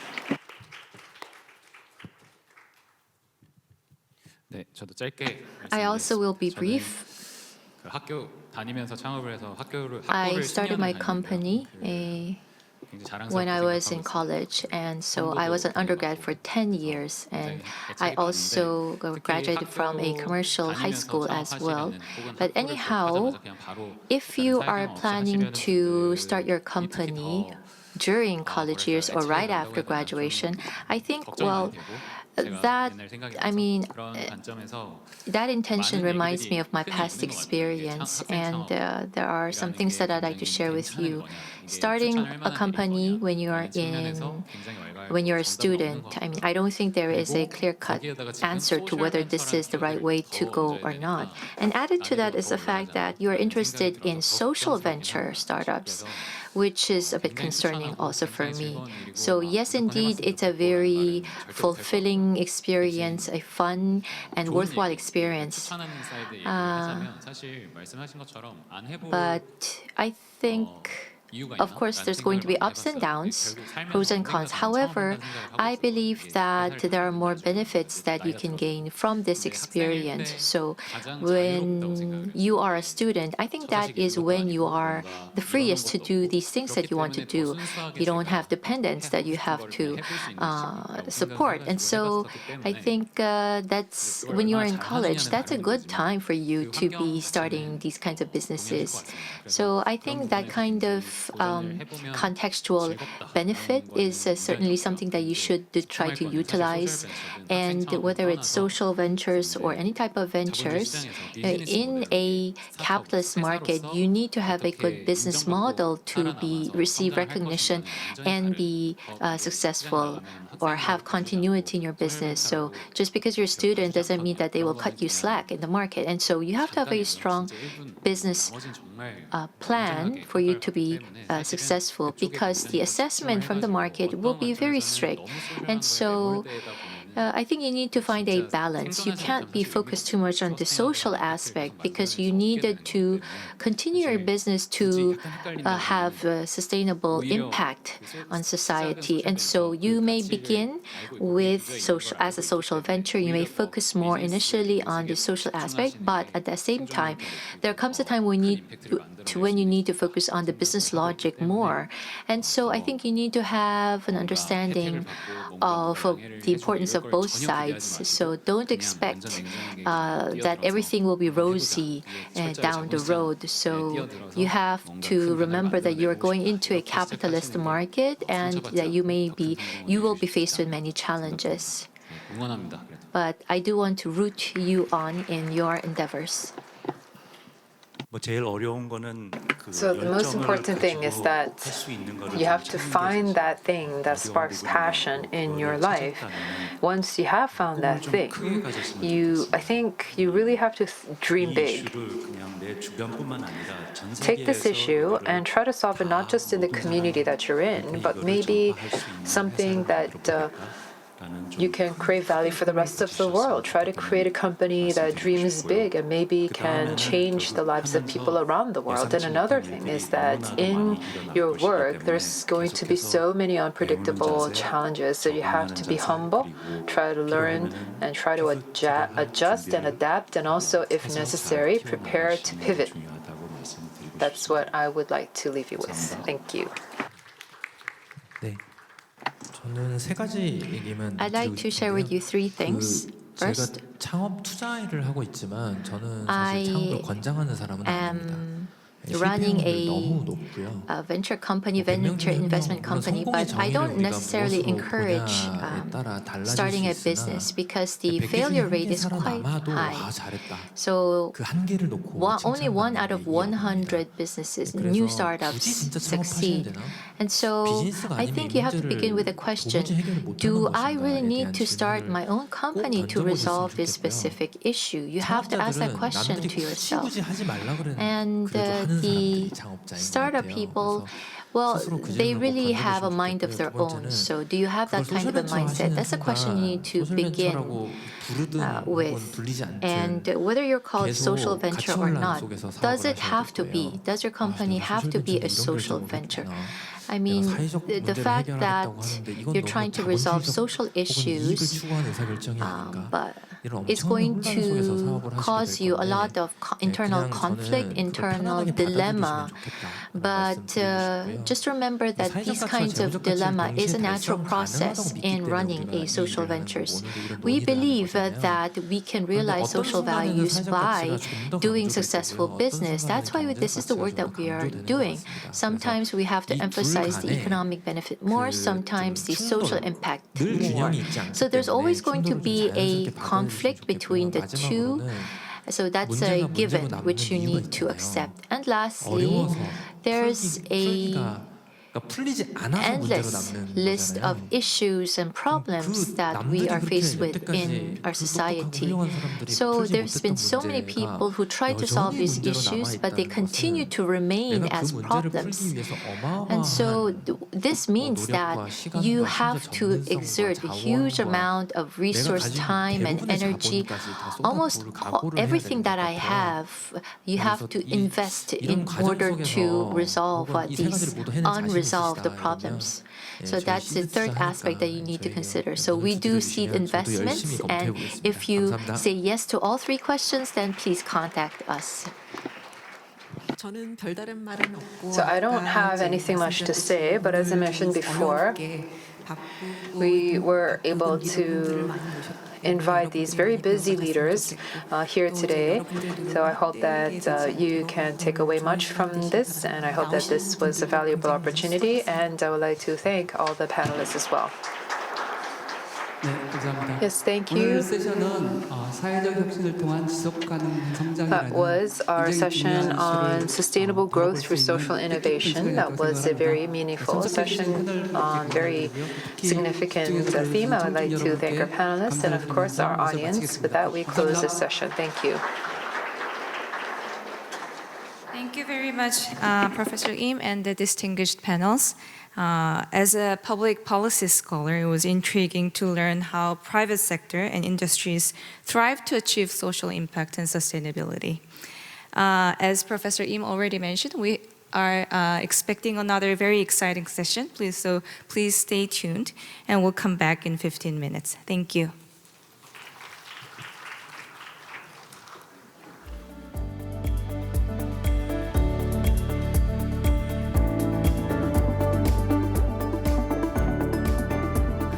Everyone on the floor and also online. Our next session will introduce a special effort at Yonsei with enthusiastic students who are working on to address various SDGs. Specifically, Yonsei University's Institute for Higher Education Innovation is dedicated to support students with opportunities to initiate student-led group projects, workstations. Workstations foster social innovation and impact on real-world issues. We will have a chance to hear their voices in this session. We have two moderators for this session. Tae-ho Kim is the co-founder of Wharton Technologies as well as an undergrad student of the Yonsei Underwood International College. And Jun Kim is an officer at the Institute for Higher Education Innovation. I just heard that Tae-ho Kim's team received a very renowned prize, and big applause for him. And please welcome Tae-ho and Jun to introduce the panels and moderate. Thank you. Thank you. Thank you all for visiting this session, implementing the agenda of SDGs in higher education, workstation in Yonsei University. We would like to send warm-hearted welcome to everyone who has visited this session. Hello, this is Tae-ho. I am the co-founder and the chief of staff of Written Technologies, a generative AI startup based on Seoul. Our company started from student-led group project in Yonsei University, which are called Workstation, the program which we are going to introduce through this session today. We would be humbly grateful that the experience that we are sharing today, the experience with education for the social innovation and social impact, could give any kind of inspiration for your new project and new thoughts. Hi, this is Jun Kim from Yonsei University. IHE stands for Institute of Higher Education Innovation, which is the institute responsible for the preparation of this session today. And I'm very honored to be here as a co-moderator of this session, and also very glad to introduce IHE's efforts and trials for social innovation, starting from higher education sector. Today, we will be sharing the cases of student-led group projects for social innovation and SDGs. Annually, from 150 to 200 student-led projects, which we call workstation, are supported by IHE with scholarships and full-round support, including professional consultation in various fields, and networking events and on and offline platforms. So today we are here with 3 passionately active workstation teams, Softment, Fifth Sense, and Move It. So would you give a short introduction of yourselves, starting with Ms. Lee from Team Softment? 네, 안녕하세요. 저는 주식회사 소우먼츠의 이윤지라고 하고요. 오늘 이 자리에서 함께하게 되어서 굉장히 기쁩니다.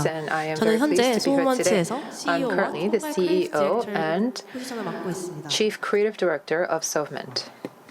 It's nice to be here. I'm Junwoo Kim from Team Fifth Sense. I'm responsible for design and production process of our tactile kit, which our team is trying to develop. Yes, good afternoon to all. I'm honored to be here. I'm Jaeyoung Kim, and I'm responsible for public relations for Team Move It's project, and also worked as on-site plan manager. So all 3, really thank you for participating in this session. Mr. Tae Kim, I think as a senior student to all other panelists and who has experienced the workstation program and the support system earlier, a few years ahead, I think it would be really nice if you could share your own experience with the workstation program. Yes, so at first, my co-founder and I hoped that all teenagers would be given a chance to indulge in research based on their interest and curiosity. So we decided to run an educational volunteer organization called KCY, which is abbreviation of Korea Scholars Conference for the Youth. With support of IHE, we continued the project about 8 years, and we would like to think KCY has served successful educational event for students, offering the chance of experiment, research, and exchange. Through the event, we could meet the 13 different country students who have conducted research in the field of their own interest. We are truly grateful for their enthusiasm and participation, since they are the core element of KSCY itself. And our team's journey starts from there. Based on experience, which challenged us to solve problem of educational equity, and to come up with our own solution and experiment, we've got to discover a new problem and took up another challenges. I will be introducing the second project in this session later on, the project which was the next step we've taken after the KCY, which actually led to be an actual startup called Written Technologies. Yes, I'm quite looking forward to find out more about written technologies today. I think it's really amazing how student-led group project has developed into an internationally acknowledged company.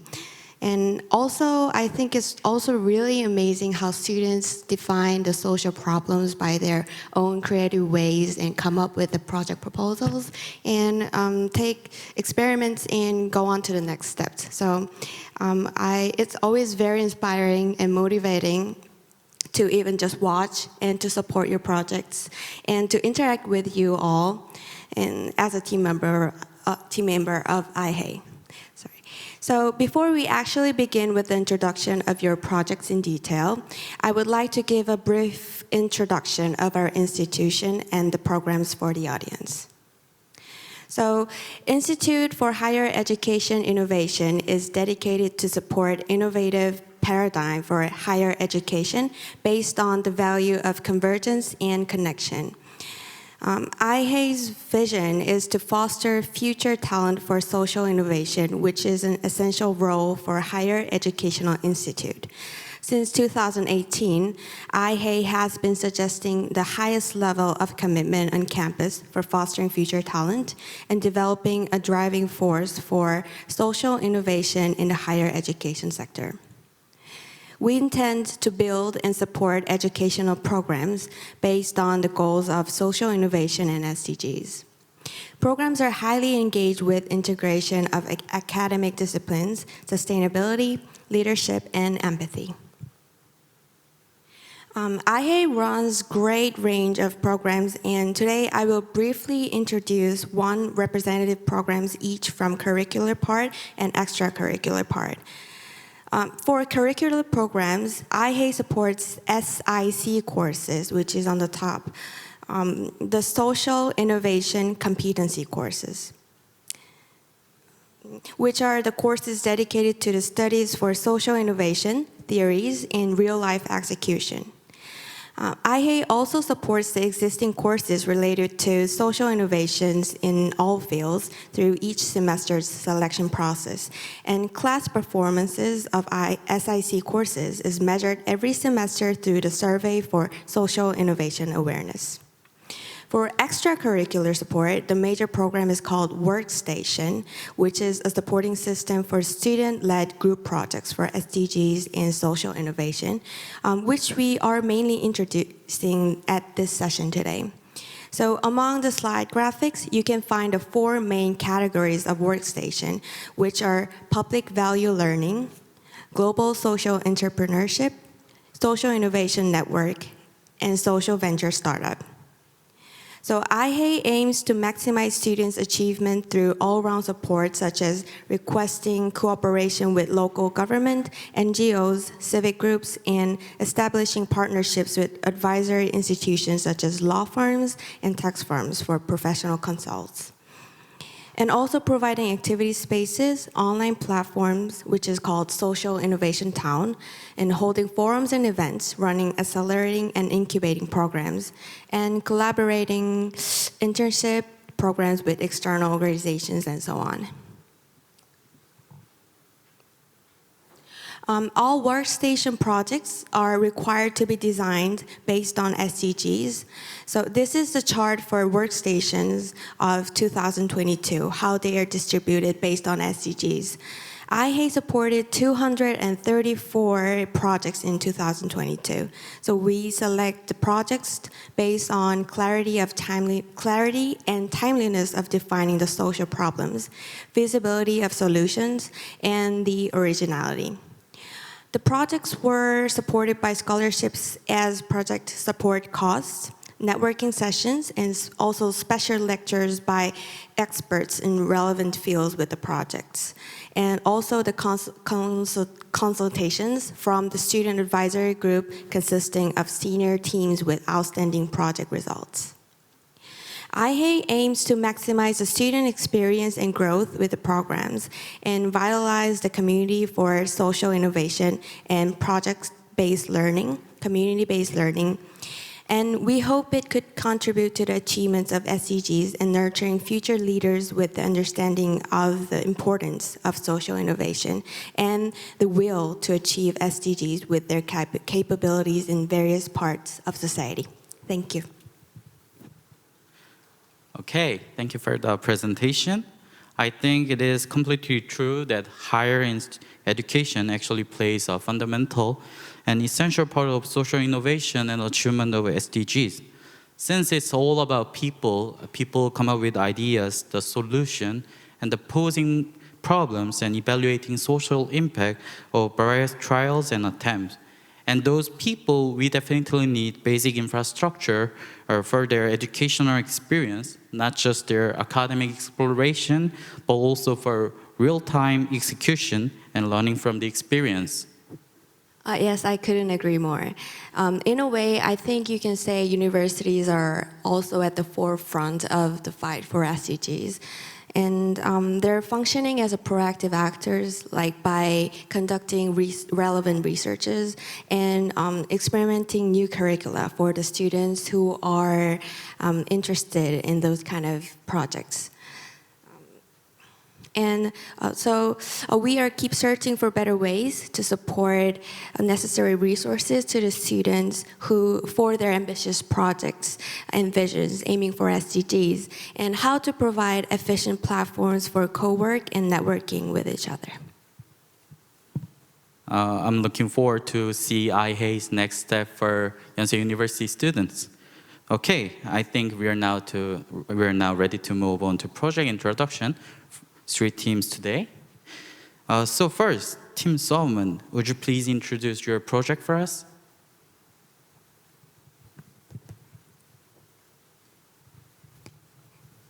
네, 소우먼트는 담배꽁초 문제를 혁신하기 위해 Solvent creates a comprehensive solution, innovative solution system for a cigarette butt problem. Cigarette butts is a huge problem that everyone sympathizes with and everyone is comfortable with. In Korea, they say that 12.46 million butts are dumped on the road, and worldwide, 4 trillion butts are dumped on the road.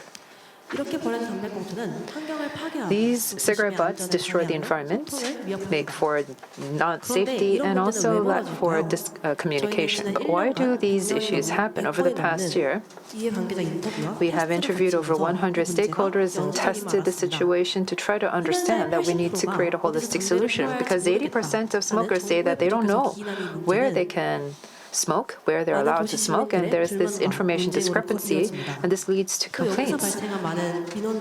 And these complaints, the local governments are not digitized, so they don't know how to field these complaints. So, Solvent has come up with 3 solutions to try to provide a fix to this situation. So first of all is igee.dam, which is a smoking area location web platform. This allows for smokers to see where they're allowed to smoke. It's a hyperlocal web platform that we want to develop into a hyperlocal community where smokers can share their information with one another, allow for better communication to create sound smoking culture. Second is public art motif, local cigarette butt bin. Many smokers often say that on the street, the cigarette butt trash disposal places are not necessarily very conspicuous, and so we have decided to come up with some local design bins based on local public art. They are very easily remembered, and so this the red kind of public art motif local cigarette butt bin was first rolled out in Sinchon area. We designed it as produced, and we are currently operating it in Sinchon. The third is fire extinguishing aid R&D, specializing in cigarette butts. There are about 100 billions worth of property damage related to cigarette butts in Korea every year. So we have filed for a patent on fire extinguishing aid R&D. This is something that we have adopted to the local cigarette butts bin as well. This means that Solvent is working to create a safer world, a society where we can all live together in. igee.dam is something that is offered at a stage right now, and you can scan it and get access to the platform and see about 200 different smoking locations across the city. While working on the beta version, we were able to see that many smokers, particularly those in their 20s and 30s, really appreciated this platform, and over 100 smokers or so have actually gone to the smoking areas to dispose of their cigarette butts, and many of them have said that they've been waiting for this kind of service for a long time. This is important for the future smokers, so young smokers who can engage in a sound smoking culture while also protecting the environment. From 2021, we have participated in the igee program. We have 3 intellectual properties, so patents, and we have worked to decrease use of cigarette butts, and last year we've also become incorporated. We have named ourselves Solvent, bringing society and movement together. Thank you. Thank you, Ms. Lee, for the wonderful introduction to the project of Solvent. For next, Ms. Jaeyoung Kim, would you please introduce Team Movie's project? Okay, hello, we are Team Move It, a team composed of 4 members conducting research under the title Edible Insects Awareness Promotion Project for Food Security Improvement in Madagascar, with a focus on the Madagascar endemic edible species, secondary. So Madagascar has the 4th highest rate of chronic malnutrition in the world, and protein deficiency is currently the most serious cause of malnutrition for the country's low-income population. In response, our team planned a research project to propose low-cost and highly accessible edible insects within Madagascar as a sustainable protein source to replace meat. And through this project, we aim to improve the awareness of edible insects within Madagascar and to encourage sustainable harvest and consumption of edible insects among the locals. I will now introduce to you our team's project outputs. So through in-depth literature review and advice from relevant academic advisors of the field, our team succeeded in producing an informative leaflet and seed kit. Our team's first product is the informative leaflet. Consisting of 6 pages, the leaflet contains a brief introduction of our project, key characteristics, and a consumption calendar for 6 edible insect species found widely in Madagascar, and information on the social value of edible insects. As our project is especially focused on the edible insect species secondary and its host plant lima bean, the leaflet contains instructions on using the seed kit and recipes on how to consume the secondary. The leaflet helps contribute to the knowledge bank on Madagascar and edible insects by collecting and organizing the sporadic information. The second product is the seed kit. So each seed kit contains lima beans to plant and a summary of the steps in raising the lima beans. By distributing a seed kit containing the actual seeds and instructions on its growth, Madagascar's locals are able to directly cultivate the host plant and subsequently consume the attracted edible insects as sustainable and self-sufficient sources of protein. With our leaflet and seed kits, we visited Madagascar in December 2022 and distributed them in Morondava, a city in northwest Madagascar. We managed to reach 5 villages and are currently following up on the growth process of the distributed lima beans. The picture you see on the right is an actual photo of a lima bean plant that succeeded to germinate as of January 12th. In addition to distributing leaflets and seed kits, we visited 4 organizations to get accurate advice for our project's improvements.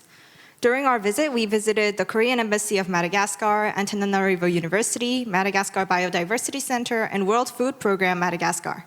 And visiting these institutions with varying interests, our team could gain inclusive insights on the ongoing projects regarding Madagascar's food security and also receive valuable advice regarding our project's improvement for on-site effectiveness and acceptance.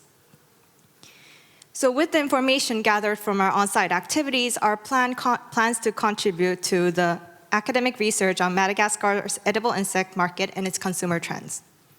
While conducting literature research, our team found out that the academic research on the consumer perception of edible insects exists in several countries, but not yet fully for Madagascar. So to fill this academic gap and to contribute to becoming the cornerstone of the field's academic research, we are planning to draft a relevant paper.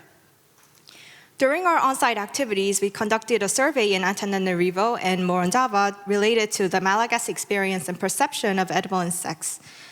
And we are planning, if possible, to conduct a second round after revising and revisiting the questions and improving them upon our on-site activities.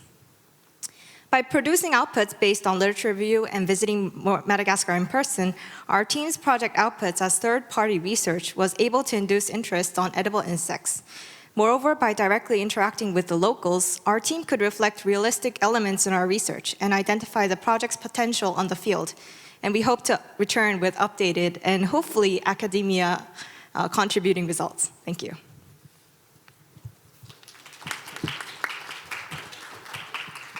Edible insect, that was very impressive. I'm looking forward to Team Move's achievement in beautiful city Antananarivo. Thank you, Ms. Kim. Now, Mr. Juno Kim, would you please introduce Team Fifth Sense project for us? Okay, sure. Hello, we are Team Fifth Sense. We are a brand that produces tactile educational kits that can solve learning difficulties of visually impaired children. Due to advances in medicine, children with disabilities have increased in Korea. However, education for visually impaired children is still underdeveloped in Korea. Without time or resources, educators jump forward to teaching Braille, a tactile writing system for visually impaired. We contacted multiple educators and welfare workers and found out there's a missing step before visually impaired children are taught Braille. First, they need to overcome their reluctance to touch new things. Second, they need to refine their senses to differentiate something detailed like Braille. Third, they need to experience the things Braille represents. Our team's first product is a miniature model of a thatched roof house. We used actual natural materials as tactile materials. We wanted children to differentiate the structure based on their texture and understand the scientific and cultural principles behind them. We wanted them to feel the shape of our thatched roof house and compare them to their own houses. In this way, they can connect their hands-on experience to their vocabularies. We were able to carry out activities with visually impaired children. They were hesitant to touch the model at first. During the activity with the play kit, they were able to learn about the materials and get used to the texture. After that, they were able to actively play with the model and describe and talk about them. The teacher of the students were also interested with the model too. She said it was different from existing kits that were mostly made of plastic, and she wanted to help us distribute them. Our kit can be used in basic special education curriculum, as well as new curriculum of Korea. We plan on B2B sales to blind education sites nationwide. We hope to make more connections with communities of visually impaired children. We plan to make a variety of products where children can connect their feelings and experiences to various vocabularies. Thank you for listening.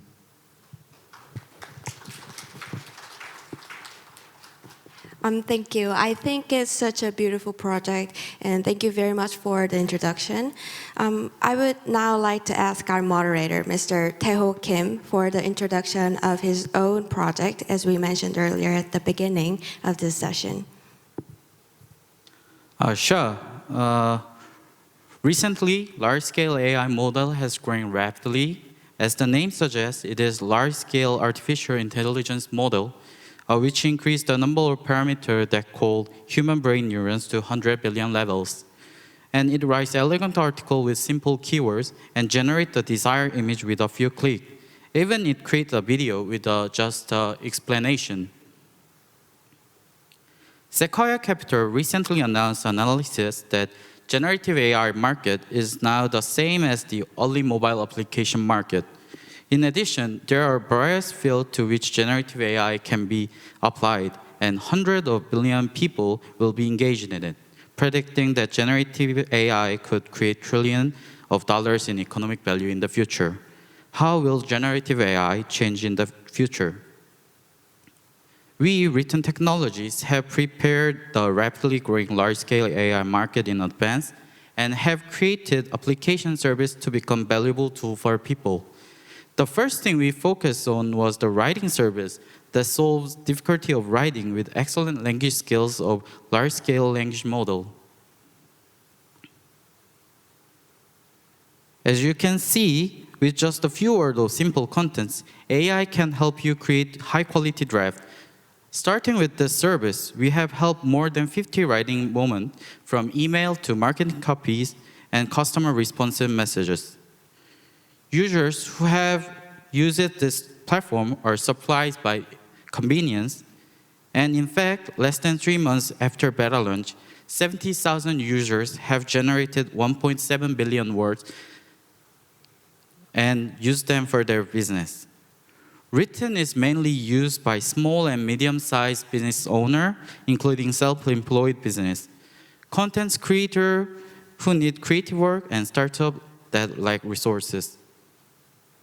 At this moment, you might think that if AI write entire article, human writing skills are getting downgraded. However, What if the large-scale AI model become a writing teacher? As I mentioned earlier in this session, we are a team with experience and data over past decade that has run educational conference that help young people express their creative thinking, creative idea in writing. With this experience, we created a service that AI tutor can help writing and development thinking like a real teacher. This time, we made both Korean and English version with large-scale AI model. And as a result, AI became a useful writing tutor and helped many teenager writing. And in recognition of the innovation of our product, we became the first generative AI startup to win CES Innovation Award honoree. Like this, the fact that AI can create creation which does not have clear answer changes definition of human creativity itself. Before generative AI, human creativity always existed in two parts. One was imagination, to think about something that was not in reality and approximate feeling in our head. The other was ability to manifest the image as a material and appearance of reality.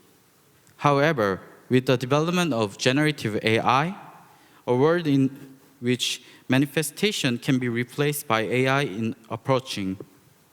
In the coming future, generative AI will play the role of assistant much more faster and much cheaper. This means that the definition of creativity that human will pursue over the next 100 years will change itself. There will be a world where the meaning of human creativity is much more focused on imagination than manifestation. And we can ensure the role of smoothly converting human imagination into machine manifestation is absolutely necessary. As such, we are focusing on technology that overcome the limitation of large-scale AI and accelerate commercialization so that it can be a useful tool to expand human creativity and create better future. Examples include generation technologies using large-scale models, verification technologies to create safe service, and personalization technologies that improve users' desired tone and style, and interaction technologies that fully deliver it to the users. It is expected to generate 1 billion words by every month. This bus amount data is being used to advance the generation result that users want. And written does not stop in writing. Through the launch of image generation models, we are focusing on becoming comprehensive content creation platforms for business. We will continue to do our best as an AI service for human. Thank you for listening.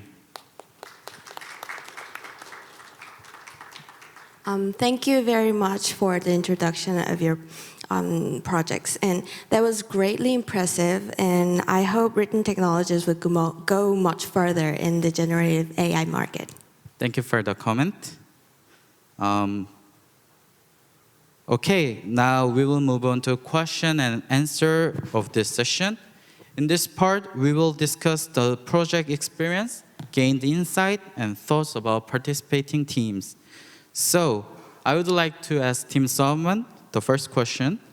My first question is, what are the motivation of your project and how did you get idea of it? 네, 소모먼트는 길거리에서 자주 볼 수 있는 담배꽁초에 대한 경각심에서 시작되었습니다. 연세대학교가 한국에서 가장 활성화되어 있는 거리 중 하나인 신촌에 위치해 있어 길거리에 담배꽁초가 굉장히 많고 또 주변에 술집이 많다는 특성 때문에 더욱 이 문제가 심화되고 있습니다. 그 문제를 매일 목격하고 또 공감해온 대학생들이 모여서 소모먼트를 시작하게 되었습니다. I think that is very common but also very important way to capture the social problems in your daily lives, because in that way you can personally relate to the problem and not just knowing the issue but feeling it, being able to relate it to the problem as a member of society, right?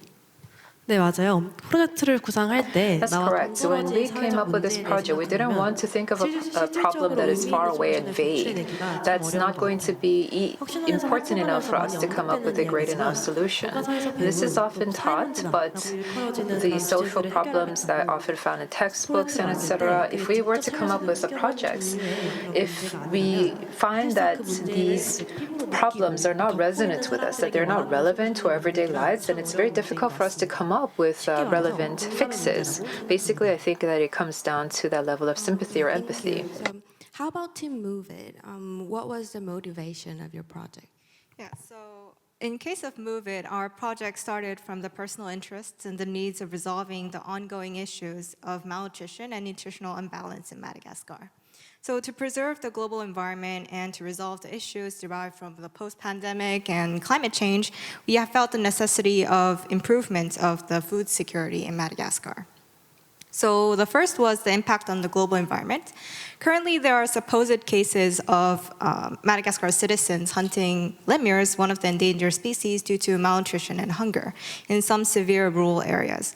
The news of this bushmeat hunt, despite its illegality in Madagascar, which is known to have one of the best ecosystems, is fatal news for the preservation of the animal and plant ecosystems that influence greatly the international environmental field. And therefore, we began seeking for alternative protein sources that could replace these lemurs and bushmeat.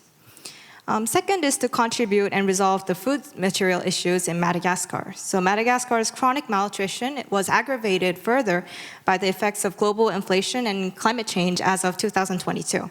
And while experiencing this chronic problem, nearly 70% of Madagascar citizens are influenced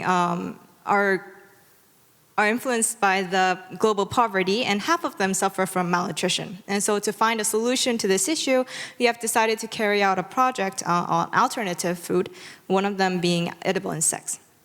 So our team believes that university students are responsible for global development in the future, and sustainable food consumption is essential, and our generation have the maximum impact on influencing both the adult and young generations. With this sense of duty, I guess our team was devoted to find a realistic solution for this issue. I think that's very ambitious and interesting project, and I would like to keep updated. Thank you. So Team Move It mentioned the importance of university students' role for global engagement and future.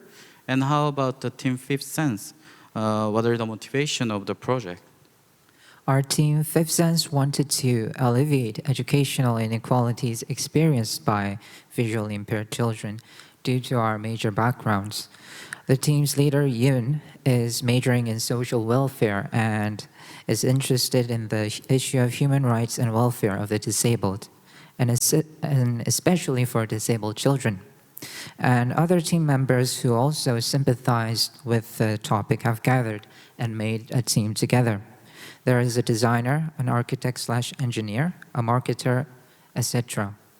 Playing and engaging in activities are important in children's education, but there are lack of books and teaching aids for visually impaired children. The costs are significantly high. With field research, we found out that most of the products are made from one-off or short-term projects or voluntary work, and very few of them are actually usable by visually impaired children. At times, you can see books you can see books with fancy colors and drawings that doesn't give necessary tactile simulation. This is why we wanted to create a brand of products that accurately conveys various experiences to children. I really am interested in Fifth Sense project, and I think it's really meaningful and important. And I would really want to experience how the kids are actually utilized on site with the children. And I would love to have an opportunity to have time with a kid, with the children. And I think it's really beautiful. Maybe you could visit next time we plan a session for children. Okay, that would be really nice. Thank you for the invitation. And I'm also very curious about your team members. How does your team's capabilities support your projects? Like, how do you allocate the roles? In our case, since we are still a student, we're still a student-based project team. I think we work all together.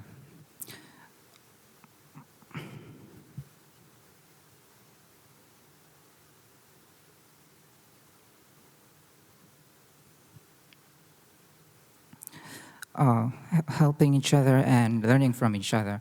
I know that there are many project teams with years of experience and with huge volume of participants, but we are now starting and we think we are functioning as a kind of a startup organization, and we are enjoying the process, the co-working experience, which are really meaningful for all of us. For the most part, I worked in designing and manufacturing. The kit was first 3D modeled with Rhino and was disassembled to be laser printed on wooden panels. Its size is just enough that children could touch its components with ease. We experimented with combination of different materials to get the texture of the walls and steps. Fixing the straw on the thatched roof and hinges on doors, we studied different adhesives. Mr. Junho Kim, you're like a protection architecture. Since I've went through the phase of team project, I can really relate to experience working together like a startup company. You do have your own role, but you kind of have to deal with together 1,000 problems, new challenges, all together as a team. Yes, that's true. Thank you for the comment, Mr. Junho Kim. And how about the team solvent? I know that you're a team with a year of experience. 네, 소먼트는 현재 Yes, in the case 플랫폼 of 서비스, settlements, 공공 we 시설물 설치, have 소화방지, platform R&D라는 business 성격이 정말 and 다른 세 가지 fire 소식을 distinguishing 운영하고 R&D 있습니다. and 이에 6개 also 세부 팀들의 bins. So 설치가 these 되어 are 있는데요. different 플랫폼 개발에는 businesses. We have 6 UI/UX teams. 디자인 팀, 마케팅 The 팀이 UIX design 공공 team, 시설물 marketing 설치에는 team, urban space team, and urban space 프로덕트 team, 디자인 product 팀, design 그리고 team, 컨셉 방지에는 R&D and 팀으로 R&D 구성되어 team 있습니다. that each of them work on these different business areas. We do have our own execution capability, practical experience. We've recruited people, and they are about 14 currently. I think it's really amazing how well organized the team is. And could you explain a little bit more about each team? 네, 흡연구역 안내 플랫폼 여기담을 만드는 과업에는 UI/UX, So there's UI, UX, 마케팅 팀의 애자일하게 development. 구현하였습니다. The marketing team, they're very agile. And in the first research and development process, the team members all participated very eagerly.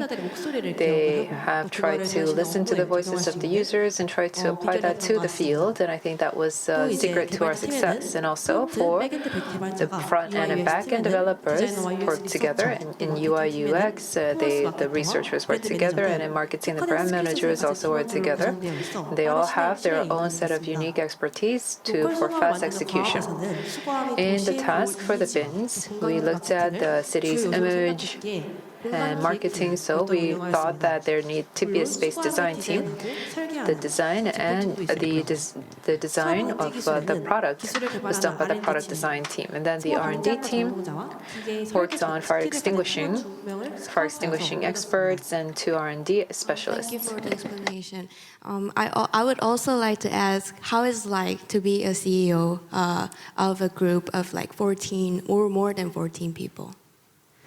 가장 중요하면서도 또 어려운 건 What's very important and very difficult is leadership, because I have this vision and a performance that the team members all have to identify with, and so I'm trying to create the right methodology. I participate in all the teams, not as a CEO, but as a team member. I look at the bin disposal design or the RX and the R&D and etc. And I try to participate in this to make sure that I can also contribute to the output.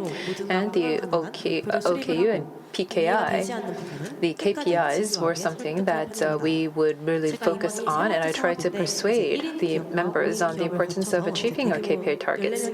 There are 14 members right now, and going forward, I think that we would have to work with a bigger organization with a bigger vision. Okay, thank you for the comment. How about the team Move It?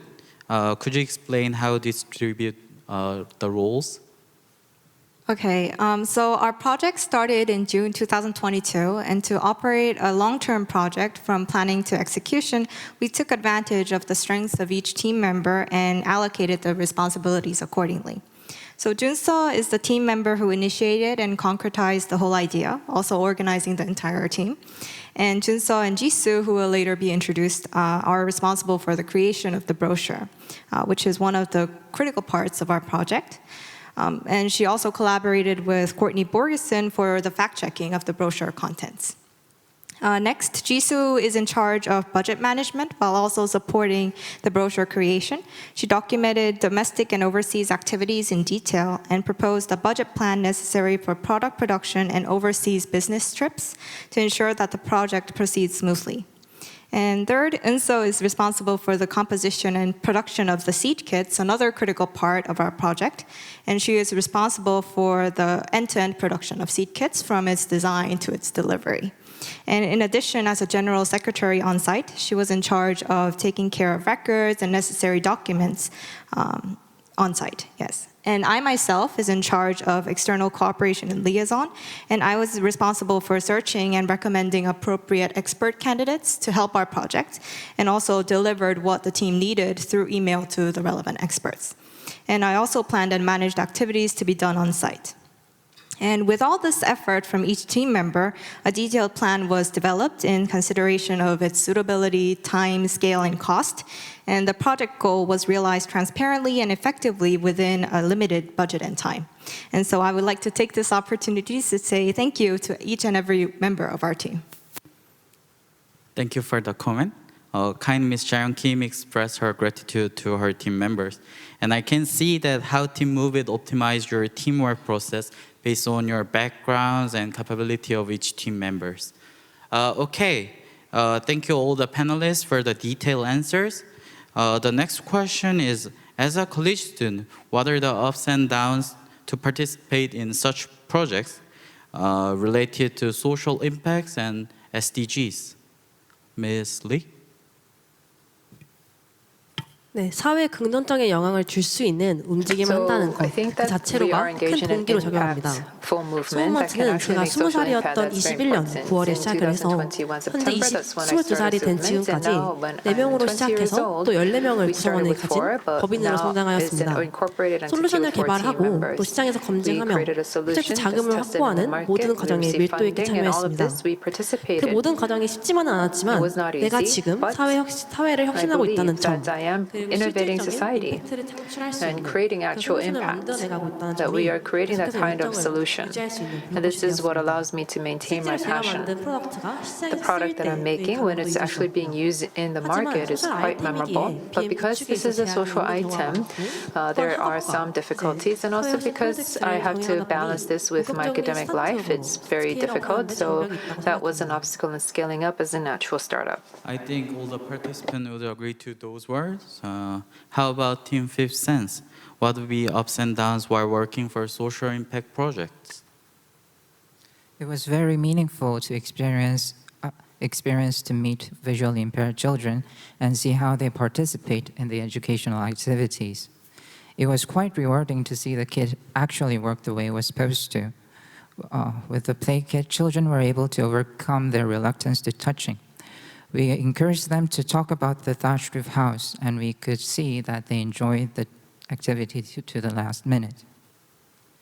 The hard part, it was hard to meet students and parents who are actually willing to meet with us.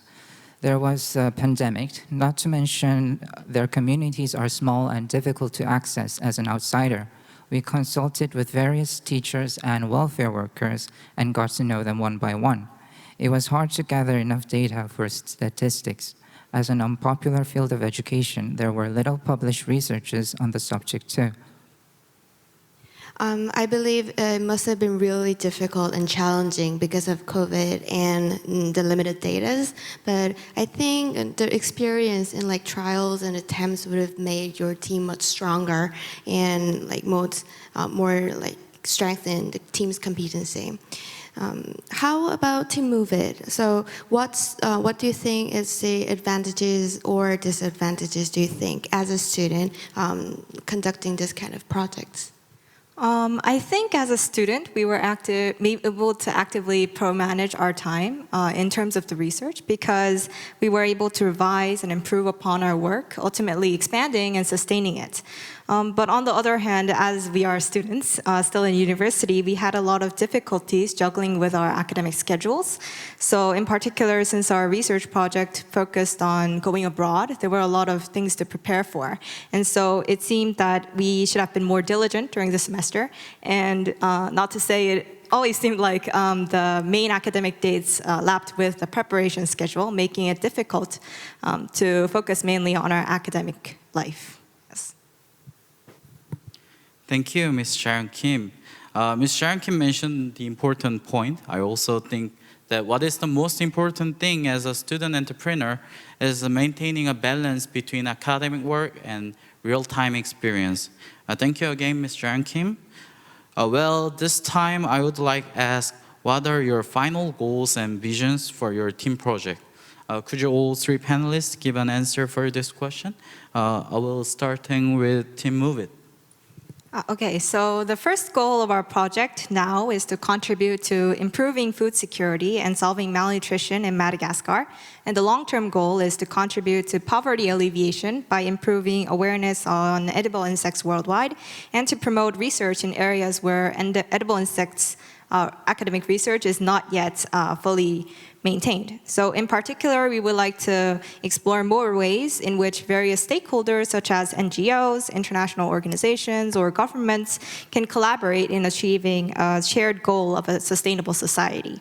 And we are very interested in ways to provide meaningful help to the socially underprivileged, such as the poor or the malnourished. And among the SDGs, especially, we are currently most interested in food security issues, sustainable consumption, climate change issues, and partnerships. We want to make products that will help visually impaired children gain confidence in learning. Different from seeing through our eyes, there are limits to things they can feel with their hands. Our products want to help experience the shape and texture of things that they won't normally get to feel. We also want to provide various tactile simulations so that visually impaired children can learn Braille faster. Thank you. Ms. Lee? 소먼트의 미션은 Someone's mission is to try to roll out a sound smoking culture so that we can have a mutually cohabitable society. And for that, we are trying to innovate the technologies and the other cultural areas surrounding smoking. We want to establish a sound smoking culture for smokers and non-smokers alike so that we can have coexistence in community. I personally think that this is a way for us to actually realize sustainable development goals. I'm interested in the products that can further that because we have to bring about actual change globally. So I want to do this in the manufacturing and IT level. I believe that we can create a huge impact, so that's why we look at design, manufacturing, and raw materials. SOVMAN's ultimate goal and vision is to try to create a coexisting society, and I'm very much committed to that. Thank you all for your answers, and I personally would like to root for all of your projects. And it was really truly nice to have a talk with you today. And I would like to ask, are there any last words you would like to share with the audience, especially maybe college students around the world who would be actively involved in such projects and activities, or who are interested? How about we start with Team Sovereign?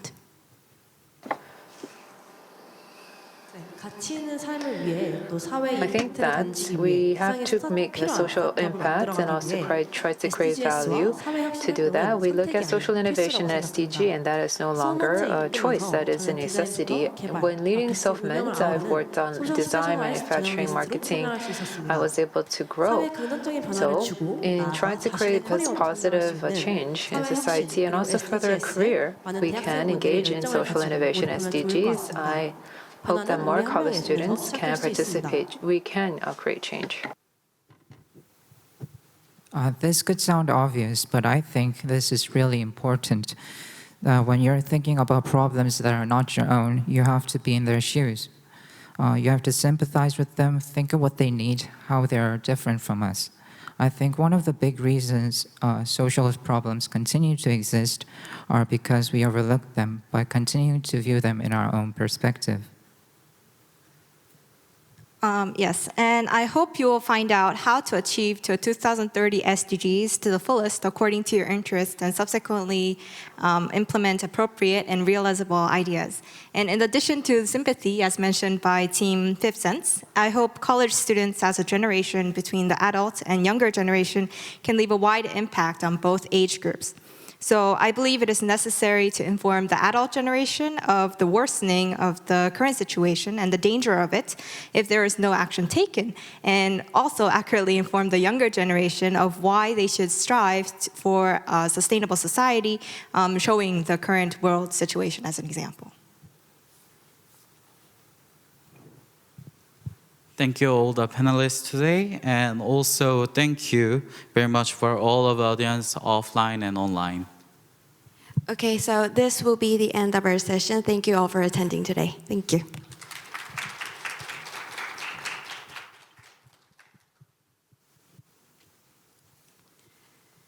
Thank you. It was a very meaningful opportunity to hear young voices and their experiences in tackling SDGs. With diverse perspectives. I thank all the students here today that took part in this session. Your works were more than inspiring to me, also motivating as well. I'm sure all the audiences agree with me that they are making incredible efforts to make some real changes in this world.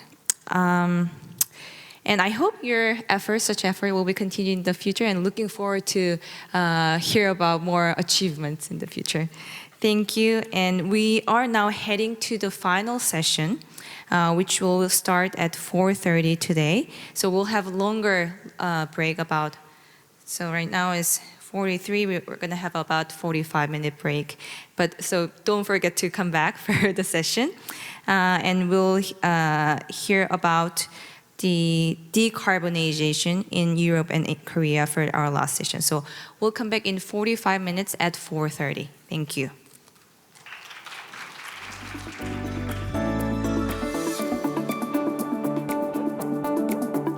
Okay, welcome back everyone at Commons and online as well to the last feature session in GEEF 2023. We have two moderators for this session, Professor Yeonho Lee, Dean of the College of Social Science, Yonsei University. Let's welcome him. And Philip Lee, the President of Korea, Europe, and EU.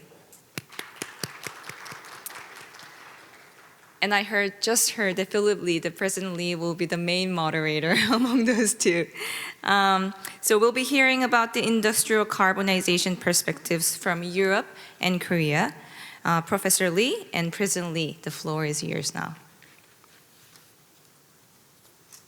Thank you very much for making this introduction. I'm very pleased and honored to be moderating this session along with Professor Yeonho. And the title of this session is Perspectives from Korea and Europe for Decarbonization. It's kind of main issue these days, and a challenge for corporates as industry produces about a quarter of global GDP and employment, but that also at the same time produces about a quarter of the world's greenhouse gas emissions. So it's a great opportunity today to hear about assessment from experts and suggestions maybe for the future, given the challenges which are awaiting us. And as it is in the hands of industry, we will also hear about comments from think tanks, institutions, financial institutions, not only industry experts. The panel is very much diversified with mostly Korean and European French speakers who are connected now from Paris. So we expect a very lively and mutually agreeable and fruitful discussion. Before starting this session, I would like to briefly introduce GEE, which is Korea, Europe, and New, which is a new think tank established recently, very recently. So the main activities we are covering are in three areas. One is a think tank, covering analysis in geopolitics, regulation, soft power, sustainable development, human resources, innovation and technology. We also have collaboration platforms, working groups trying to identify new avenues, new business models and opportunities, and comprehensive assistance program tailored to more individual needs in terms of needs from institutions and companies. And also, last but not least, the Next Gen program, which is to engage young generation in all of our projects and work streams, and in order to create synergies and launch new initiatives together. So we have a team of working groups, and I would like to emphasize a little bit this working group, ESG sustainability, and for all the groups we have co-leads. And I'm very happy to introduce the co-leader of this working group, who is Jay Lee, sitting on my left, who is the team leader and ESG consulting team at KB Bank, and he will be one of the speakers today. The other colleague is Stéphane Ferrara, who is Chief Business Officer of Carbios, a new French startup which is recycling chemicals and textiles, and who used to be the CEO of Arkema Korea. So this is Next Gen program, and we had an inaugural forum in Paris recently on January 19, which was quite successful, with personalities and experts from public institutions, corporates, coming and delivering speeches. And there was also a reception at the French Élysée Palace with the French president, where I had an opportunity to present the key project to President Macron and to the former Prime Minister, Mr. Raffarin, who was also the keynote speaker of our forum. So this is it for the introduction. I would like now to give the floor to our two main speakers, who are Mr. Joseph Delatte, who is a research fellow, senior research fellow at Institut Montaigne, and also to Mr. Yonsei Kim, who is Secretary General of International Transport Forum at OECD, which is a think tank dealing with transportation policies and transport issues. So let me first introduce Mr. Joseph Delatte, who will be speaking and introducing his recent actions, studies at Institut Montaigne, and also some initiatives that he would like to suggest to us today. So Joseph, the floor is yours.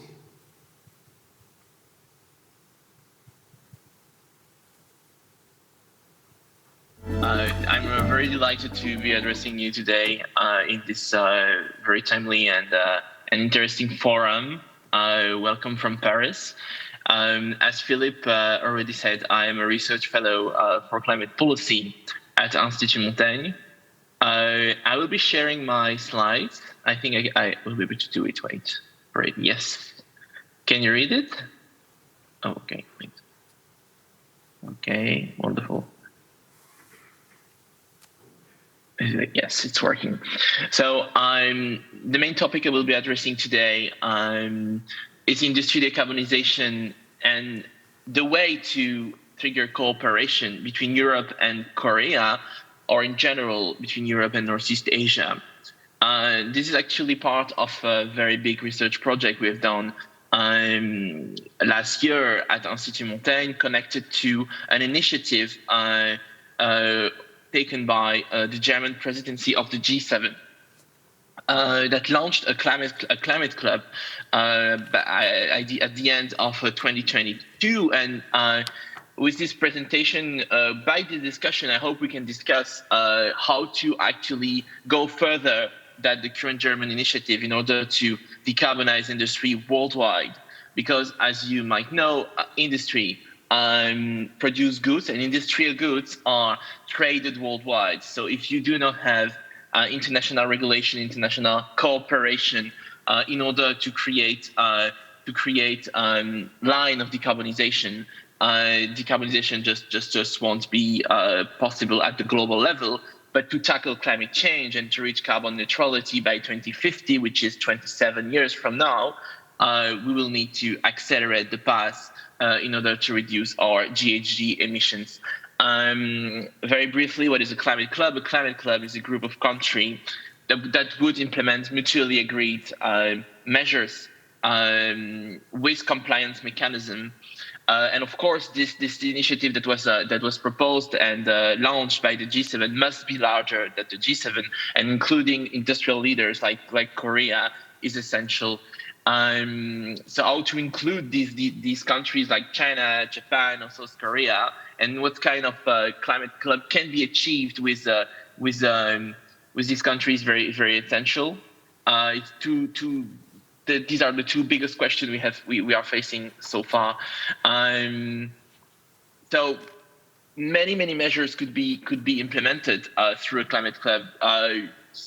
For instance, carbon pricing. Countries like Korea or the European Union have already carbon pricing implemented through an emission trading schemes. That could be a line of cooperation between the two regions. You know that carbon pricing are also being implemented all around the world in many countries, and that is definitely a tool for understanding each other's policy and to harmonize these policy throughout. And of course, very recently, the European Union has implemented the very important measure called carbon border adjustment mechanism, which means that the EU will now account for emissions embedded in trade when they import goods from around the world. It concerns Korea and concerns many other regions, and these also could be questions discussed for industrial decarbonization through a climate club. And finally, I will speak a bit more about how to trigger industry cooperation and industrial policies cooperation. The goal here is to establish the supply chain of the future. So, for instance, for green hydrogen, for green steel, and for many other goods that we have to decarbonize in the next 27 years. So far, recently, and I am sure our discussant will give us an outline of all this, but there are many divergences in industrial policies and industrial decarbonization policies between the different countries. Let's say between Korea and Europe, the way decarbonization is seen in the steel industry is very different. So that should be a point of cooperation between Korea and Europe. So what we did at Institut Montaigne is to support the creation of a climate forum, which could foster the discussion on specific rules for each sectors, industrial sectors, specific industrial sectors. And we made some proposals, for instance, to adopt sectoral green certificate, which would certify the carbon content of goods in order to really be sure that the goods that are traded between different regions are indeed carbon neutral or with a certain amount of emissions, in order to be sure that we are really able to green trade and that we are really able to switch from a carbon intensive trade, as we are doing right now, to a carbon neutral trade by 2050. But in order to do that, you need to iron out the methodological incomparability between the different regulation implemented in Korea, for instance, and Europe. And that could be something that could be done through a climate forum, through a climate club, or through bilateral relation, as we do today in this session. All of this, of course, is to promote cooperation for the creation of green markets, for instance, green steel, green hydrogen, etc. I'm sure the discussant will address these questions. So we have very briefly established 4 pillars of a feasible climate forum in order to decarbonize the industrial sectors. We believe through the research we have done that policy differentiation must be possible. So different countries will implement different policies. That's completely unavoidable. But what you need to do is some sort of conversion guidelines in order to ensure that the goods that are traded are still carbon neutral, or that the carbon contents of the goods. So I will not go further into this discussion here, but basically that is the point we have created, the report we have done. In maybe one last remark with this very beautiful figure that my colleagues have created.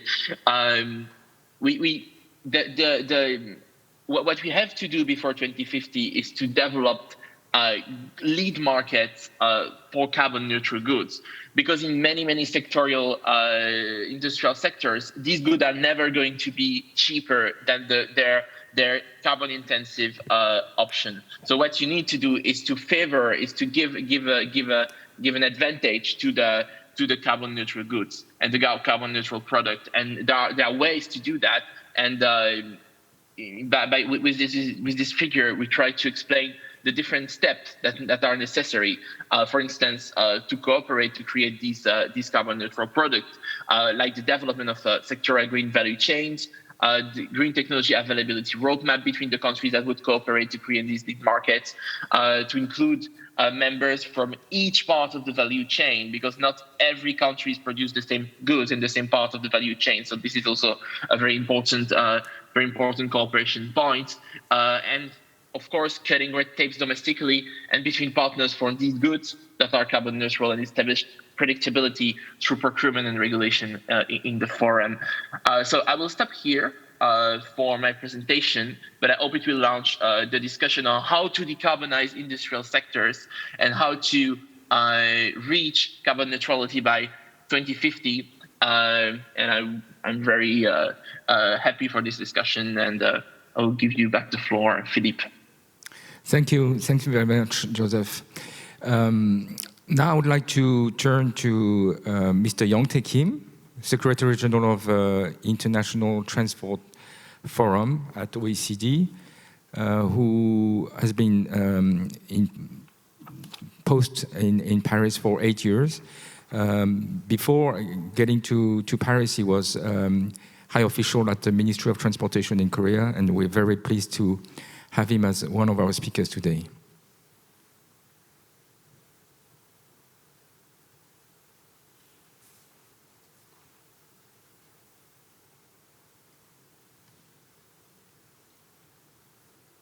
Mr. Kim, are you connected? Can you start?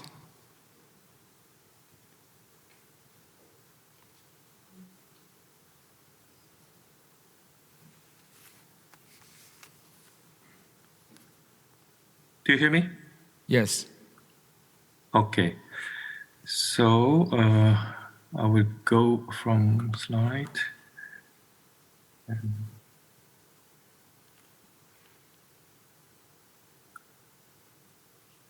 Do you see my screen? No, we cannot see your materials yet. We can hear you, but we cannot see anything. Okay. What about now? Yes, yeah. All right, we got it. Okay. So sorry for some technical issues. And I'm happy to be here with you today, and I will tackle this question from an international organization perspective.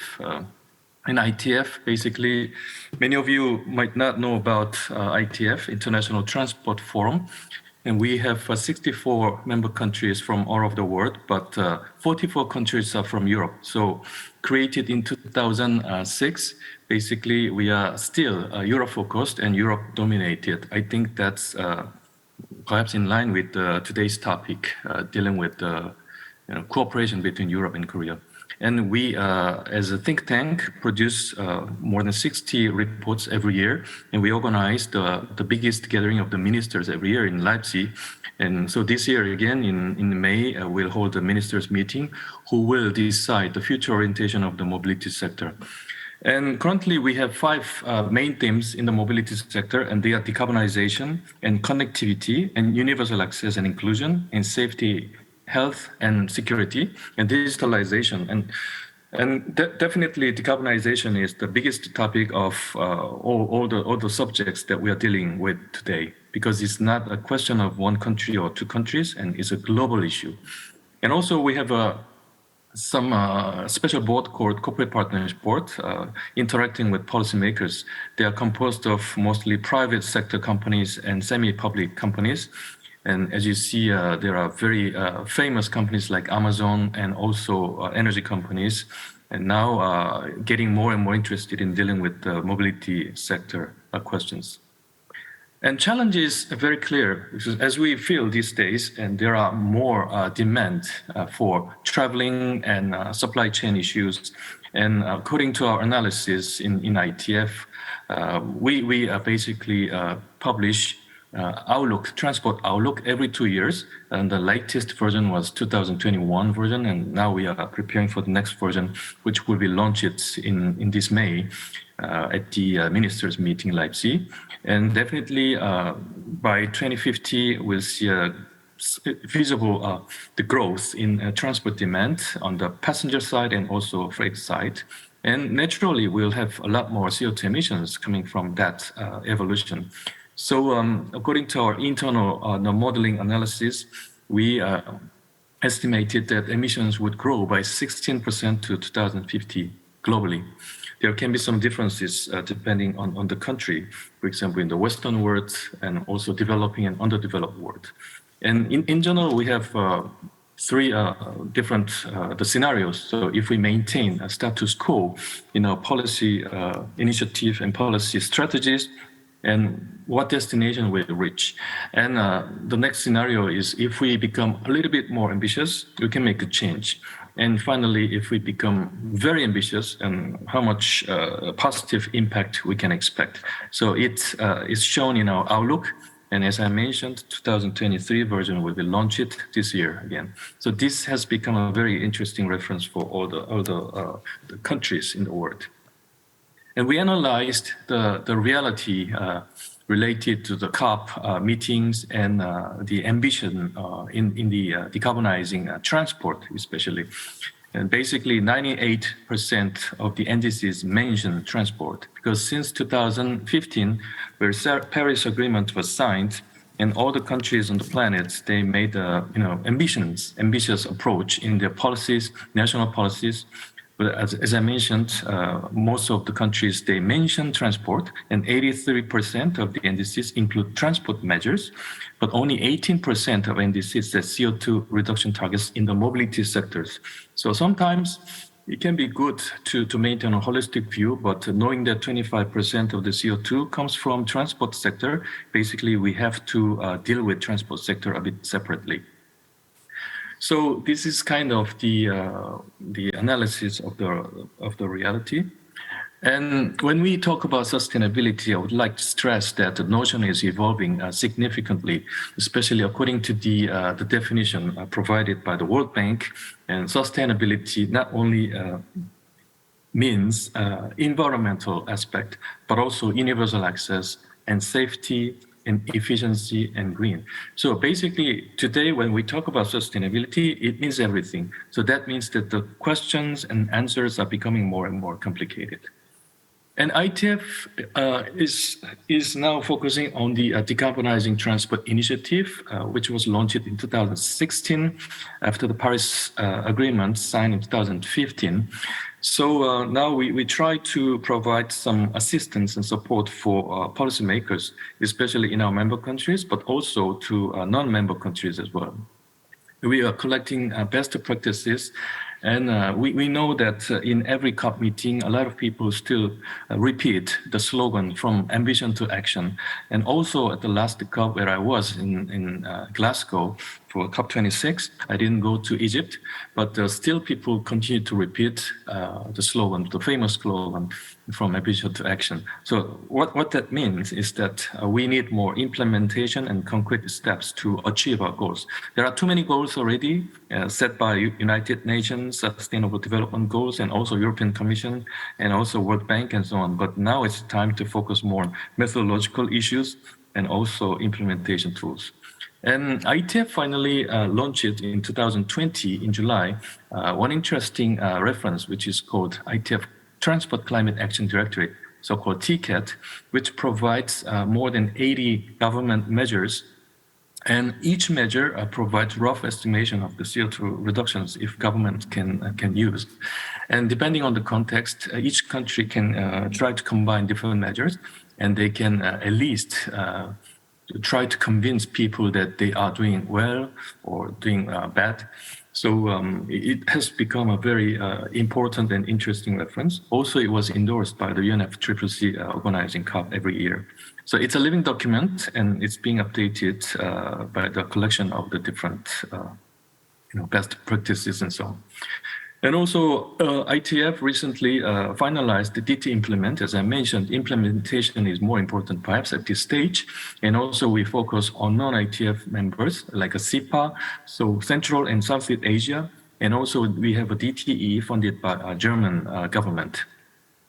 So many countries now are cooperating to solve these problems on the planet, knowing that we have to make some concrete steps and concrete outcomes. We don't have time to lose and waste, so we have to go faster to bring more efficiency to our collective efforts.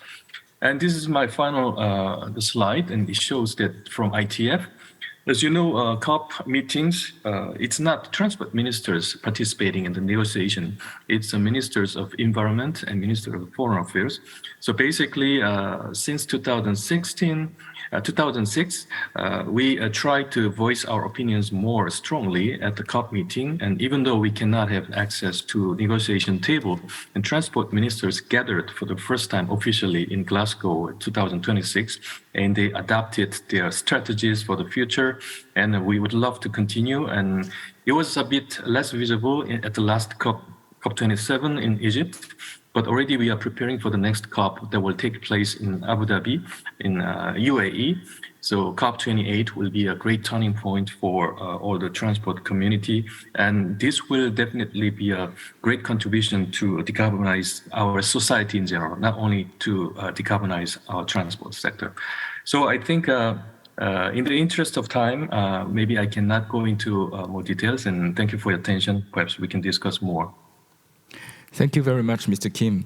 So now we will start our panel discussion with 3 speakers from various sectors, maritime shipbuilding, finance, and hydrogen. So that will allow us to have a broad perspective of and practical perspective of where decarbonization is standing in each sector. I will ask our speakers to be concise in the interest of time, and to introduce shortly themselves when they start their introduction. So in order to start, I would like to give the floor to Mr. Philippe Berthet-Rotière, who is the CEO and chairman of GTT. Okay, yes, thank you very much, Philippe. Yes, GTT is the technology company providing technology for LNG carriers, and also very much involved in producing electrolyzers. What we can say is we can see that in different parts of the world, decarbonization is progressing at a different pitch. And it's a matter of concern, first of all, because carbon is a global issue, but also if decarbonization is progressing at different pitch, it means that international trade, international cooperation is in danger. more countries or group of countries are going to progress into decarbonization, the less they are going to agree to work with countries progressing much more slowly on this matter. Well, in the maritime industry, by definition, maritime industry is global. And if you begin to have regional regulation, you kill very quickly the international trade through shipping. So negotiations are fairly difficult, but I would say that targets for decarbonization for the shipping industry have been set, and they are very ambitious. Basically, it means that ships currently existing have to reduce their emissions. It's very difficult on ships existing. It's easier on ships which have to be built, but you cannot renew all of a sudden the worldwide commercial fleet. So ship owners have to do something to reduce the emissions of their existing fleets. That is going to have a major impact, slowing down the cruise speed of ships. It means that we are going to need more ships, but also pushing very soon people to look at new ships.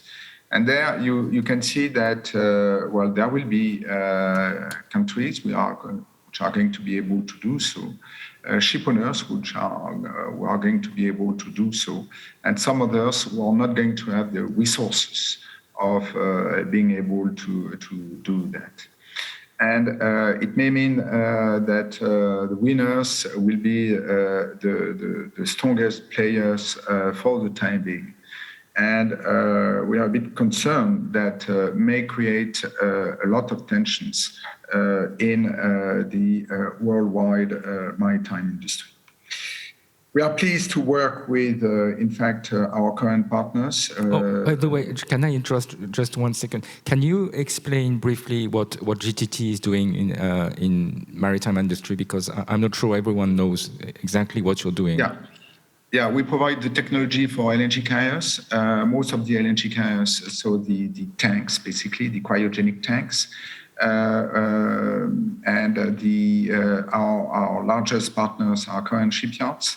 90% of the energy carriers are coming from Korea.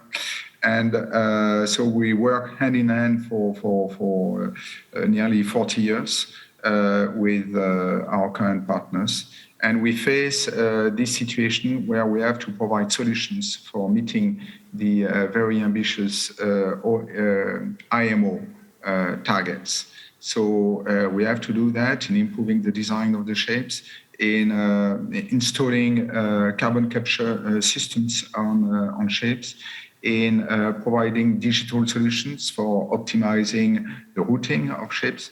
Well, plenty of solutions in order to address this carbon issue on ships, even though shipping, it's producing 3% of the worldwide CO2 emissions, while it transports 80% of the goods on our planet.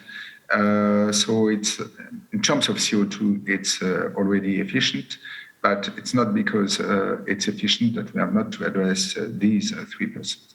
So through these very ambitious targets which have been set by the International Maritime Organization, we have to keep on reducing CO2 and trying to maintain a balance between the various players, various countries, making sure that existing ship owners in parts of the world which are less rich, less powerful than some others, are going to remain lively and active, even though we further progress in this decarbonization roadmap. Okay, thank you very much, Mr. Berthet-Rotière. Now I'd like to turn to my neighbor, Mr. J.W. Lee, who is a team leader at KB Bank. Can you introduce yourself and explain what you're doing at KB? Yeah, thank you for having me. I'm Jay Lee. I'm working for ESG Consulting in KB Bank in South Korea, one of the biggest banks in South Korea. We have the 700 billion asset, US dollar, in our balance sheet, and among them we have about approximately 20% of high-intense carbonized corporation loan asset or investment. So in the financial sector, we have impacted on the many kind of diverse industry and corporation in these days, and among 20% of 700 billion asset would be maybe impacted harshly in 5 to 10 years because of many kind of ESG matters, and as Yonsei Kim commented about, the many different kind of ESG initiative makes very, very difficult to respond the ESG matters on, especially for small and middle-sized corporation. Basically, we are helping to them to shift decarbonized business model for helping as working as an advisor for their shift to the decarbonized business model. Also, in these days, in the given circumstance, interest rate high and inflation also should be penalized by current government bank interest rate policy. So we are highly focused on ESG implementation and ESG advisory service to our corporation client to shift their decarbonized business model. Thank you. Thank you, Mr. Lee. Now I would like to give the floor to Mr. Michael Naori, who is Corporate Affairs Asia Pacific Director and Hydrogen Marketing Manager at L'Air Liquide. Yes, thank you very much, and thank you for inviting me today to talk to this wonderful event. So first, I will describe a bit what my company is doing. So Air Liquide is what we call an industrial gas company, and so we are selling gases, all type of gases except natural gas, to a very large variety of companies and industries, from healthcare to heavy industries to electronics. So we are very much covering all the industrial sectors. We are present in 78 countries, so this is also very interesting because we have this global perspective without being necessarily part of global trade. And Air Liquide is very much active in the energy transition and in the decarbonization effort on three main pillars. The first one is to decarbonize our own assets. We are very much an energy-intensive company, so there is a lot to do for us to reduce our footprint. Second pillar, it's to support our customers. So since we have customers in all the industries, we are working with all of them to support their decarbonization. So on this, we are touching to topics such as carbon capture. We are touching topics on hydrogen for industries, but also new ways to develop their own industries. For example, hydrogen for steel. We are working with a better usage of our gas for better combustion, for example, what we call oxy-combustion. So all those topics with our customers. And then the last pillar, and this is what I will more focus today, is the development of new energies, such as biomethane or hydrogen. And so we have been very critical at the development of hydrogen, being leading not only thanks to a very long experience, about 60 years working on hydrogen topic, but also we have pushed the global understanding of the hydrogen towards policymakers and towards the public with the development of the Hydrogen Council and other activities at the country level. So we have been part of each key consortium of developing hydrogen in France, but also in Korea. For example, we are part of INET or Co-Hydrogen, or these two consortium to develop stations in the country. So a few remarks, and then I will go back to the discussion. But first remark I wanted to make is we talk a lot about changes and what the country should do. From an industry perspective or from company perspective, the difficulty is to manage all the change in regulations. Those changes are appearing very fast, while the pace of industry is very much different. We invest for the next 40, 50 years when we take a decision of investment, and it's very much difficult to adjust to new policies. So I will say the first key thing that should be done per country or at global level is to give a very strong perspective on what is supposed to be the end game, because this can bring confidence in industry to invest and to make sure that their investment is actually still relevant in the coming decades. But in the same time, industries are not completely stupid, and they know some way what is the end game. And so when we take decision now, at least for my company, but I guess for all our customers, the topic of energy transition and decarbonization is very much at the top of the priority. The second thing, I think Joseph mentioned, the huge difficulty to align companies, to align countries between them, and it's true with so much difference between the background of or the energy mix of each country. It's quite difficult to align in terms of policies, but there is a lot of things that we can align. We can align on standards, we can align on certification methodologies, we can align on some cooperation in third countries. So all of these that are not critical to the defense of countries could be assessed, because today we see a very strong return of the point of energy security, and it's true that this will be difficult to manage since 2022. It will be difficult to manage the open globalization on this topic when the energy security is at the core of everyone's mind. Then we have the fact that companies like mine are acting at global level, and so I will not be too worried to left out countries, because basically, even if a country is not so much acting, company will need to decarbonize all the activities across the world. So this will embark and will push at the end of the day, I mean, for when the multinational companies that are working on those topics will push all the countries in the decarbonization. And just to conclude a bit, so this panel is about opportunity rising from crisis, and so I agree completely with Philippe on that. We will see with this transition a lot of new champions. We will see some winners and some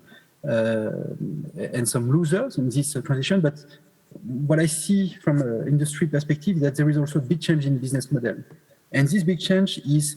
I can give a really short example. It's the idea that, for me, we went from a world where it was very difficult to set up joint ventures, to set up this type of collaboration, because everyone knows that having several partners is always difficult, to a point where now it's indispensable to have partners. And all the new projects in the energy transition are always built with a lot of partnerships, a lot of players. So I think this is a very big change in the mindset in terms of business model that will create not necessarily new champions, but will create a lot of new opportunities for industries. Thank you. Thank you, Michael. So now we have about 28 minutes left for discussion.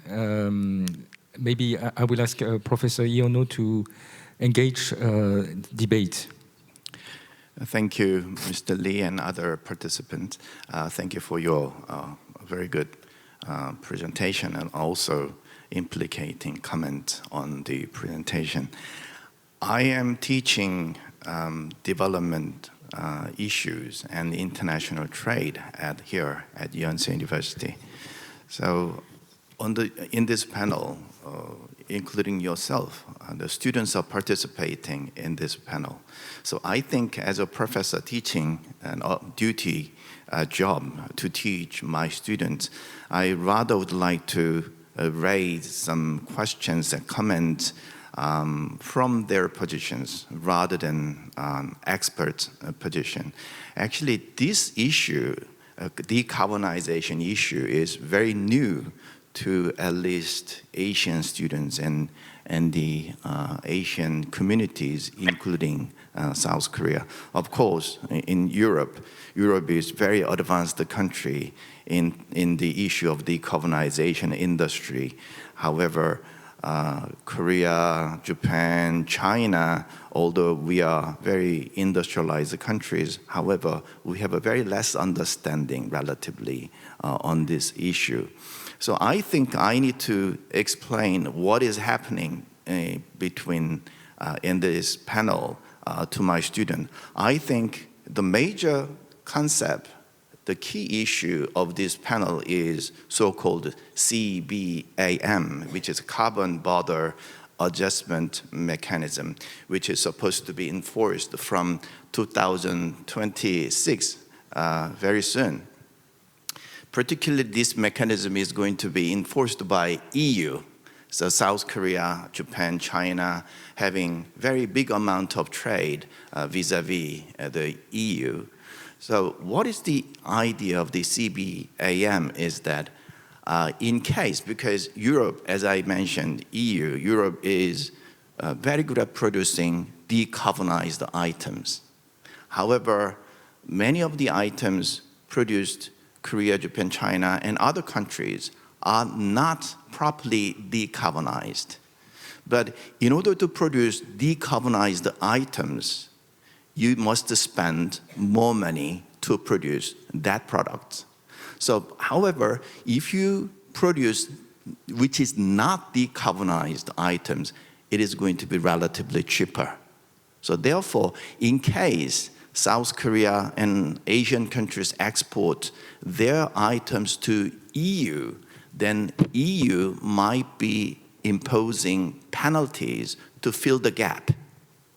That is virtually tax, trade tax. That's the key reasoning of the problem. So I understand EU's position. So we have our position. But I want to ask that from the perspective of Korea and China, that how much that mechanism, CBAM, is sophisticatedly developed, and also which is ready to be enforced in the EU. Even in the case, I have referred to some material that in the case of the steel industry in South Korea, by 2032, the steel industry, when they export their items to the EU, they may have to pay about $550 million tax in order to export their steel items from Korea to EU.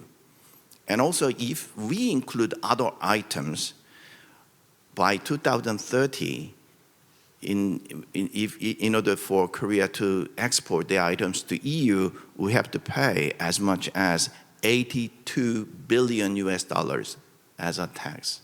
That is going to be a huge penalty for South Korea to export their items to the EU. Maybe similar cases will apply to other countries such as China and Japan. So I want to ask whether and also EU has 27 member countries. I really wonder whether you have a synchronized, integrated system to enforce CBAM within the EU. How much are you ready? We are now having a talk with our French counterpart rather than EU counterpart as a whole. So I want to hear about that, whether every member of the EU countries are supporting that idea. That is my first question. And secondly, I have been often asked by my student when in the class of international development cooperation, some people even argue the carbon tax issue, concerning the carbon tax issues, might be a so-called carbon imperialism.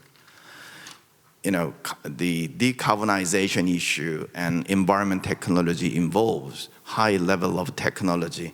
Therefore, I think developing countries, newly industrialized countries, will have a big problem in exporting their items to EU or United States, which is supposed to enforce very high level of the decarbonization standard. So then in that case, maybe as a professor or student studying international development cooperation, this might be another round of disaster. Of course, South Korea is a bit ready, but other developing countries are not very much ready, and also they do not even understand the mechanism of it, and also they do not properly know how to cope with this kind of situation. Thirdly, because we are talking with a French counterpart, I want to ask about the atomic energy issue. If my knowledge is correct, France's industry is also depending upon atomic energy resources in generating electricity. If my knowledge is correct about French industry as a whole, the energy is about the atomic based electricity power generation accounts for about 49 or 46% of the total energy as a whole. So that means France is heavily depending upon atomic energy. Meanwhile, Germany, that was about 6%. South Korea, in the case of South Korea, we are depending upon atomic energy in power generation about 27%. So what is the recent agreement on the atomic energy when it comes to related to decarbonization issue in Europe and also particularly in France? How do you deal with the concerning all E100 or taxonomy issues?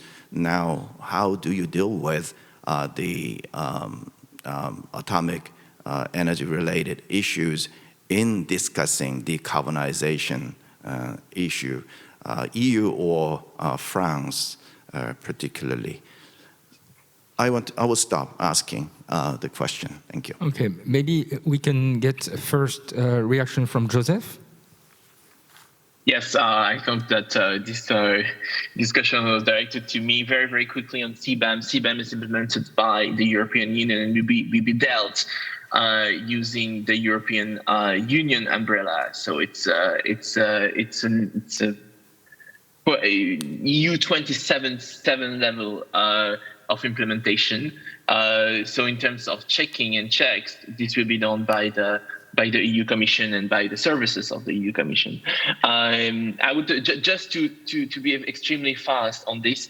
The carbon pricing measures is actually central and critical in speaking with CBAM. A country like Korea already has an emission trading scheme, so a carbon market, which means that for countries such as Korea, it is actually extremely easy to deal with CBAM because the only thing that Korea has to do is basically to adapt its carbon markets to the new reality and to take into consideration that price differences will be a key in order to compute the CBAM.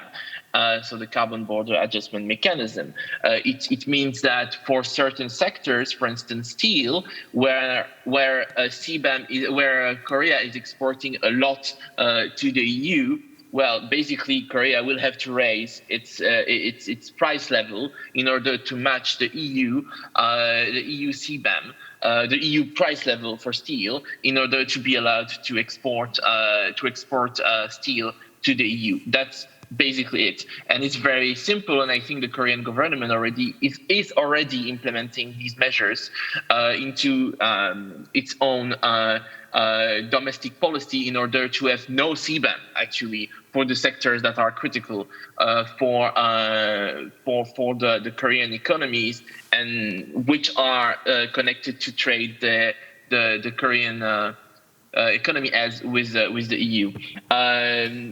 For the question related to developing countries, I think it's an important question, especially because decarbonization should not be a way to avoid developing countries to develop and to have their own industry. And we are connected. All of this is connected to climate finance, but also, if you speak about CBAM, most of these developing and especially least developing countries are not going to be covered at the beginning. So you have to consider that we are not comparing, as we say in French, pears and apples. You do not you do not deal with Ghana the same way you deal with South Korea, because South Korea is a very, very important industrial country where we can have like this kind of discussion about many ways to decarbonize industries, whereas a country still very much in development should have some leeways in order to develop and some help through climate finance. I would like to recenter the discussion maybe for other discussants, and I would have maybe one question for all of you, and this question would be: what kind of international rule or standards do you deem important to decarbonize your sector, your specific sector? So what kind of rule do you think the countries together should implement, and which one would be very central for your sector in order to decarbonize it? Okay, who wants to answer? Maybe Mr. Kim, Yongtae Kim, do you have ideas about this? Yeah. I think Professor Lee raised very important question and also very challenging and difficult. But from my experience, for example, focusing on the mobility sector, we have three big the actors in the world. So for example, the US. When we talk about autonomous vehicle and digital and even energy, the questions, we have US on one hand and also EU on the other hand. And we also consider the role of the China these days. And basically EU is a regulator, European Union composing of 27 countries, definitely. But we have also different the sectors. I would say sectionalism in European Union. For example, they have DG Move dealing with mobility questions, and DG Klima also environment questions, and also DG Research, and perhaps supporting all the research activities. But the ITF, for example, is a forum who can make an input for that regulators, because as Darwin said in the past, that those who are not the strongest survive, but those who adapt can survive in the end. But how can we adapt? And we have to know the context and read the future orientations. Then now reading is not enough. We have to make it happen. And that's why a lot of stakeholders should participate more actively in the forum and discussion on the different platforms. Because also European Commission is impacted by global organizations like IMO and ICAO. But the difference is that what is more homogeneous and heterogeneous? That is the question. So in the European situation, for example, perhaps they have very similar characteristics relatively, but in the international platform like IMO and United Nations agencies, you have more diversified profiles coming from African countries and also Latin American continent and so on. So I think we have to well read all the evolutive, the tendency and context, and basically from private sector and also from government sector. And in the international scene, we have to make a very productive inputs, but at the same time also in each country, there should be a smooth governance system. unless they have a smooth governance system, basically international discussion cannot make any impact in each country. That's what we observed clearly these days. Okay, thank you very much, Mr. Kim. I have another question for all the panelists, which is based on the new framework of global warming limitations, decarbonization. All these frameworks require to adapt to new regulations, constraints, and I would like to know if you consider this new set of requirement is compatible with your business, which is basically as a corporation to trigger profits, to earn money. Do you expect to earn less money in the future? What kind of transformation does it require from your respective situations? And especially in terms of technology, what kind of new challenges and new requirements are triggered through this new set of frameworks? Mr. Berthaud-Thiers, can you maybe start to answer? Yes, thank you very much, Philip. Well, definitely the speed at which things are supposed to change, the ambitions of the targets set more and more either by regional countries or by international organization is creating a momentum for technology companies to provide solutions. And we have to do it. We have to do it very quickly. It's a necessity for meeting the challenge, for helping our partners, the world, to adapt to this new environment. So it's a necessity to survive. And it's also, if you do it properly, it's also a business opportunity. But I would like to say first that before being a business opportunity, and we are going to see who has the right ideas and who is going to be able to implement them. Right now, it's a major disruption, and disruption for providers of solutions. Do they have something ready? Do they have the teams who are able to imagine the future? Are they set for that? Are they ready for such a change? And it's a disruption for their partners who are waiting for something from these vendors, from these technology companies, and we are needing that badly due to these ambitious targets.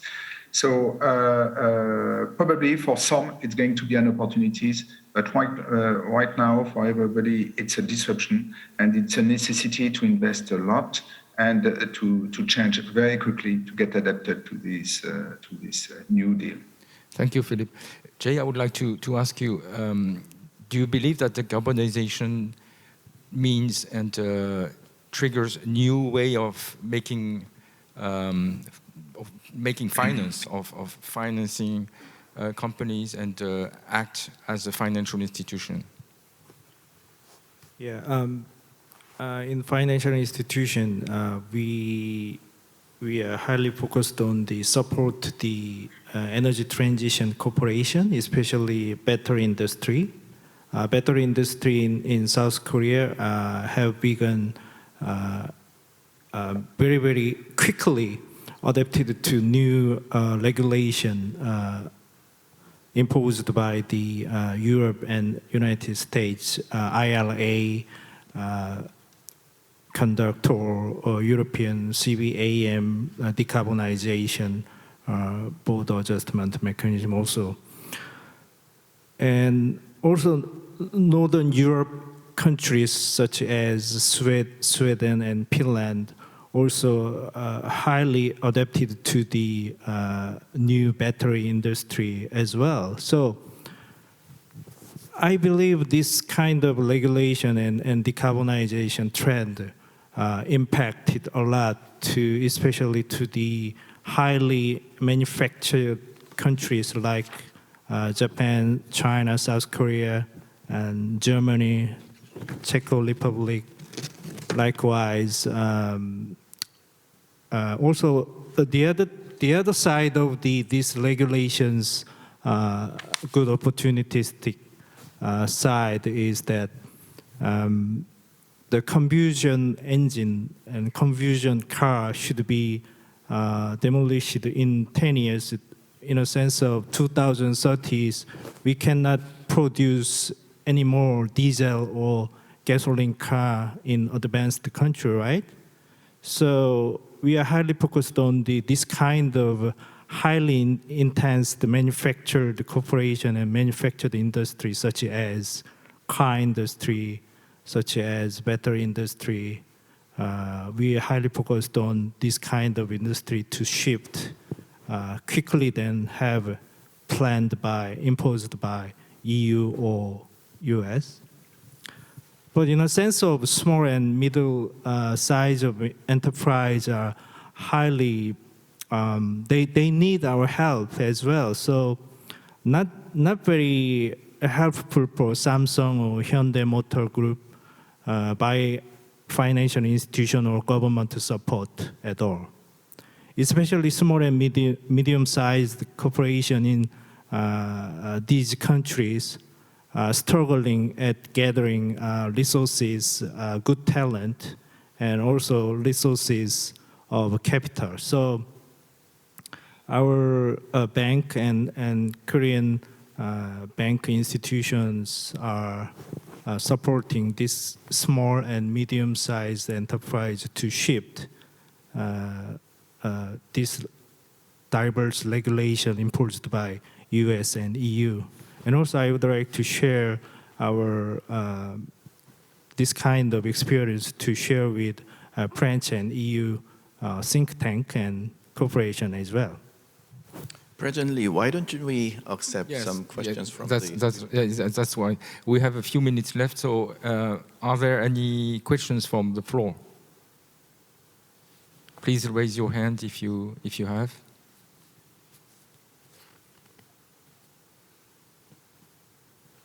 Any question? Yeah, please.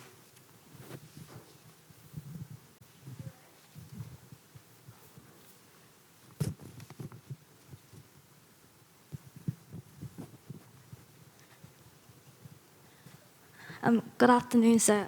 I'm a student at Yonsei University, a prospective junior from international studies, and I wonder whether the cooperation between Asian countries, Korea, China, Japan, and the ASEAN nations, would this cooperation produce another innovative effect of helping the decarbonization of the Asian region?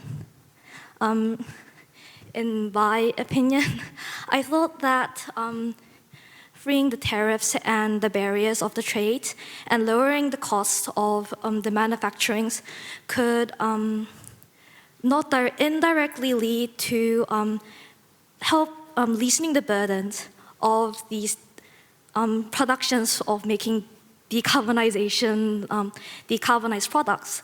But I wondered whether there would be more additional effects of the cooperation between these countries that are not used to or newly adapting this decarbonization process. Thank you. Thank you. Maybe we can ask Michael Nauri, since he's covering Asian region, to answer. Yes, with pleasure. So in the same time, I will also link a bit my answer with Joseph's question. I think the first thing when we look at all those countries is today each countries are fighting with their own strategy, but each of those countries are looking at each other in implementing their strategy.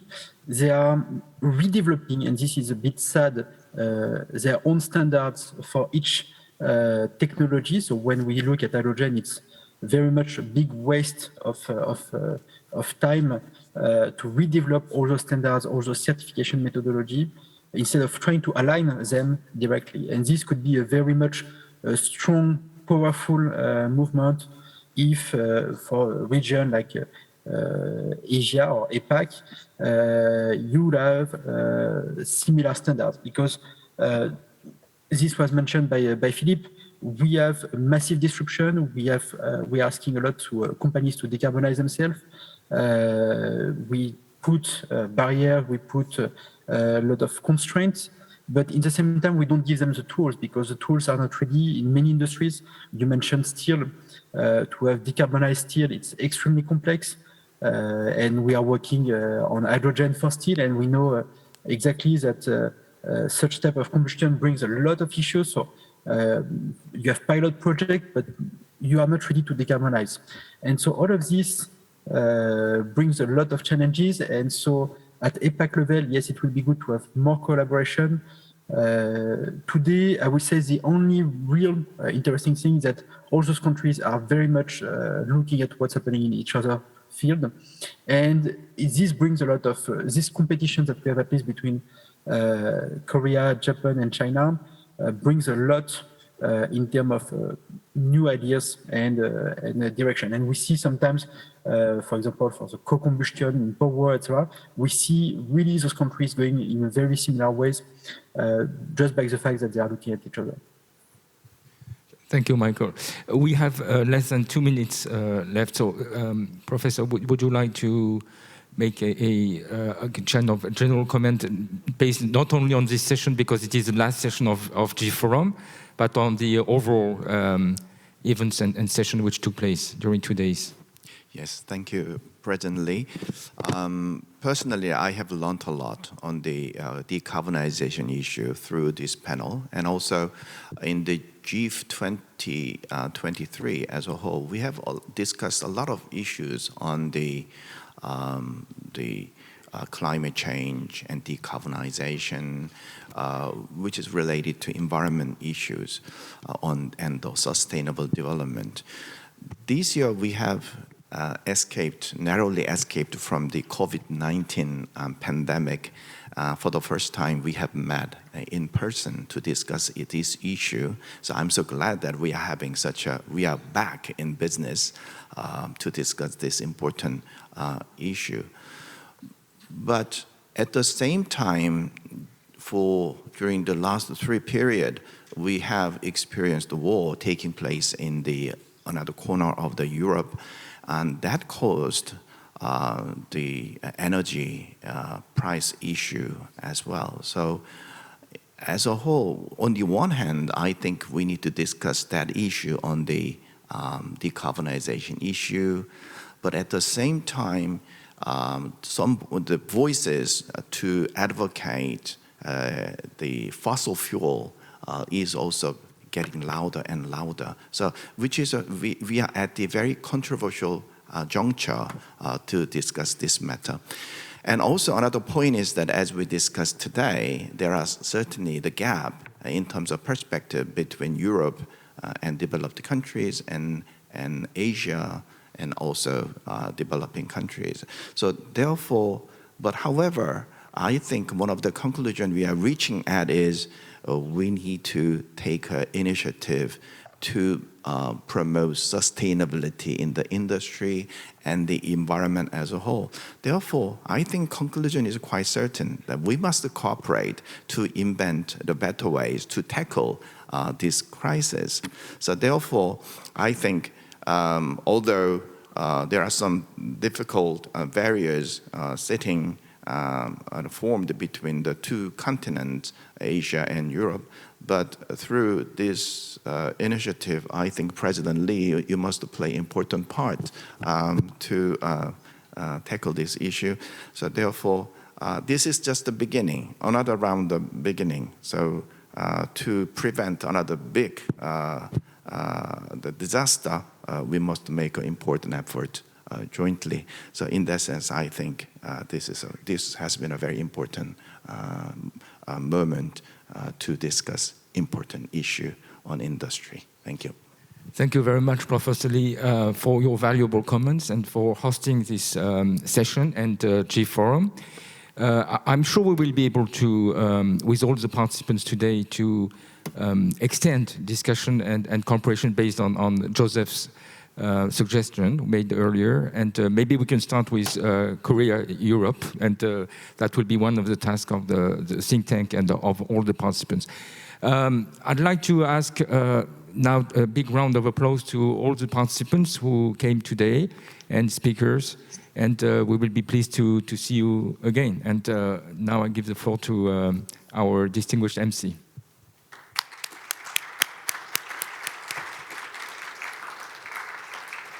Thank you very much for a very insightful session. I think this session awakened us, gave us awareness building for the decarbonization. And it was a great time to remind us that cooperation between countries, between industries are necessary to make a progress in terms of decarbonization and to the end for sustainability.